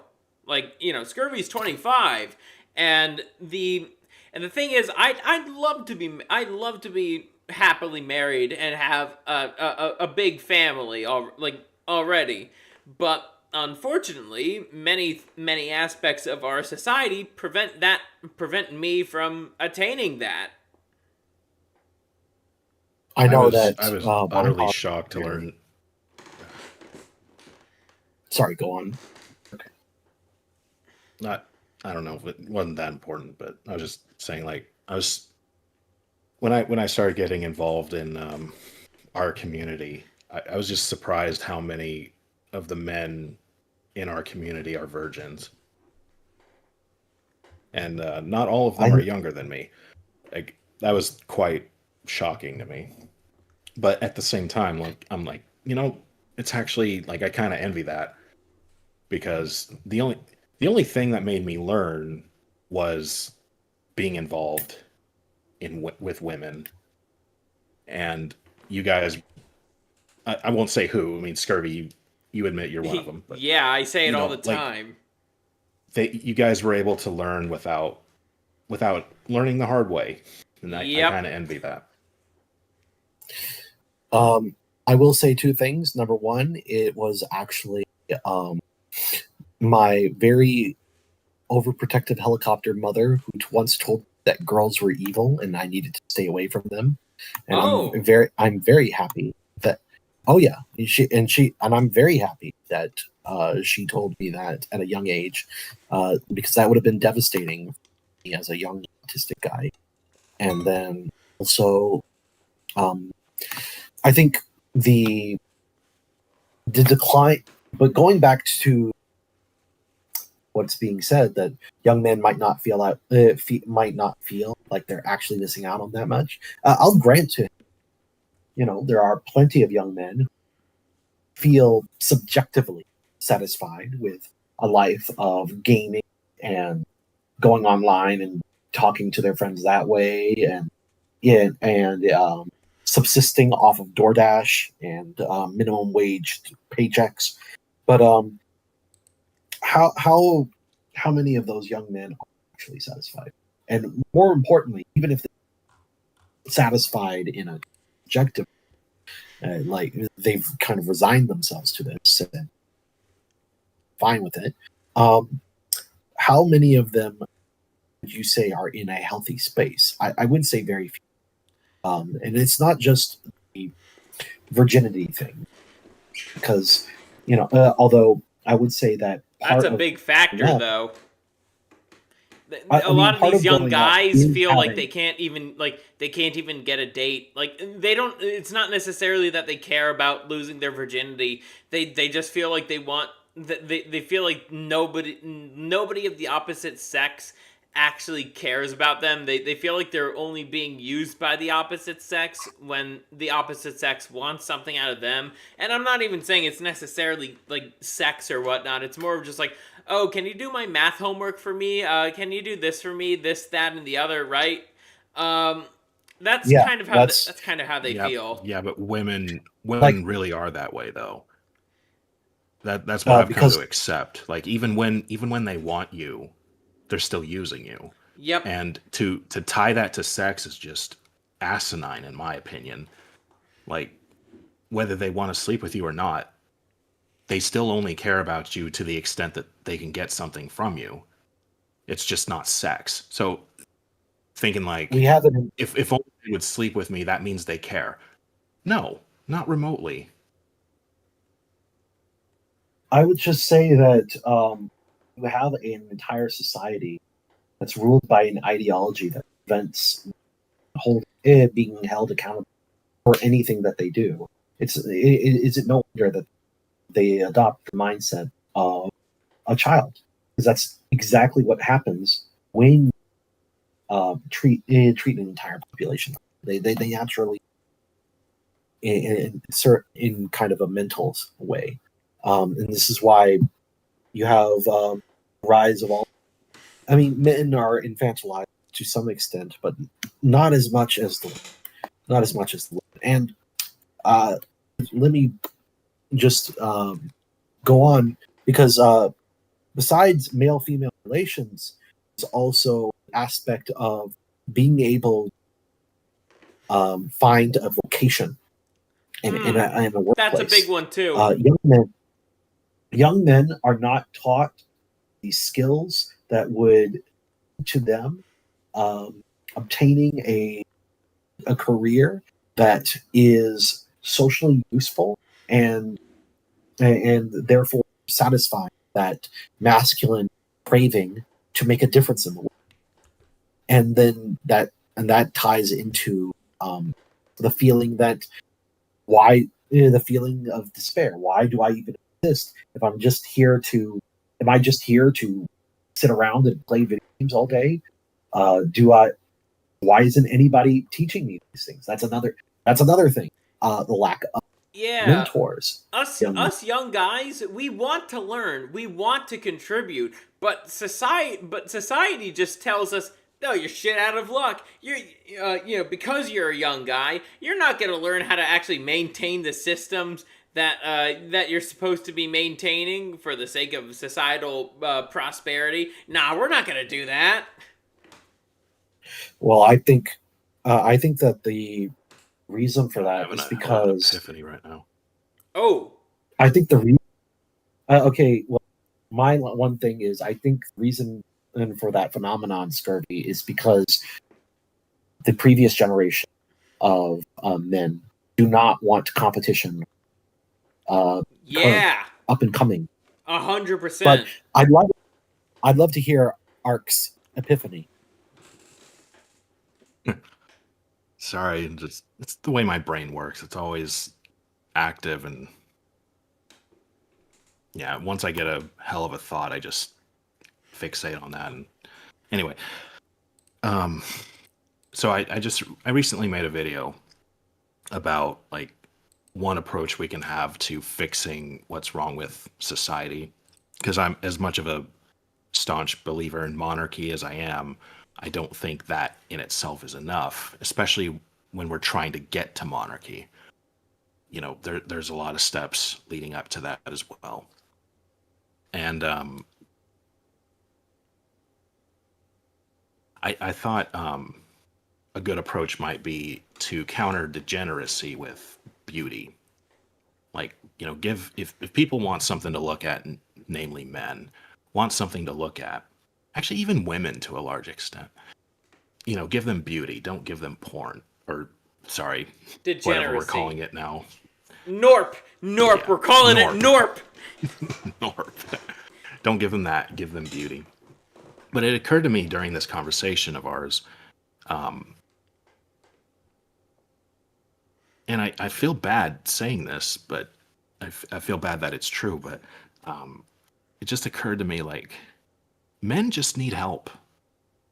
Like, being more confident, they need help getting stronger.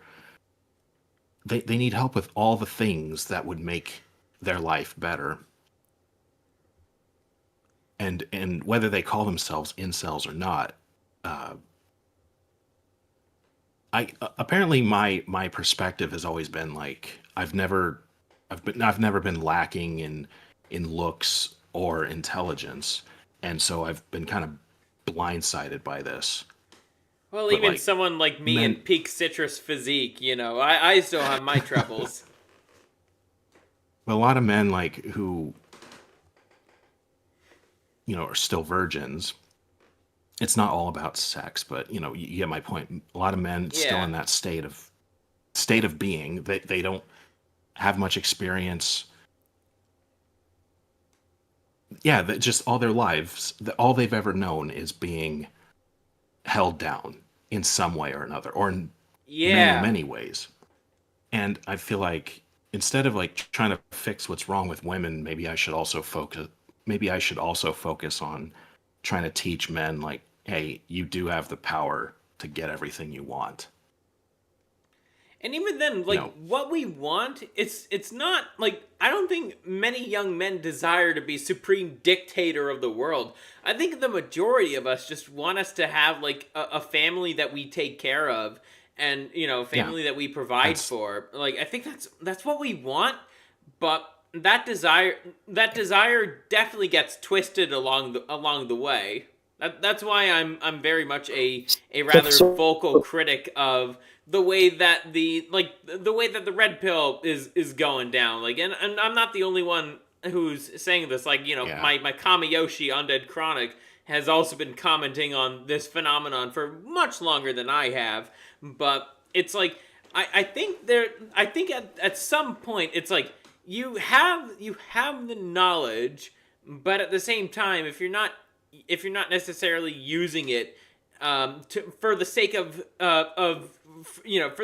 doing good, it's like why do you know this if you're just trying to just get an easy lay?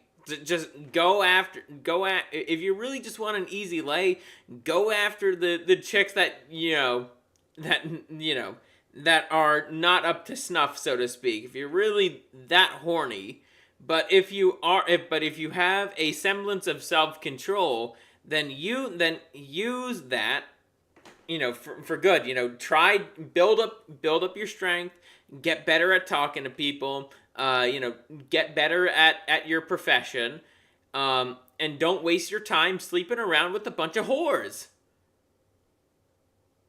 Yeah, and I think the red pill community needs to like something or someone needs to like release the stranglehold that the red pill types have on the majority of young men, because they're the only ones teaching young men, like, you know, build yourself up and all that shit. But with that comes a whole lot of bad advice as well.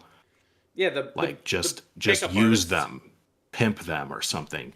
Like, just for every good thing they say 2 really bad things. Actually, it's more like 5. That's what I've noticed. I've been involved in the red pill stuff for like half a decade now, and I'm here noticing that it's like the majority of the people who are spouting, you know, what are supposed to be good points, they're just a bunch of pickup artists who their whole goal is just to try to extract as much money out of desperate young men as they can. I mean, you know, that's how Andrew Tate was able to afford that massive mansion in Romania. It wasn't because he's good at kickboxing or anything. It's because he was able to just squeeze a bunch of money out of young men by basically using them to fund his stupid fucking operations.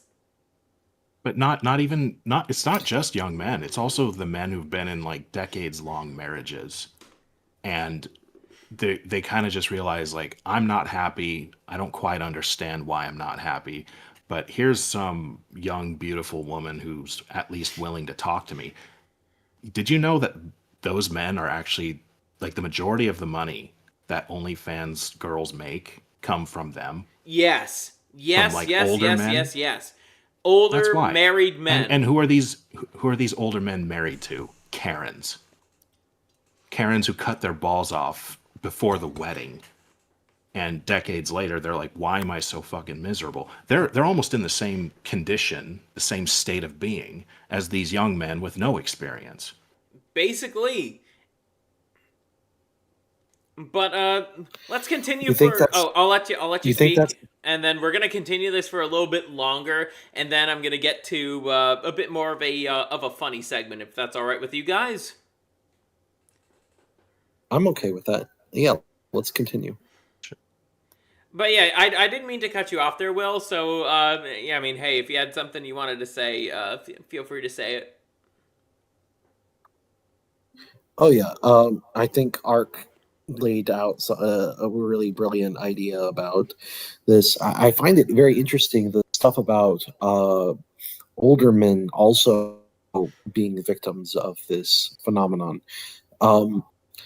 It's just, I think there has been a situation where that happened in the boomer generation, where boomers and Gen Xers essentially had a handful of winners, and they decided that they were going to reap the benefits of the current status quo for themselves, and then take it to their graves like pharaohs, like the pharaohs of old. They're going to just bury themselves with their wealth, and they do not care about what they leave behind. I see. But let's continue. I think we're gonna it's a very apocalyptic.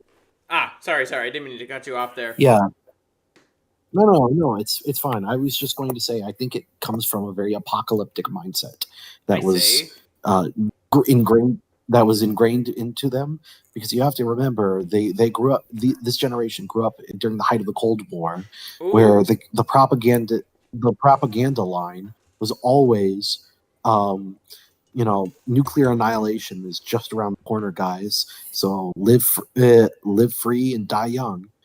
And then you also have the most common form of Christianity at the time was taught a kind of dispensationalist eschatology that was predicting that the end of the world was just around the world. Yeah, I mean, that was the most common form of Christianity within American Protestantism. And it was just about how the end of the world was just around the corner. Those who weren't Christians, there was an increase in atheism, and as you know, atheism doesn't really by itself. Atheism doesn't lend itself to caring about what comes after you. You know what I mean? It's all about the now. Yes, you can have atheists. Yeah, and I mean, atheists can be more future-oriented if they have a particular ideology or a project that they're working towards. But generally speaking, these atheists were kind of secular, liberal materialists who only cared about consumption, hedonism, and so on. I think we can go on. That's my piece.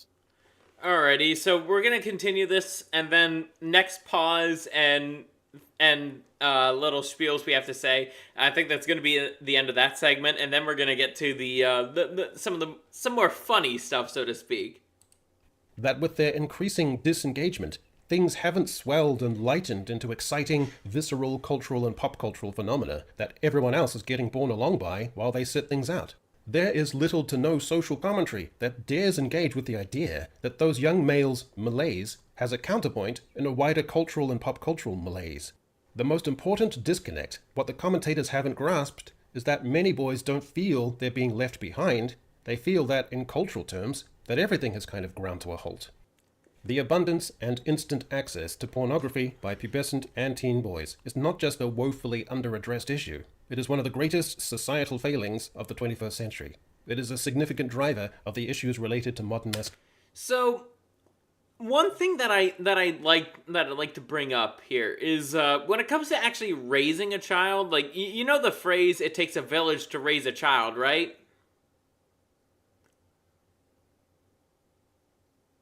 I'm familiar with the phrase. Yes, everyone knows that. Yeah.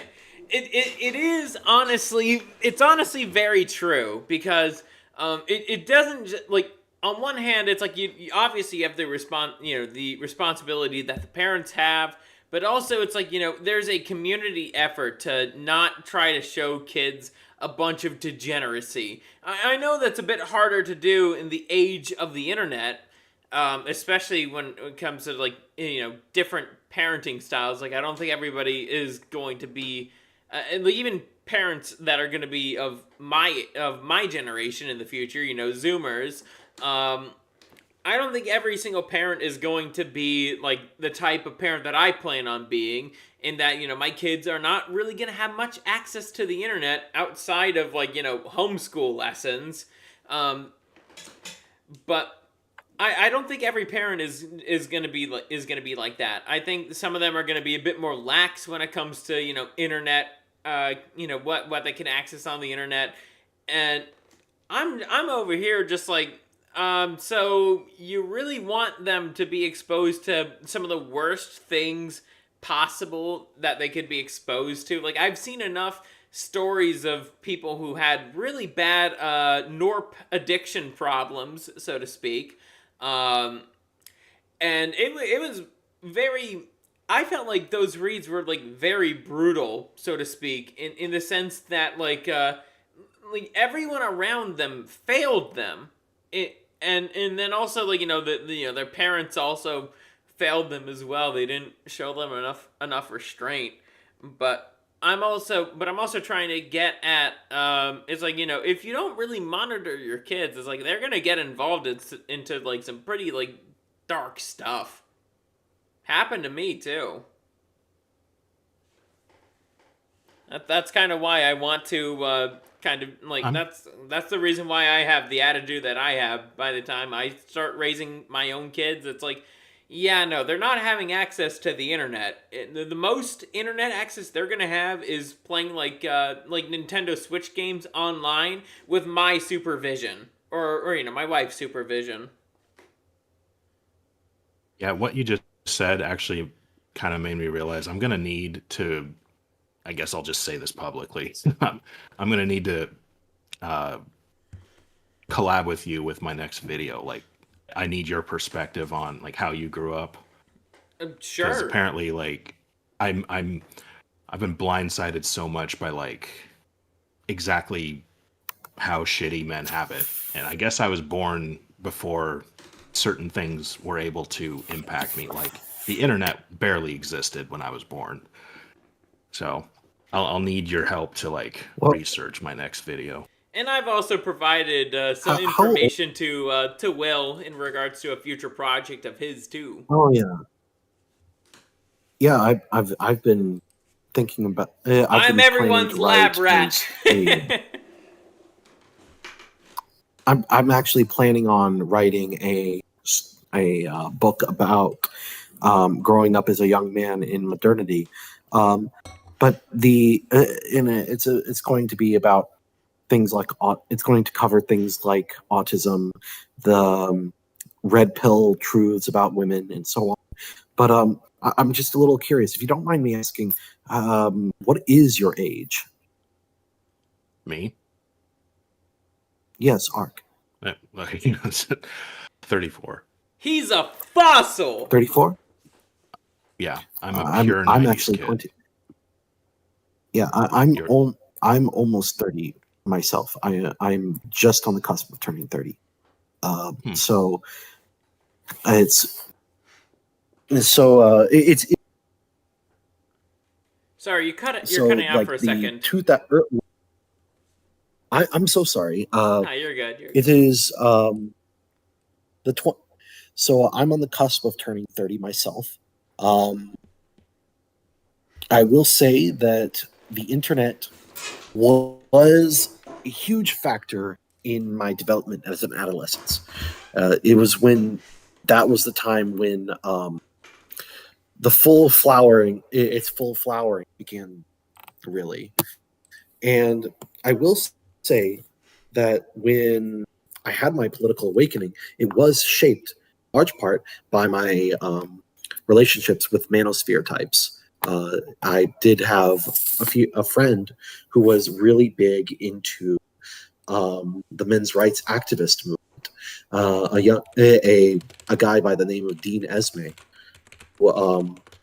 He actually started Pill.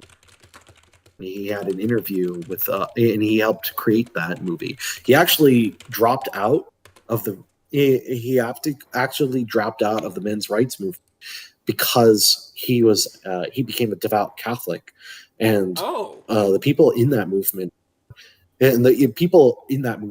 all either highly crazed highly ideological atheists who hated Christianity, and with a few of them, like there was this one who was part of a group called the Honey Badgers. She was actually I'm vaguely familiar. Yeah, I mean, Honey Badger, one of the women there was a Satanist and she was a trust fund baby, and she was pushing some kind of pattern recognition, alternate spirituality. Of course. And she was pushing some alternate spirituality wherein Catholicism was seen as, according to their theory, Catholicism in Orthodox Christianity by association was considered to be the source of all problems, all feminine problems with women due to the veneration of the Virgin Mary. Wow, that is yes, that's something right there. And she created like this entire, almost like an entire victim narrative that was just basically feminism, but turned on its head. It turned on its head, feminisms, but all of the same enemies, like the Catholic Church and Western civilization. It's the same enemies. I wonder if she knew that the Theotokos willingly accepted to be the mother of Christ. Well, that's the thing, right? They're not people with Satanists who were not really concerned with the truth of Christianity. What they were concerned about was the veneration of the Virgin Mary. Now, on a spiritual warfare level, yeah, because they said that it's a bunch of men praying to a woman, that therefore feminism, and oh my goodness, that is the idea of, wow, that's it awfully concerning. Yeah, and the idea of knightly chivalry also considered to be part of the problem. And all of the, I mean, it's literally comes from Satanist, and the devil hates the Virgin Mary. So on the spiritual warfare level, it makes sense that he would want to make this the problem, and problematize this, because feminists do the same thing to the Virgin Mary. They cannot handle her because she is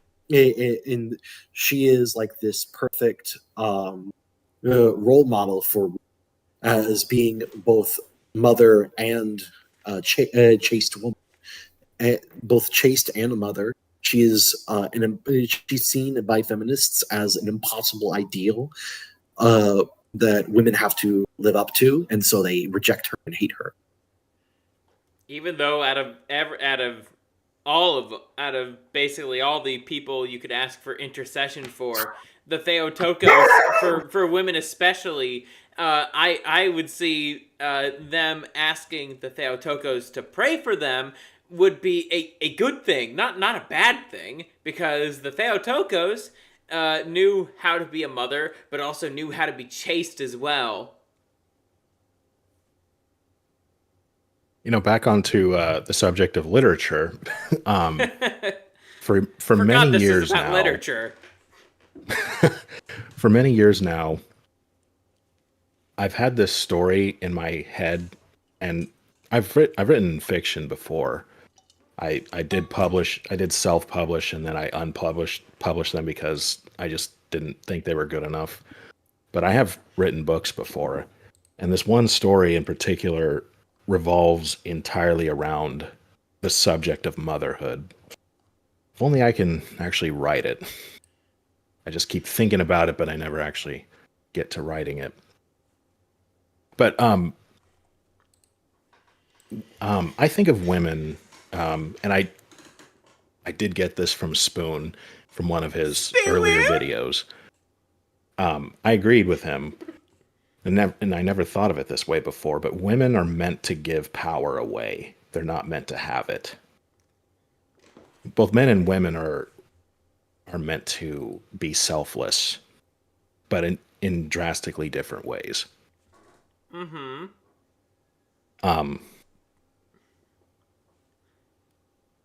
It's kind of like Mary, the Virgin Mary, is the prime example of like the greatest mother there is. Yes. technically impossible to live up to. It's kind of hard to be a mother and be a virgin, but anyway,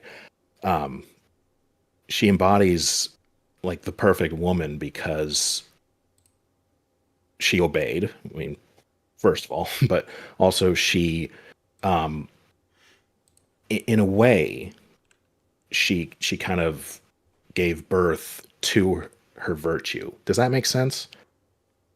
Like you couldn't just ask any whore to give birth to God, you know?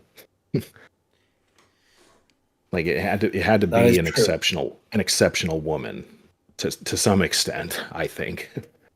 But women create and they give away who they really are. That's my thought. Yes, I think that kind of self-giving is part of what's missing from feminism, because feminism tells women that they can't afford to give away because we live in a society that's cutthroat and men will just exploit them, and so you have to exploit men back, and that kind of mindset only leads to the infantilization of women. Just become ersatz, like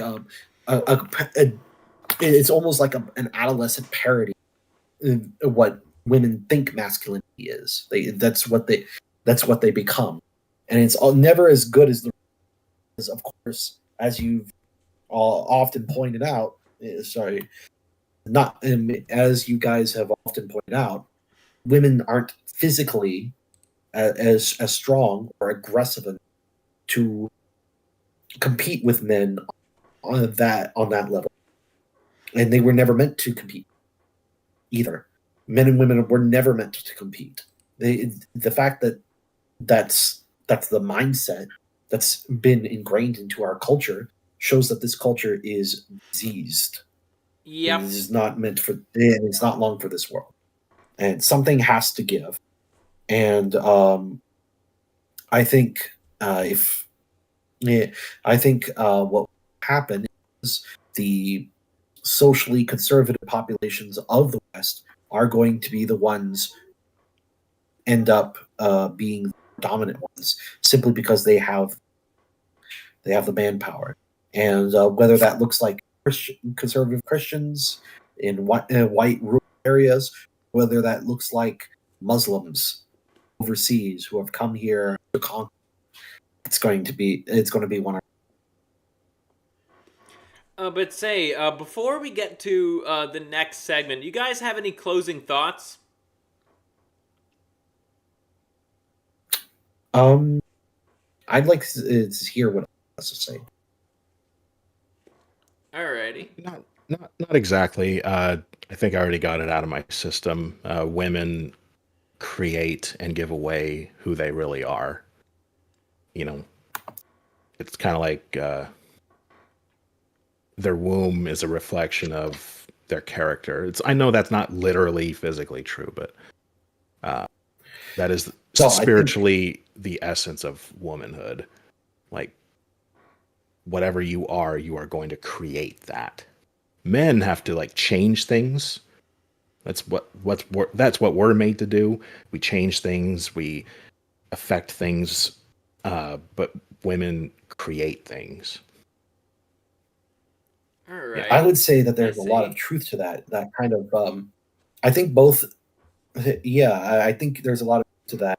Way, I mean, that kind of complements what I said earlier, that men protect and provide. Women donate themselves. To, and they obey and they donate themselves to create something better. That's the That's a entire really interesting way of putting essence. it. Very nice. Yes, that's masculinity and femininity. Men protect and provide. Women donate themselves to create, and then they also obey. And those are the sacrifices that both sexes have to make towards each other and towards the greater whole, to God Himself. because that's the relationship between God and humanity on a spiritual level. God protects and provides for us as a father should. We are meant to submit to him and give ourselves fully to him. I see. And that's really that's the entire reason why God made men as a reflection of what the relationship between himself and creation should look like. But yeah, that's the. I'm going to just. I can't wait to see what's later, but unfortunately, I do need to go. Hey, that's all good. I'll tell you this, it's gonna be really funny. It's kind of like the stuff we were going over, before, 2 segments ago. It's gonna be really, really funny. I wish I was going to be here, but unfortunately, I do have to go. Hey, it's all good, all good. Thank you guys for hopping on, though. I really appreciate it. I appreciate being here. And you have a wonderful day. And Ark, I definitely enjoy talking to you some other time. I'd love to chat. You two would make two on like a panel together would be very, very interesting. I know the audience likes it too, so they've been really quiet, like disturbingly quiet. They've been listening. Talking. It's rather unusual for my audience to just listen. So they love yapping, but they rarely listen. But it's great that they were able to like properly listen. So hey, you two have a good chemistry with each other. So that's what that tells me. So I'll let you guys go.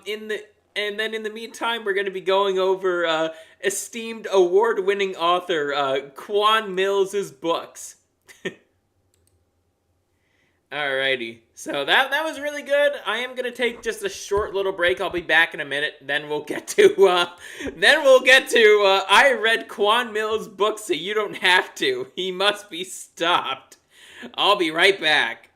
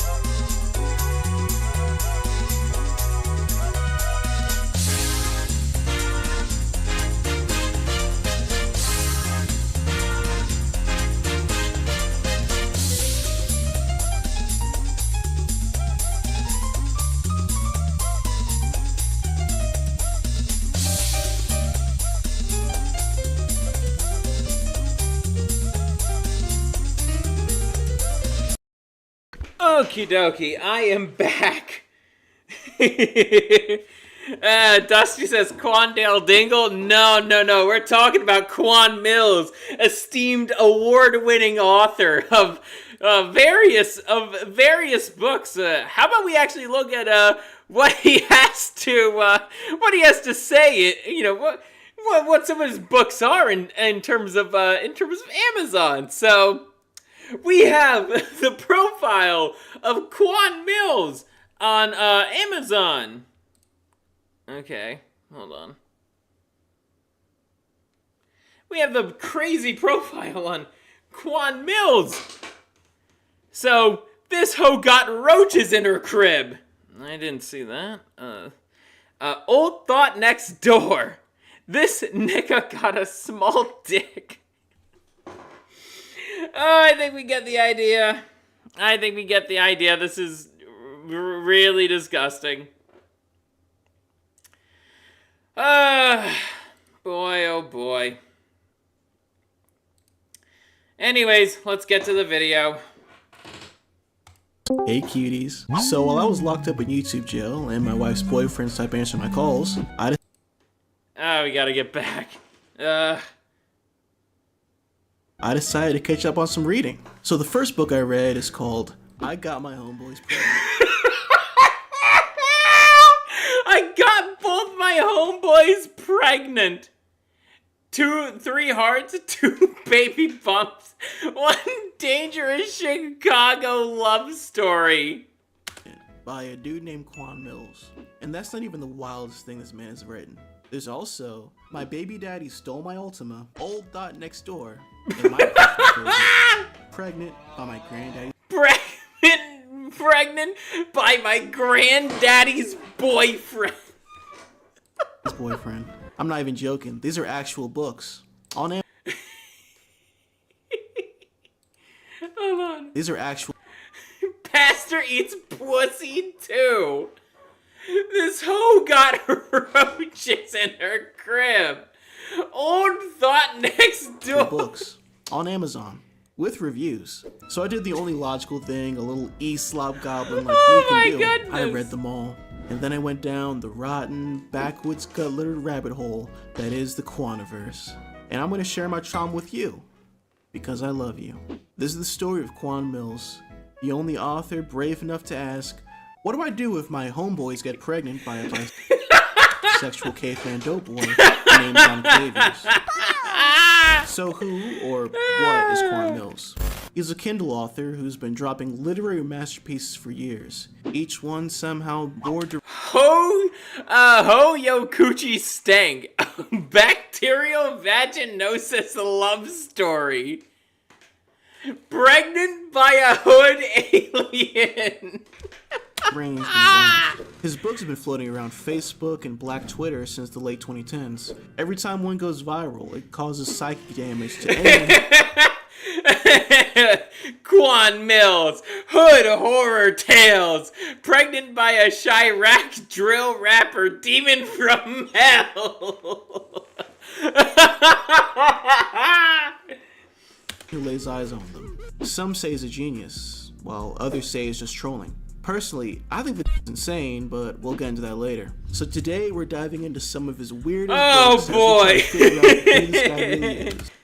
Well, my cousin's mother-in-law had things done to her by her uncle, and she does it for fun with him every now and oh, this shit is real. And his family-in-law, this is normal. What the fuck, Dongus Khan? Whether or not there's an actual method to his madness, or if it's all just a psyop by a really bored CIA agent.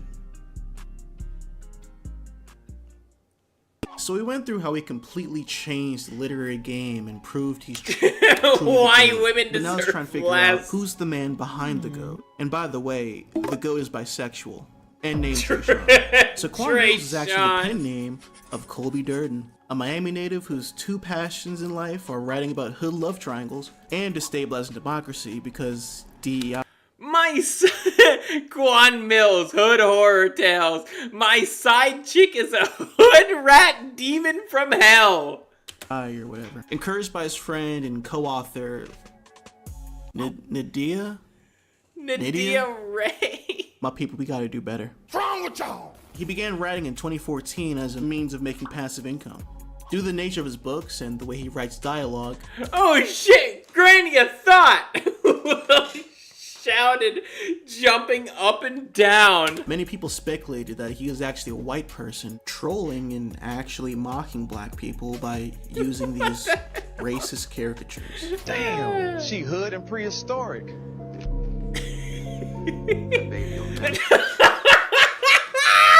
I swear, AI video has gotten so out of control. I fucking love it. Be safe if I'm alive. And honestly, I kind of feel that. To this day, I still get people asking if I'm black because I sound like my name would be Skylar, and I'm super into Oni plays. PW*SSY 2 by me, international best-selling author Quan Mills.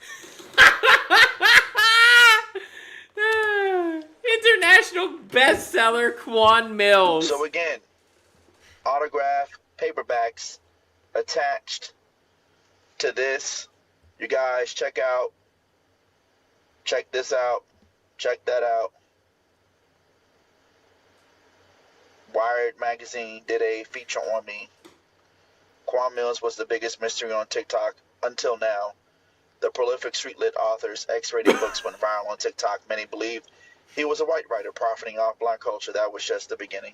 So this is Quan Mills, In August 2023, he addressed rumors about his identity head-on by going live on TikTok. Bro's gonna fall in love with going live after this, by the way. Putting to rest speculations about his background. As you can see here, this is clearly not a white man. He looks more like that one uncle who refused to accept that 2005 ended. On further lives, Quan Mills also discussed the nuanced and powerful nature of his works. It's me again. I got my...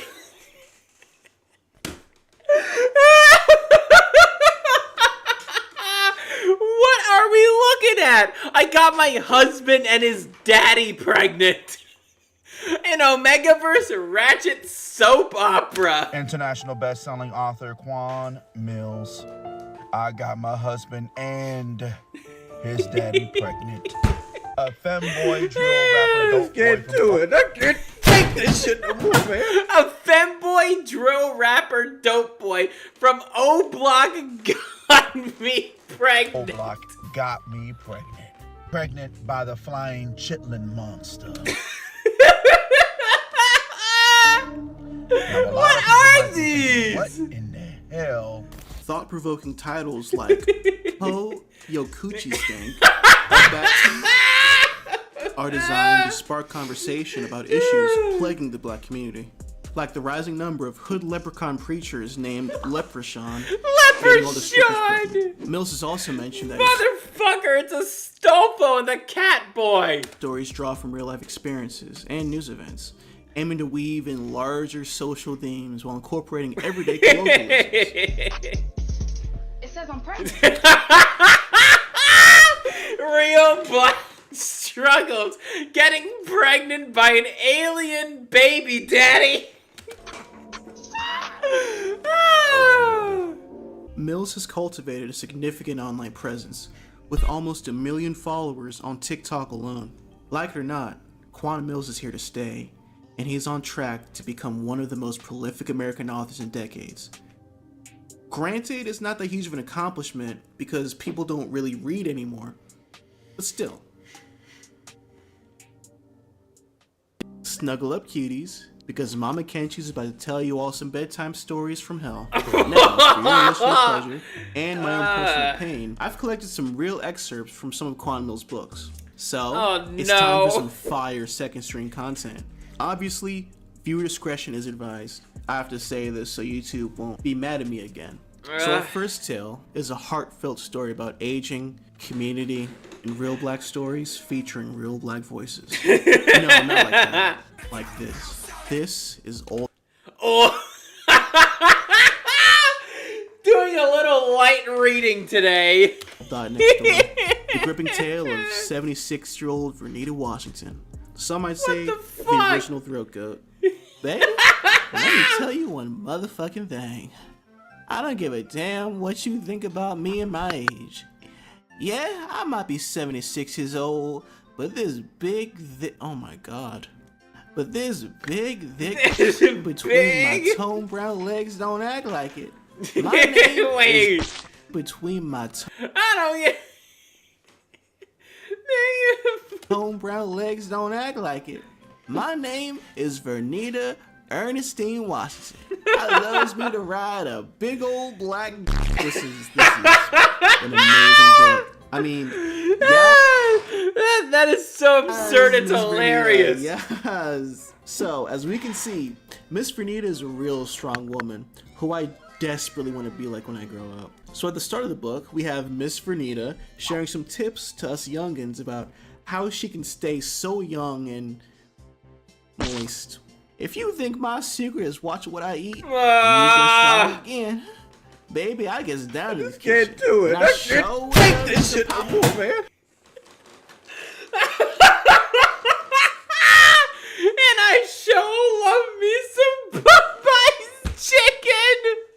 caramelized chicken. Oh my.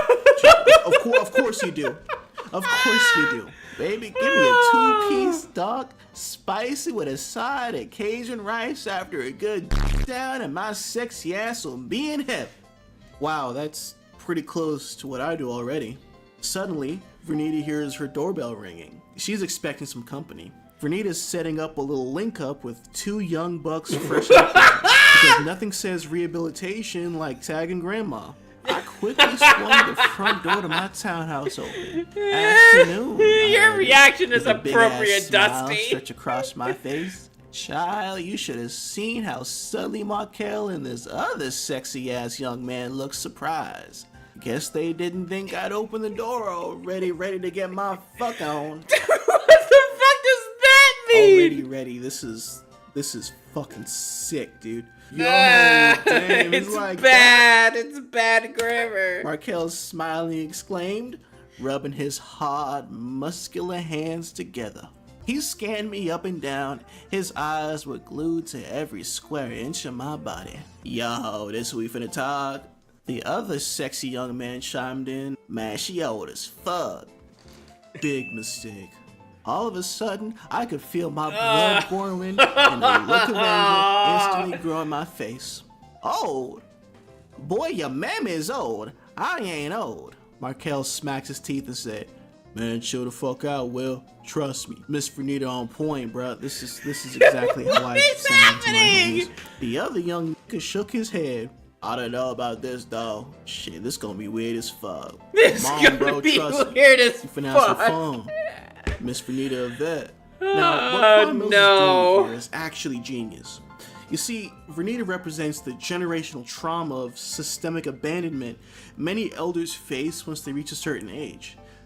Or maybe he just wanted to write a book about a grandma getting her back blown out. Either way, it's giving Toni Morrison on OnlyFans.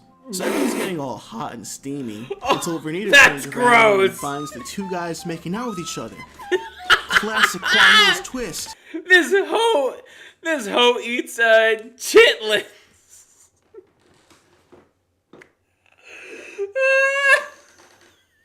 This guy. Did you know that he has a book title called Fell in Love with a Hood Rich BBW Velociraptor? That's real. So what does Vernita do? She goes to her side dude, and they have ice cream. Ice cream.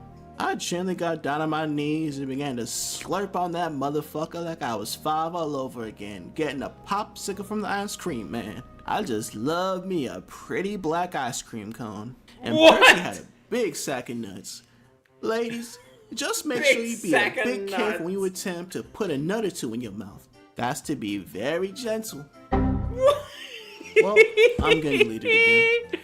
Anyway, our next book stars a woman with roaches, 3 kids by 4 baby daddies, and a court battle so ratchet it turned Judge Mathis into Judge Joe Brown. So this next book is one of Quan Mills' most seminal works. This hoe got roaches in her crib. This hoe got roaches in her crib. What the fuck, dude? Powerful. A haunting, emotionally raw exploration of generational trauma, and arguably the most grounded portrayal of a strong black woman that Quan Mills has ever done. It's like if someone tried to write Push by Sapphire, except they hated black women. Black struggle. Let's all come together. All these fucking roaches and shit. Ah. Do you guys see how crazy this guy is and how just... he's like the epitome of just how bad literature has become. Amazon lets him publish this shit, though. God motherfucking damn it. So, this book starts off very... Oh, these fucking roaches and shit. God motherfucking... It. Fred... Fred Quisha's murderous gaze was laser focused onto 5 black brownish roaches, all ranging in sizes. very strong. No pros, no once upon a time or anything like that. Because Quan Mills doesn't do that. That's for basic bitch authors. Wow! Quan Mills is different. He got straight to the action, and that's why we love him. He's the voice the streets need. For Keisha's murderous days.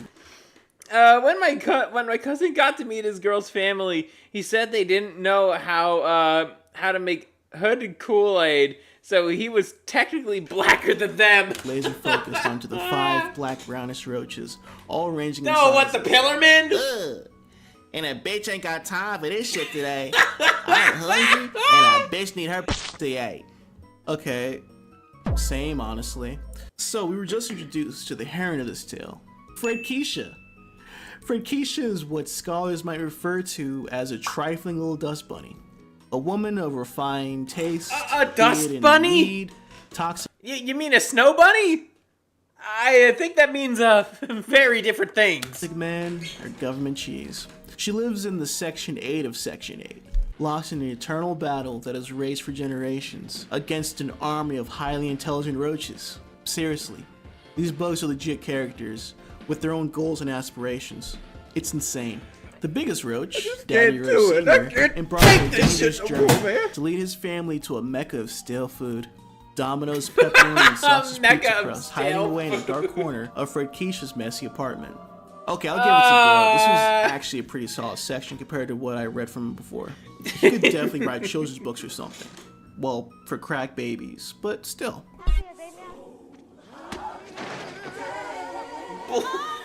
But of course, this deeply spiritual roach journey is interrupted by Fred Keisha, who blames her children for the mess she definitely made herself. I swear to God, these motherfucking kids keeping my house nasty as shit. They're getting on my last damn nerves, and I got shit to do today, bitch. Fred Keisha hated to have to spend her weekends watching her badass kids, especially when she needed to get out and down by some local Chirac savage. Don't we all? Why does all this shit take place in Chicago? Why? Just why? Anyway, Daddy Roach Sr.'s journey sadly comes to a tragic end. Our boy's completely unaware that death is creeping just inches away. Fred Keisha raised her right foot, leaned down, and pulled off her Walmart black flip-flop. Oh god, not the $3 chancla. Those things are like the infinity gauntlets of the hood. Now armed and dangerous, she hovered her weapon of choice over Daddy Roach Sr. Oh no! Is this the village of roaches? I mean, I know it's Attack on Titan, but you know what I mean. Dosan. Dosan! Única sobre con el cine. Cine. Come shine shura. Boy. Come la shambre yoshu. Mate. Compose. He actually knows Japanese, so. Hell yeah. Dosan. Mashuka shindo vasira. Hambasya yosgara.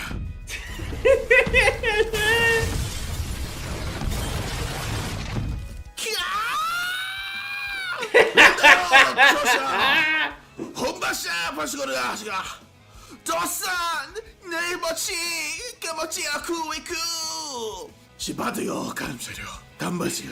You must press on! Dosan! Yeah, kinda. He's kind of a hoodweed, but he's at least funny. Kombasengaro Konbascario Sayonara Conchusio Kabuchokascario. Now, Fred, no! No! Fred Quisha, my favorite character! Either the most unhinged or most inspired writing ever put to page. Because what Quan does next is give Fred Keisha a Vietnam War backstory to justify why she's so good at murking roaches. Raised in Chicago's Cabrini Green projects, Fred Keisha feared no roach, no mouse, and no rat. Ducking and dodging at the sound of rapid gunfire was the most valuable tool any young kid growing up in Chicago's fucked up and ultraviolet housing projects had to learn quickly. Young Cabrini kids got initiated into a gang of hardened roach murderers, learning how to gangbang on those motherfuckers when they... Oh, we're not done yet! We're not done yet! yet, guys. We're encroach their not set. done. Wonderful. I should write books in this format. Bad YouTube animation. So with all that being said, you already know a ghetto bitch like Fred Keisha was a certified roach hitter. Fred Quisha. This is absolutely insane.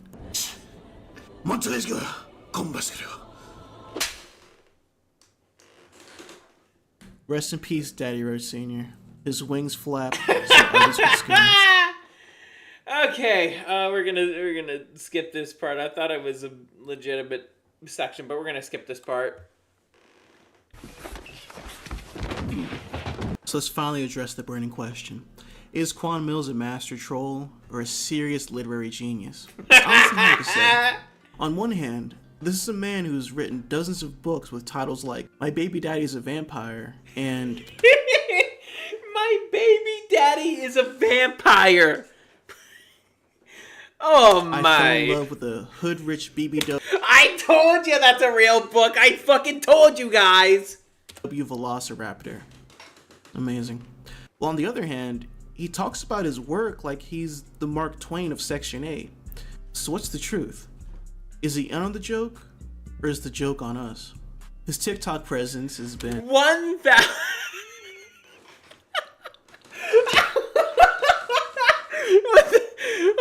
1,000-pound Becky's and the Nickos that love.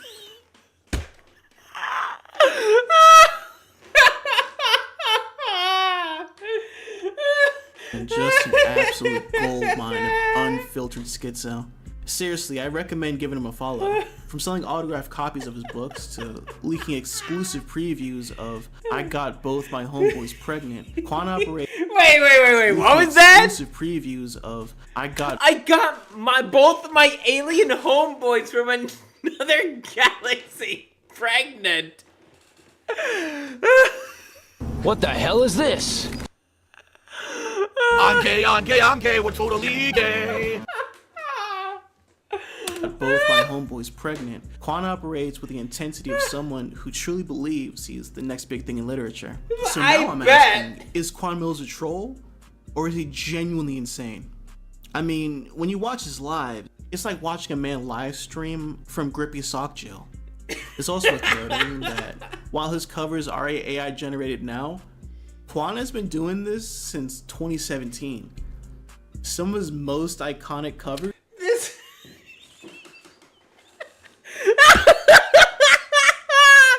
This nigga got a small dick.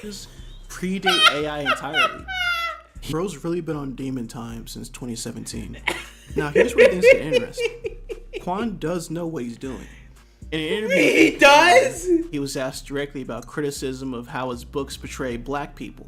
One of his critics, the University of New Haven professor Randall Horton, argued that Quan writes about very real black experiences like drugs, infidelity, poverty. I got both my homeboys pregnant. Baby mama from hell. Pregnant by an ogre thug from 63rd Street. Well, what other titles do we have? We have My Baby Daddy is a Warlock. I saw that. Your Grandma, My Side Chick. My husband is sleeping with my sister's husband. My baby daddy is a bed bug. It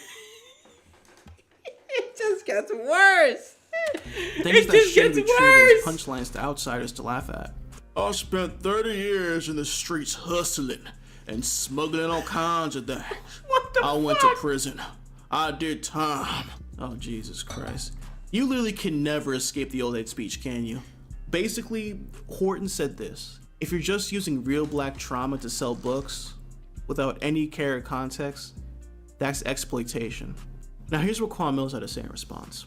Of course, there are people out there who have valid criticisms and concerns that my books are a misrepresentation of black people, but I'm not oblivious to these criticisms. At times, I do go back and reflect on my work and think, okay, maybe...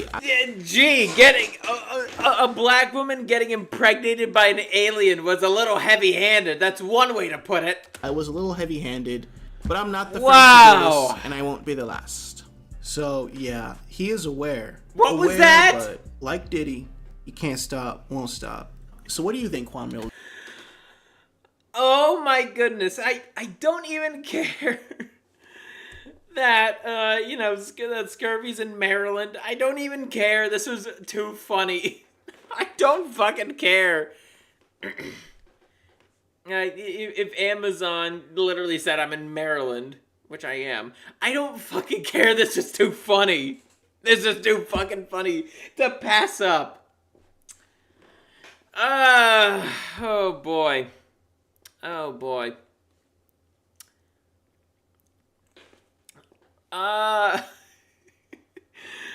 He's certainly something, huh, guys? But I am getting a little tired here, y'all. Quan does know what he's doing. He doesn't give a fuck because he's from the hood.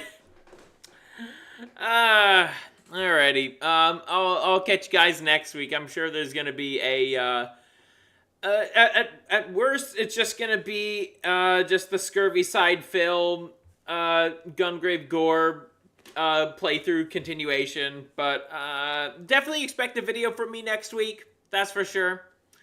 Look forward to that, and I'll catch you guys later.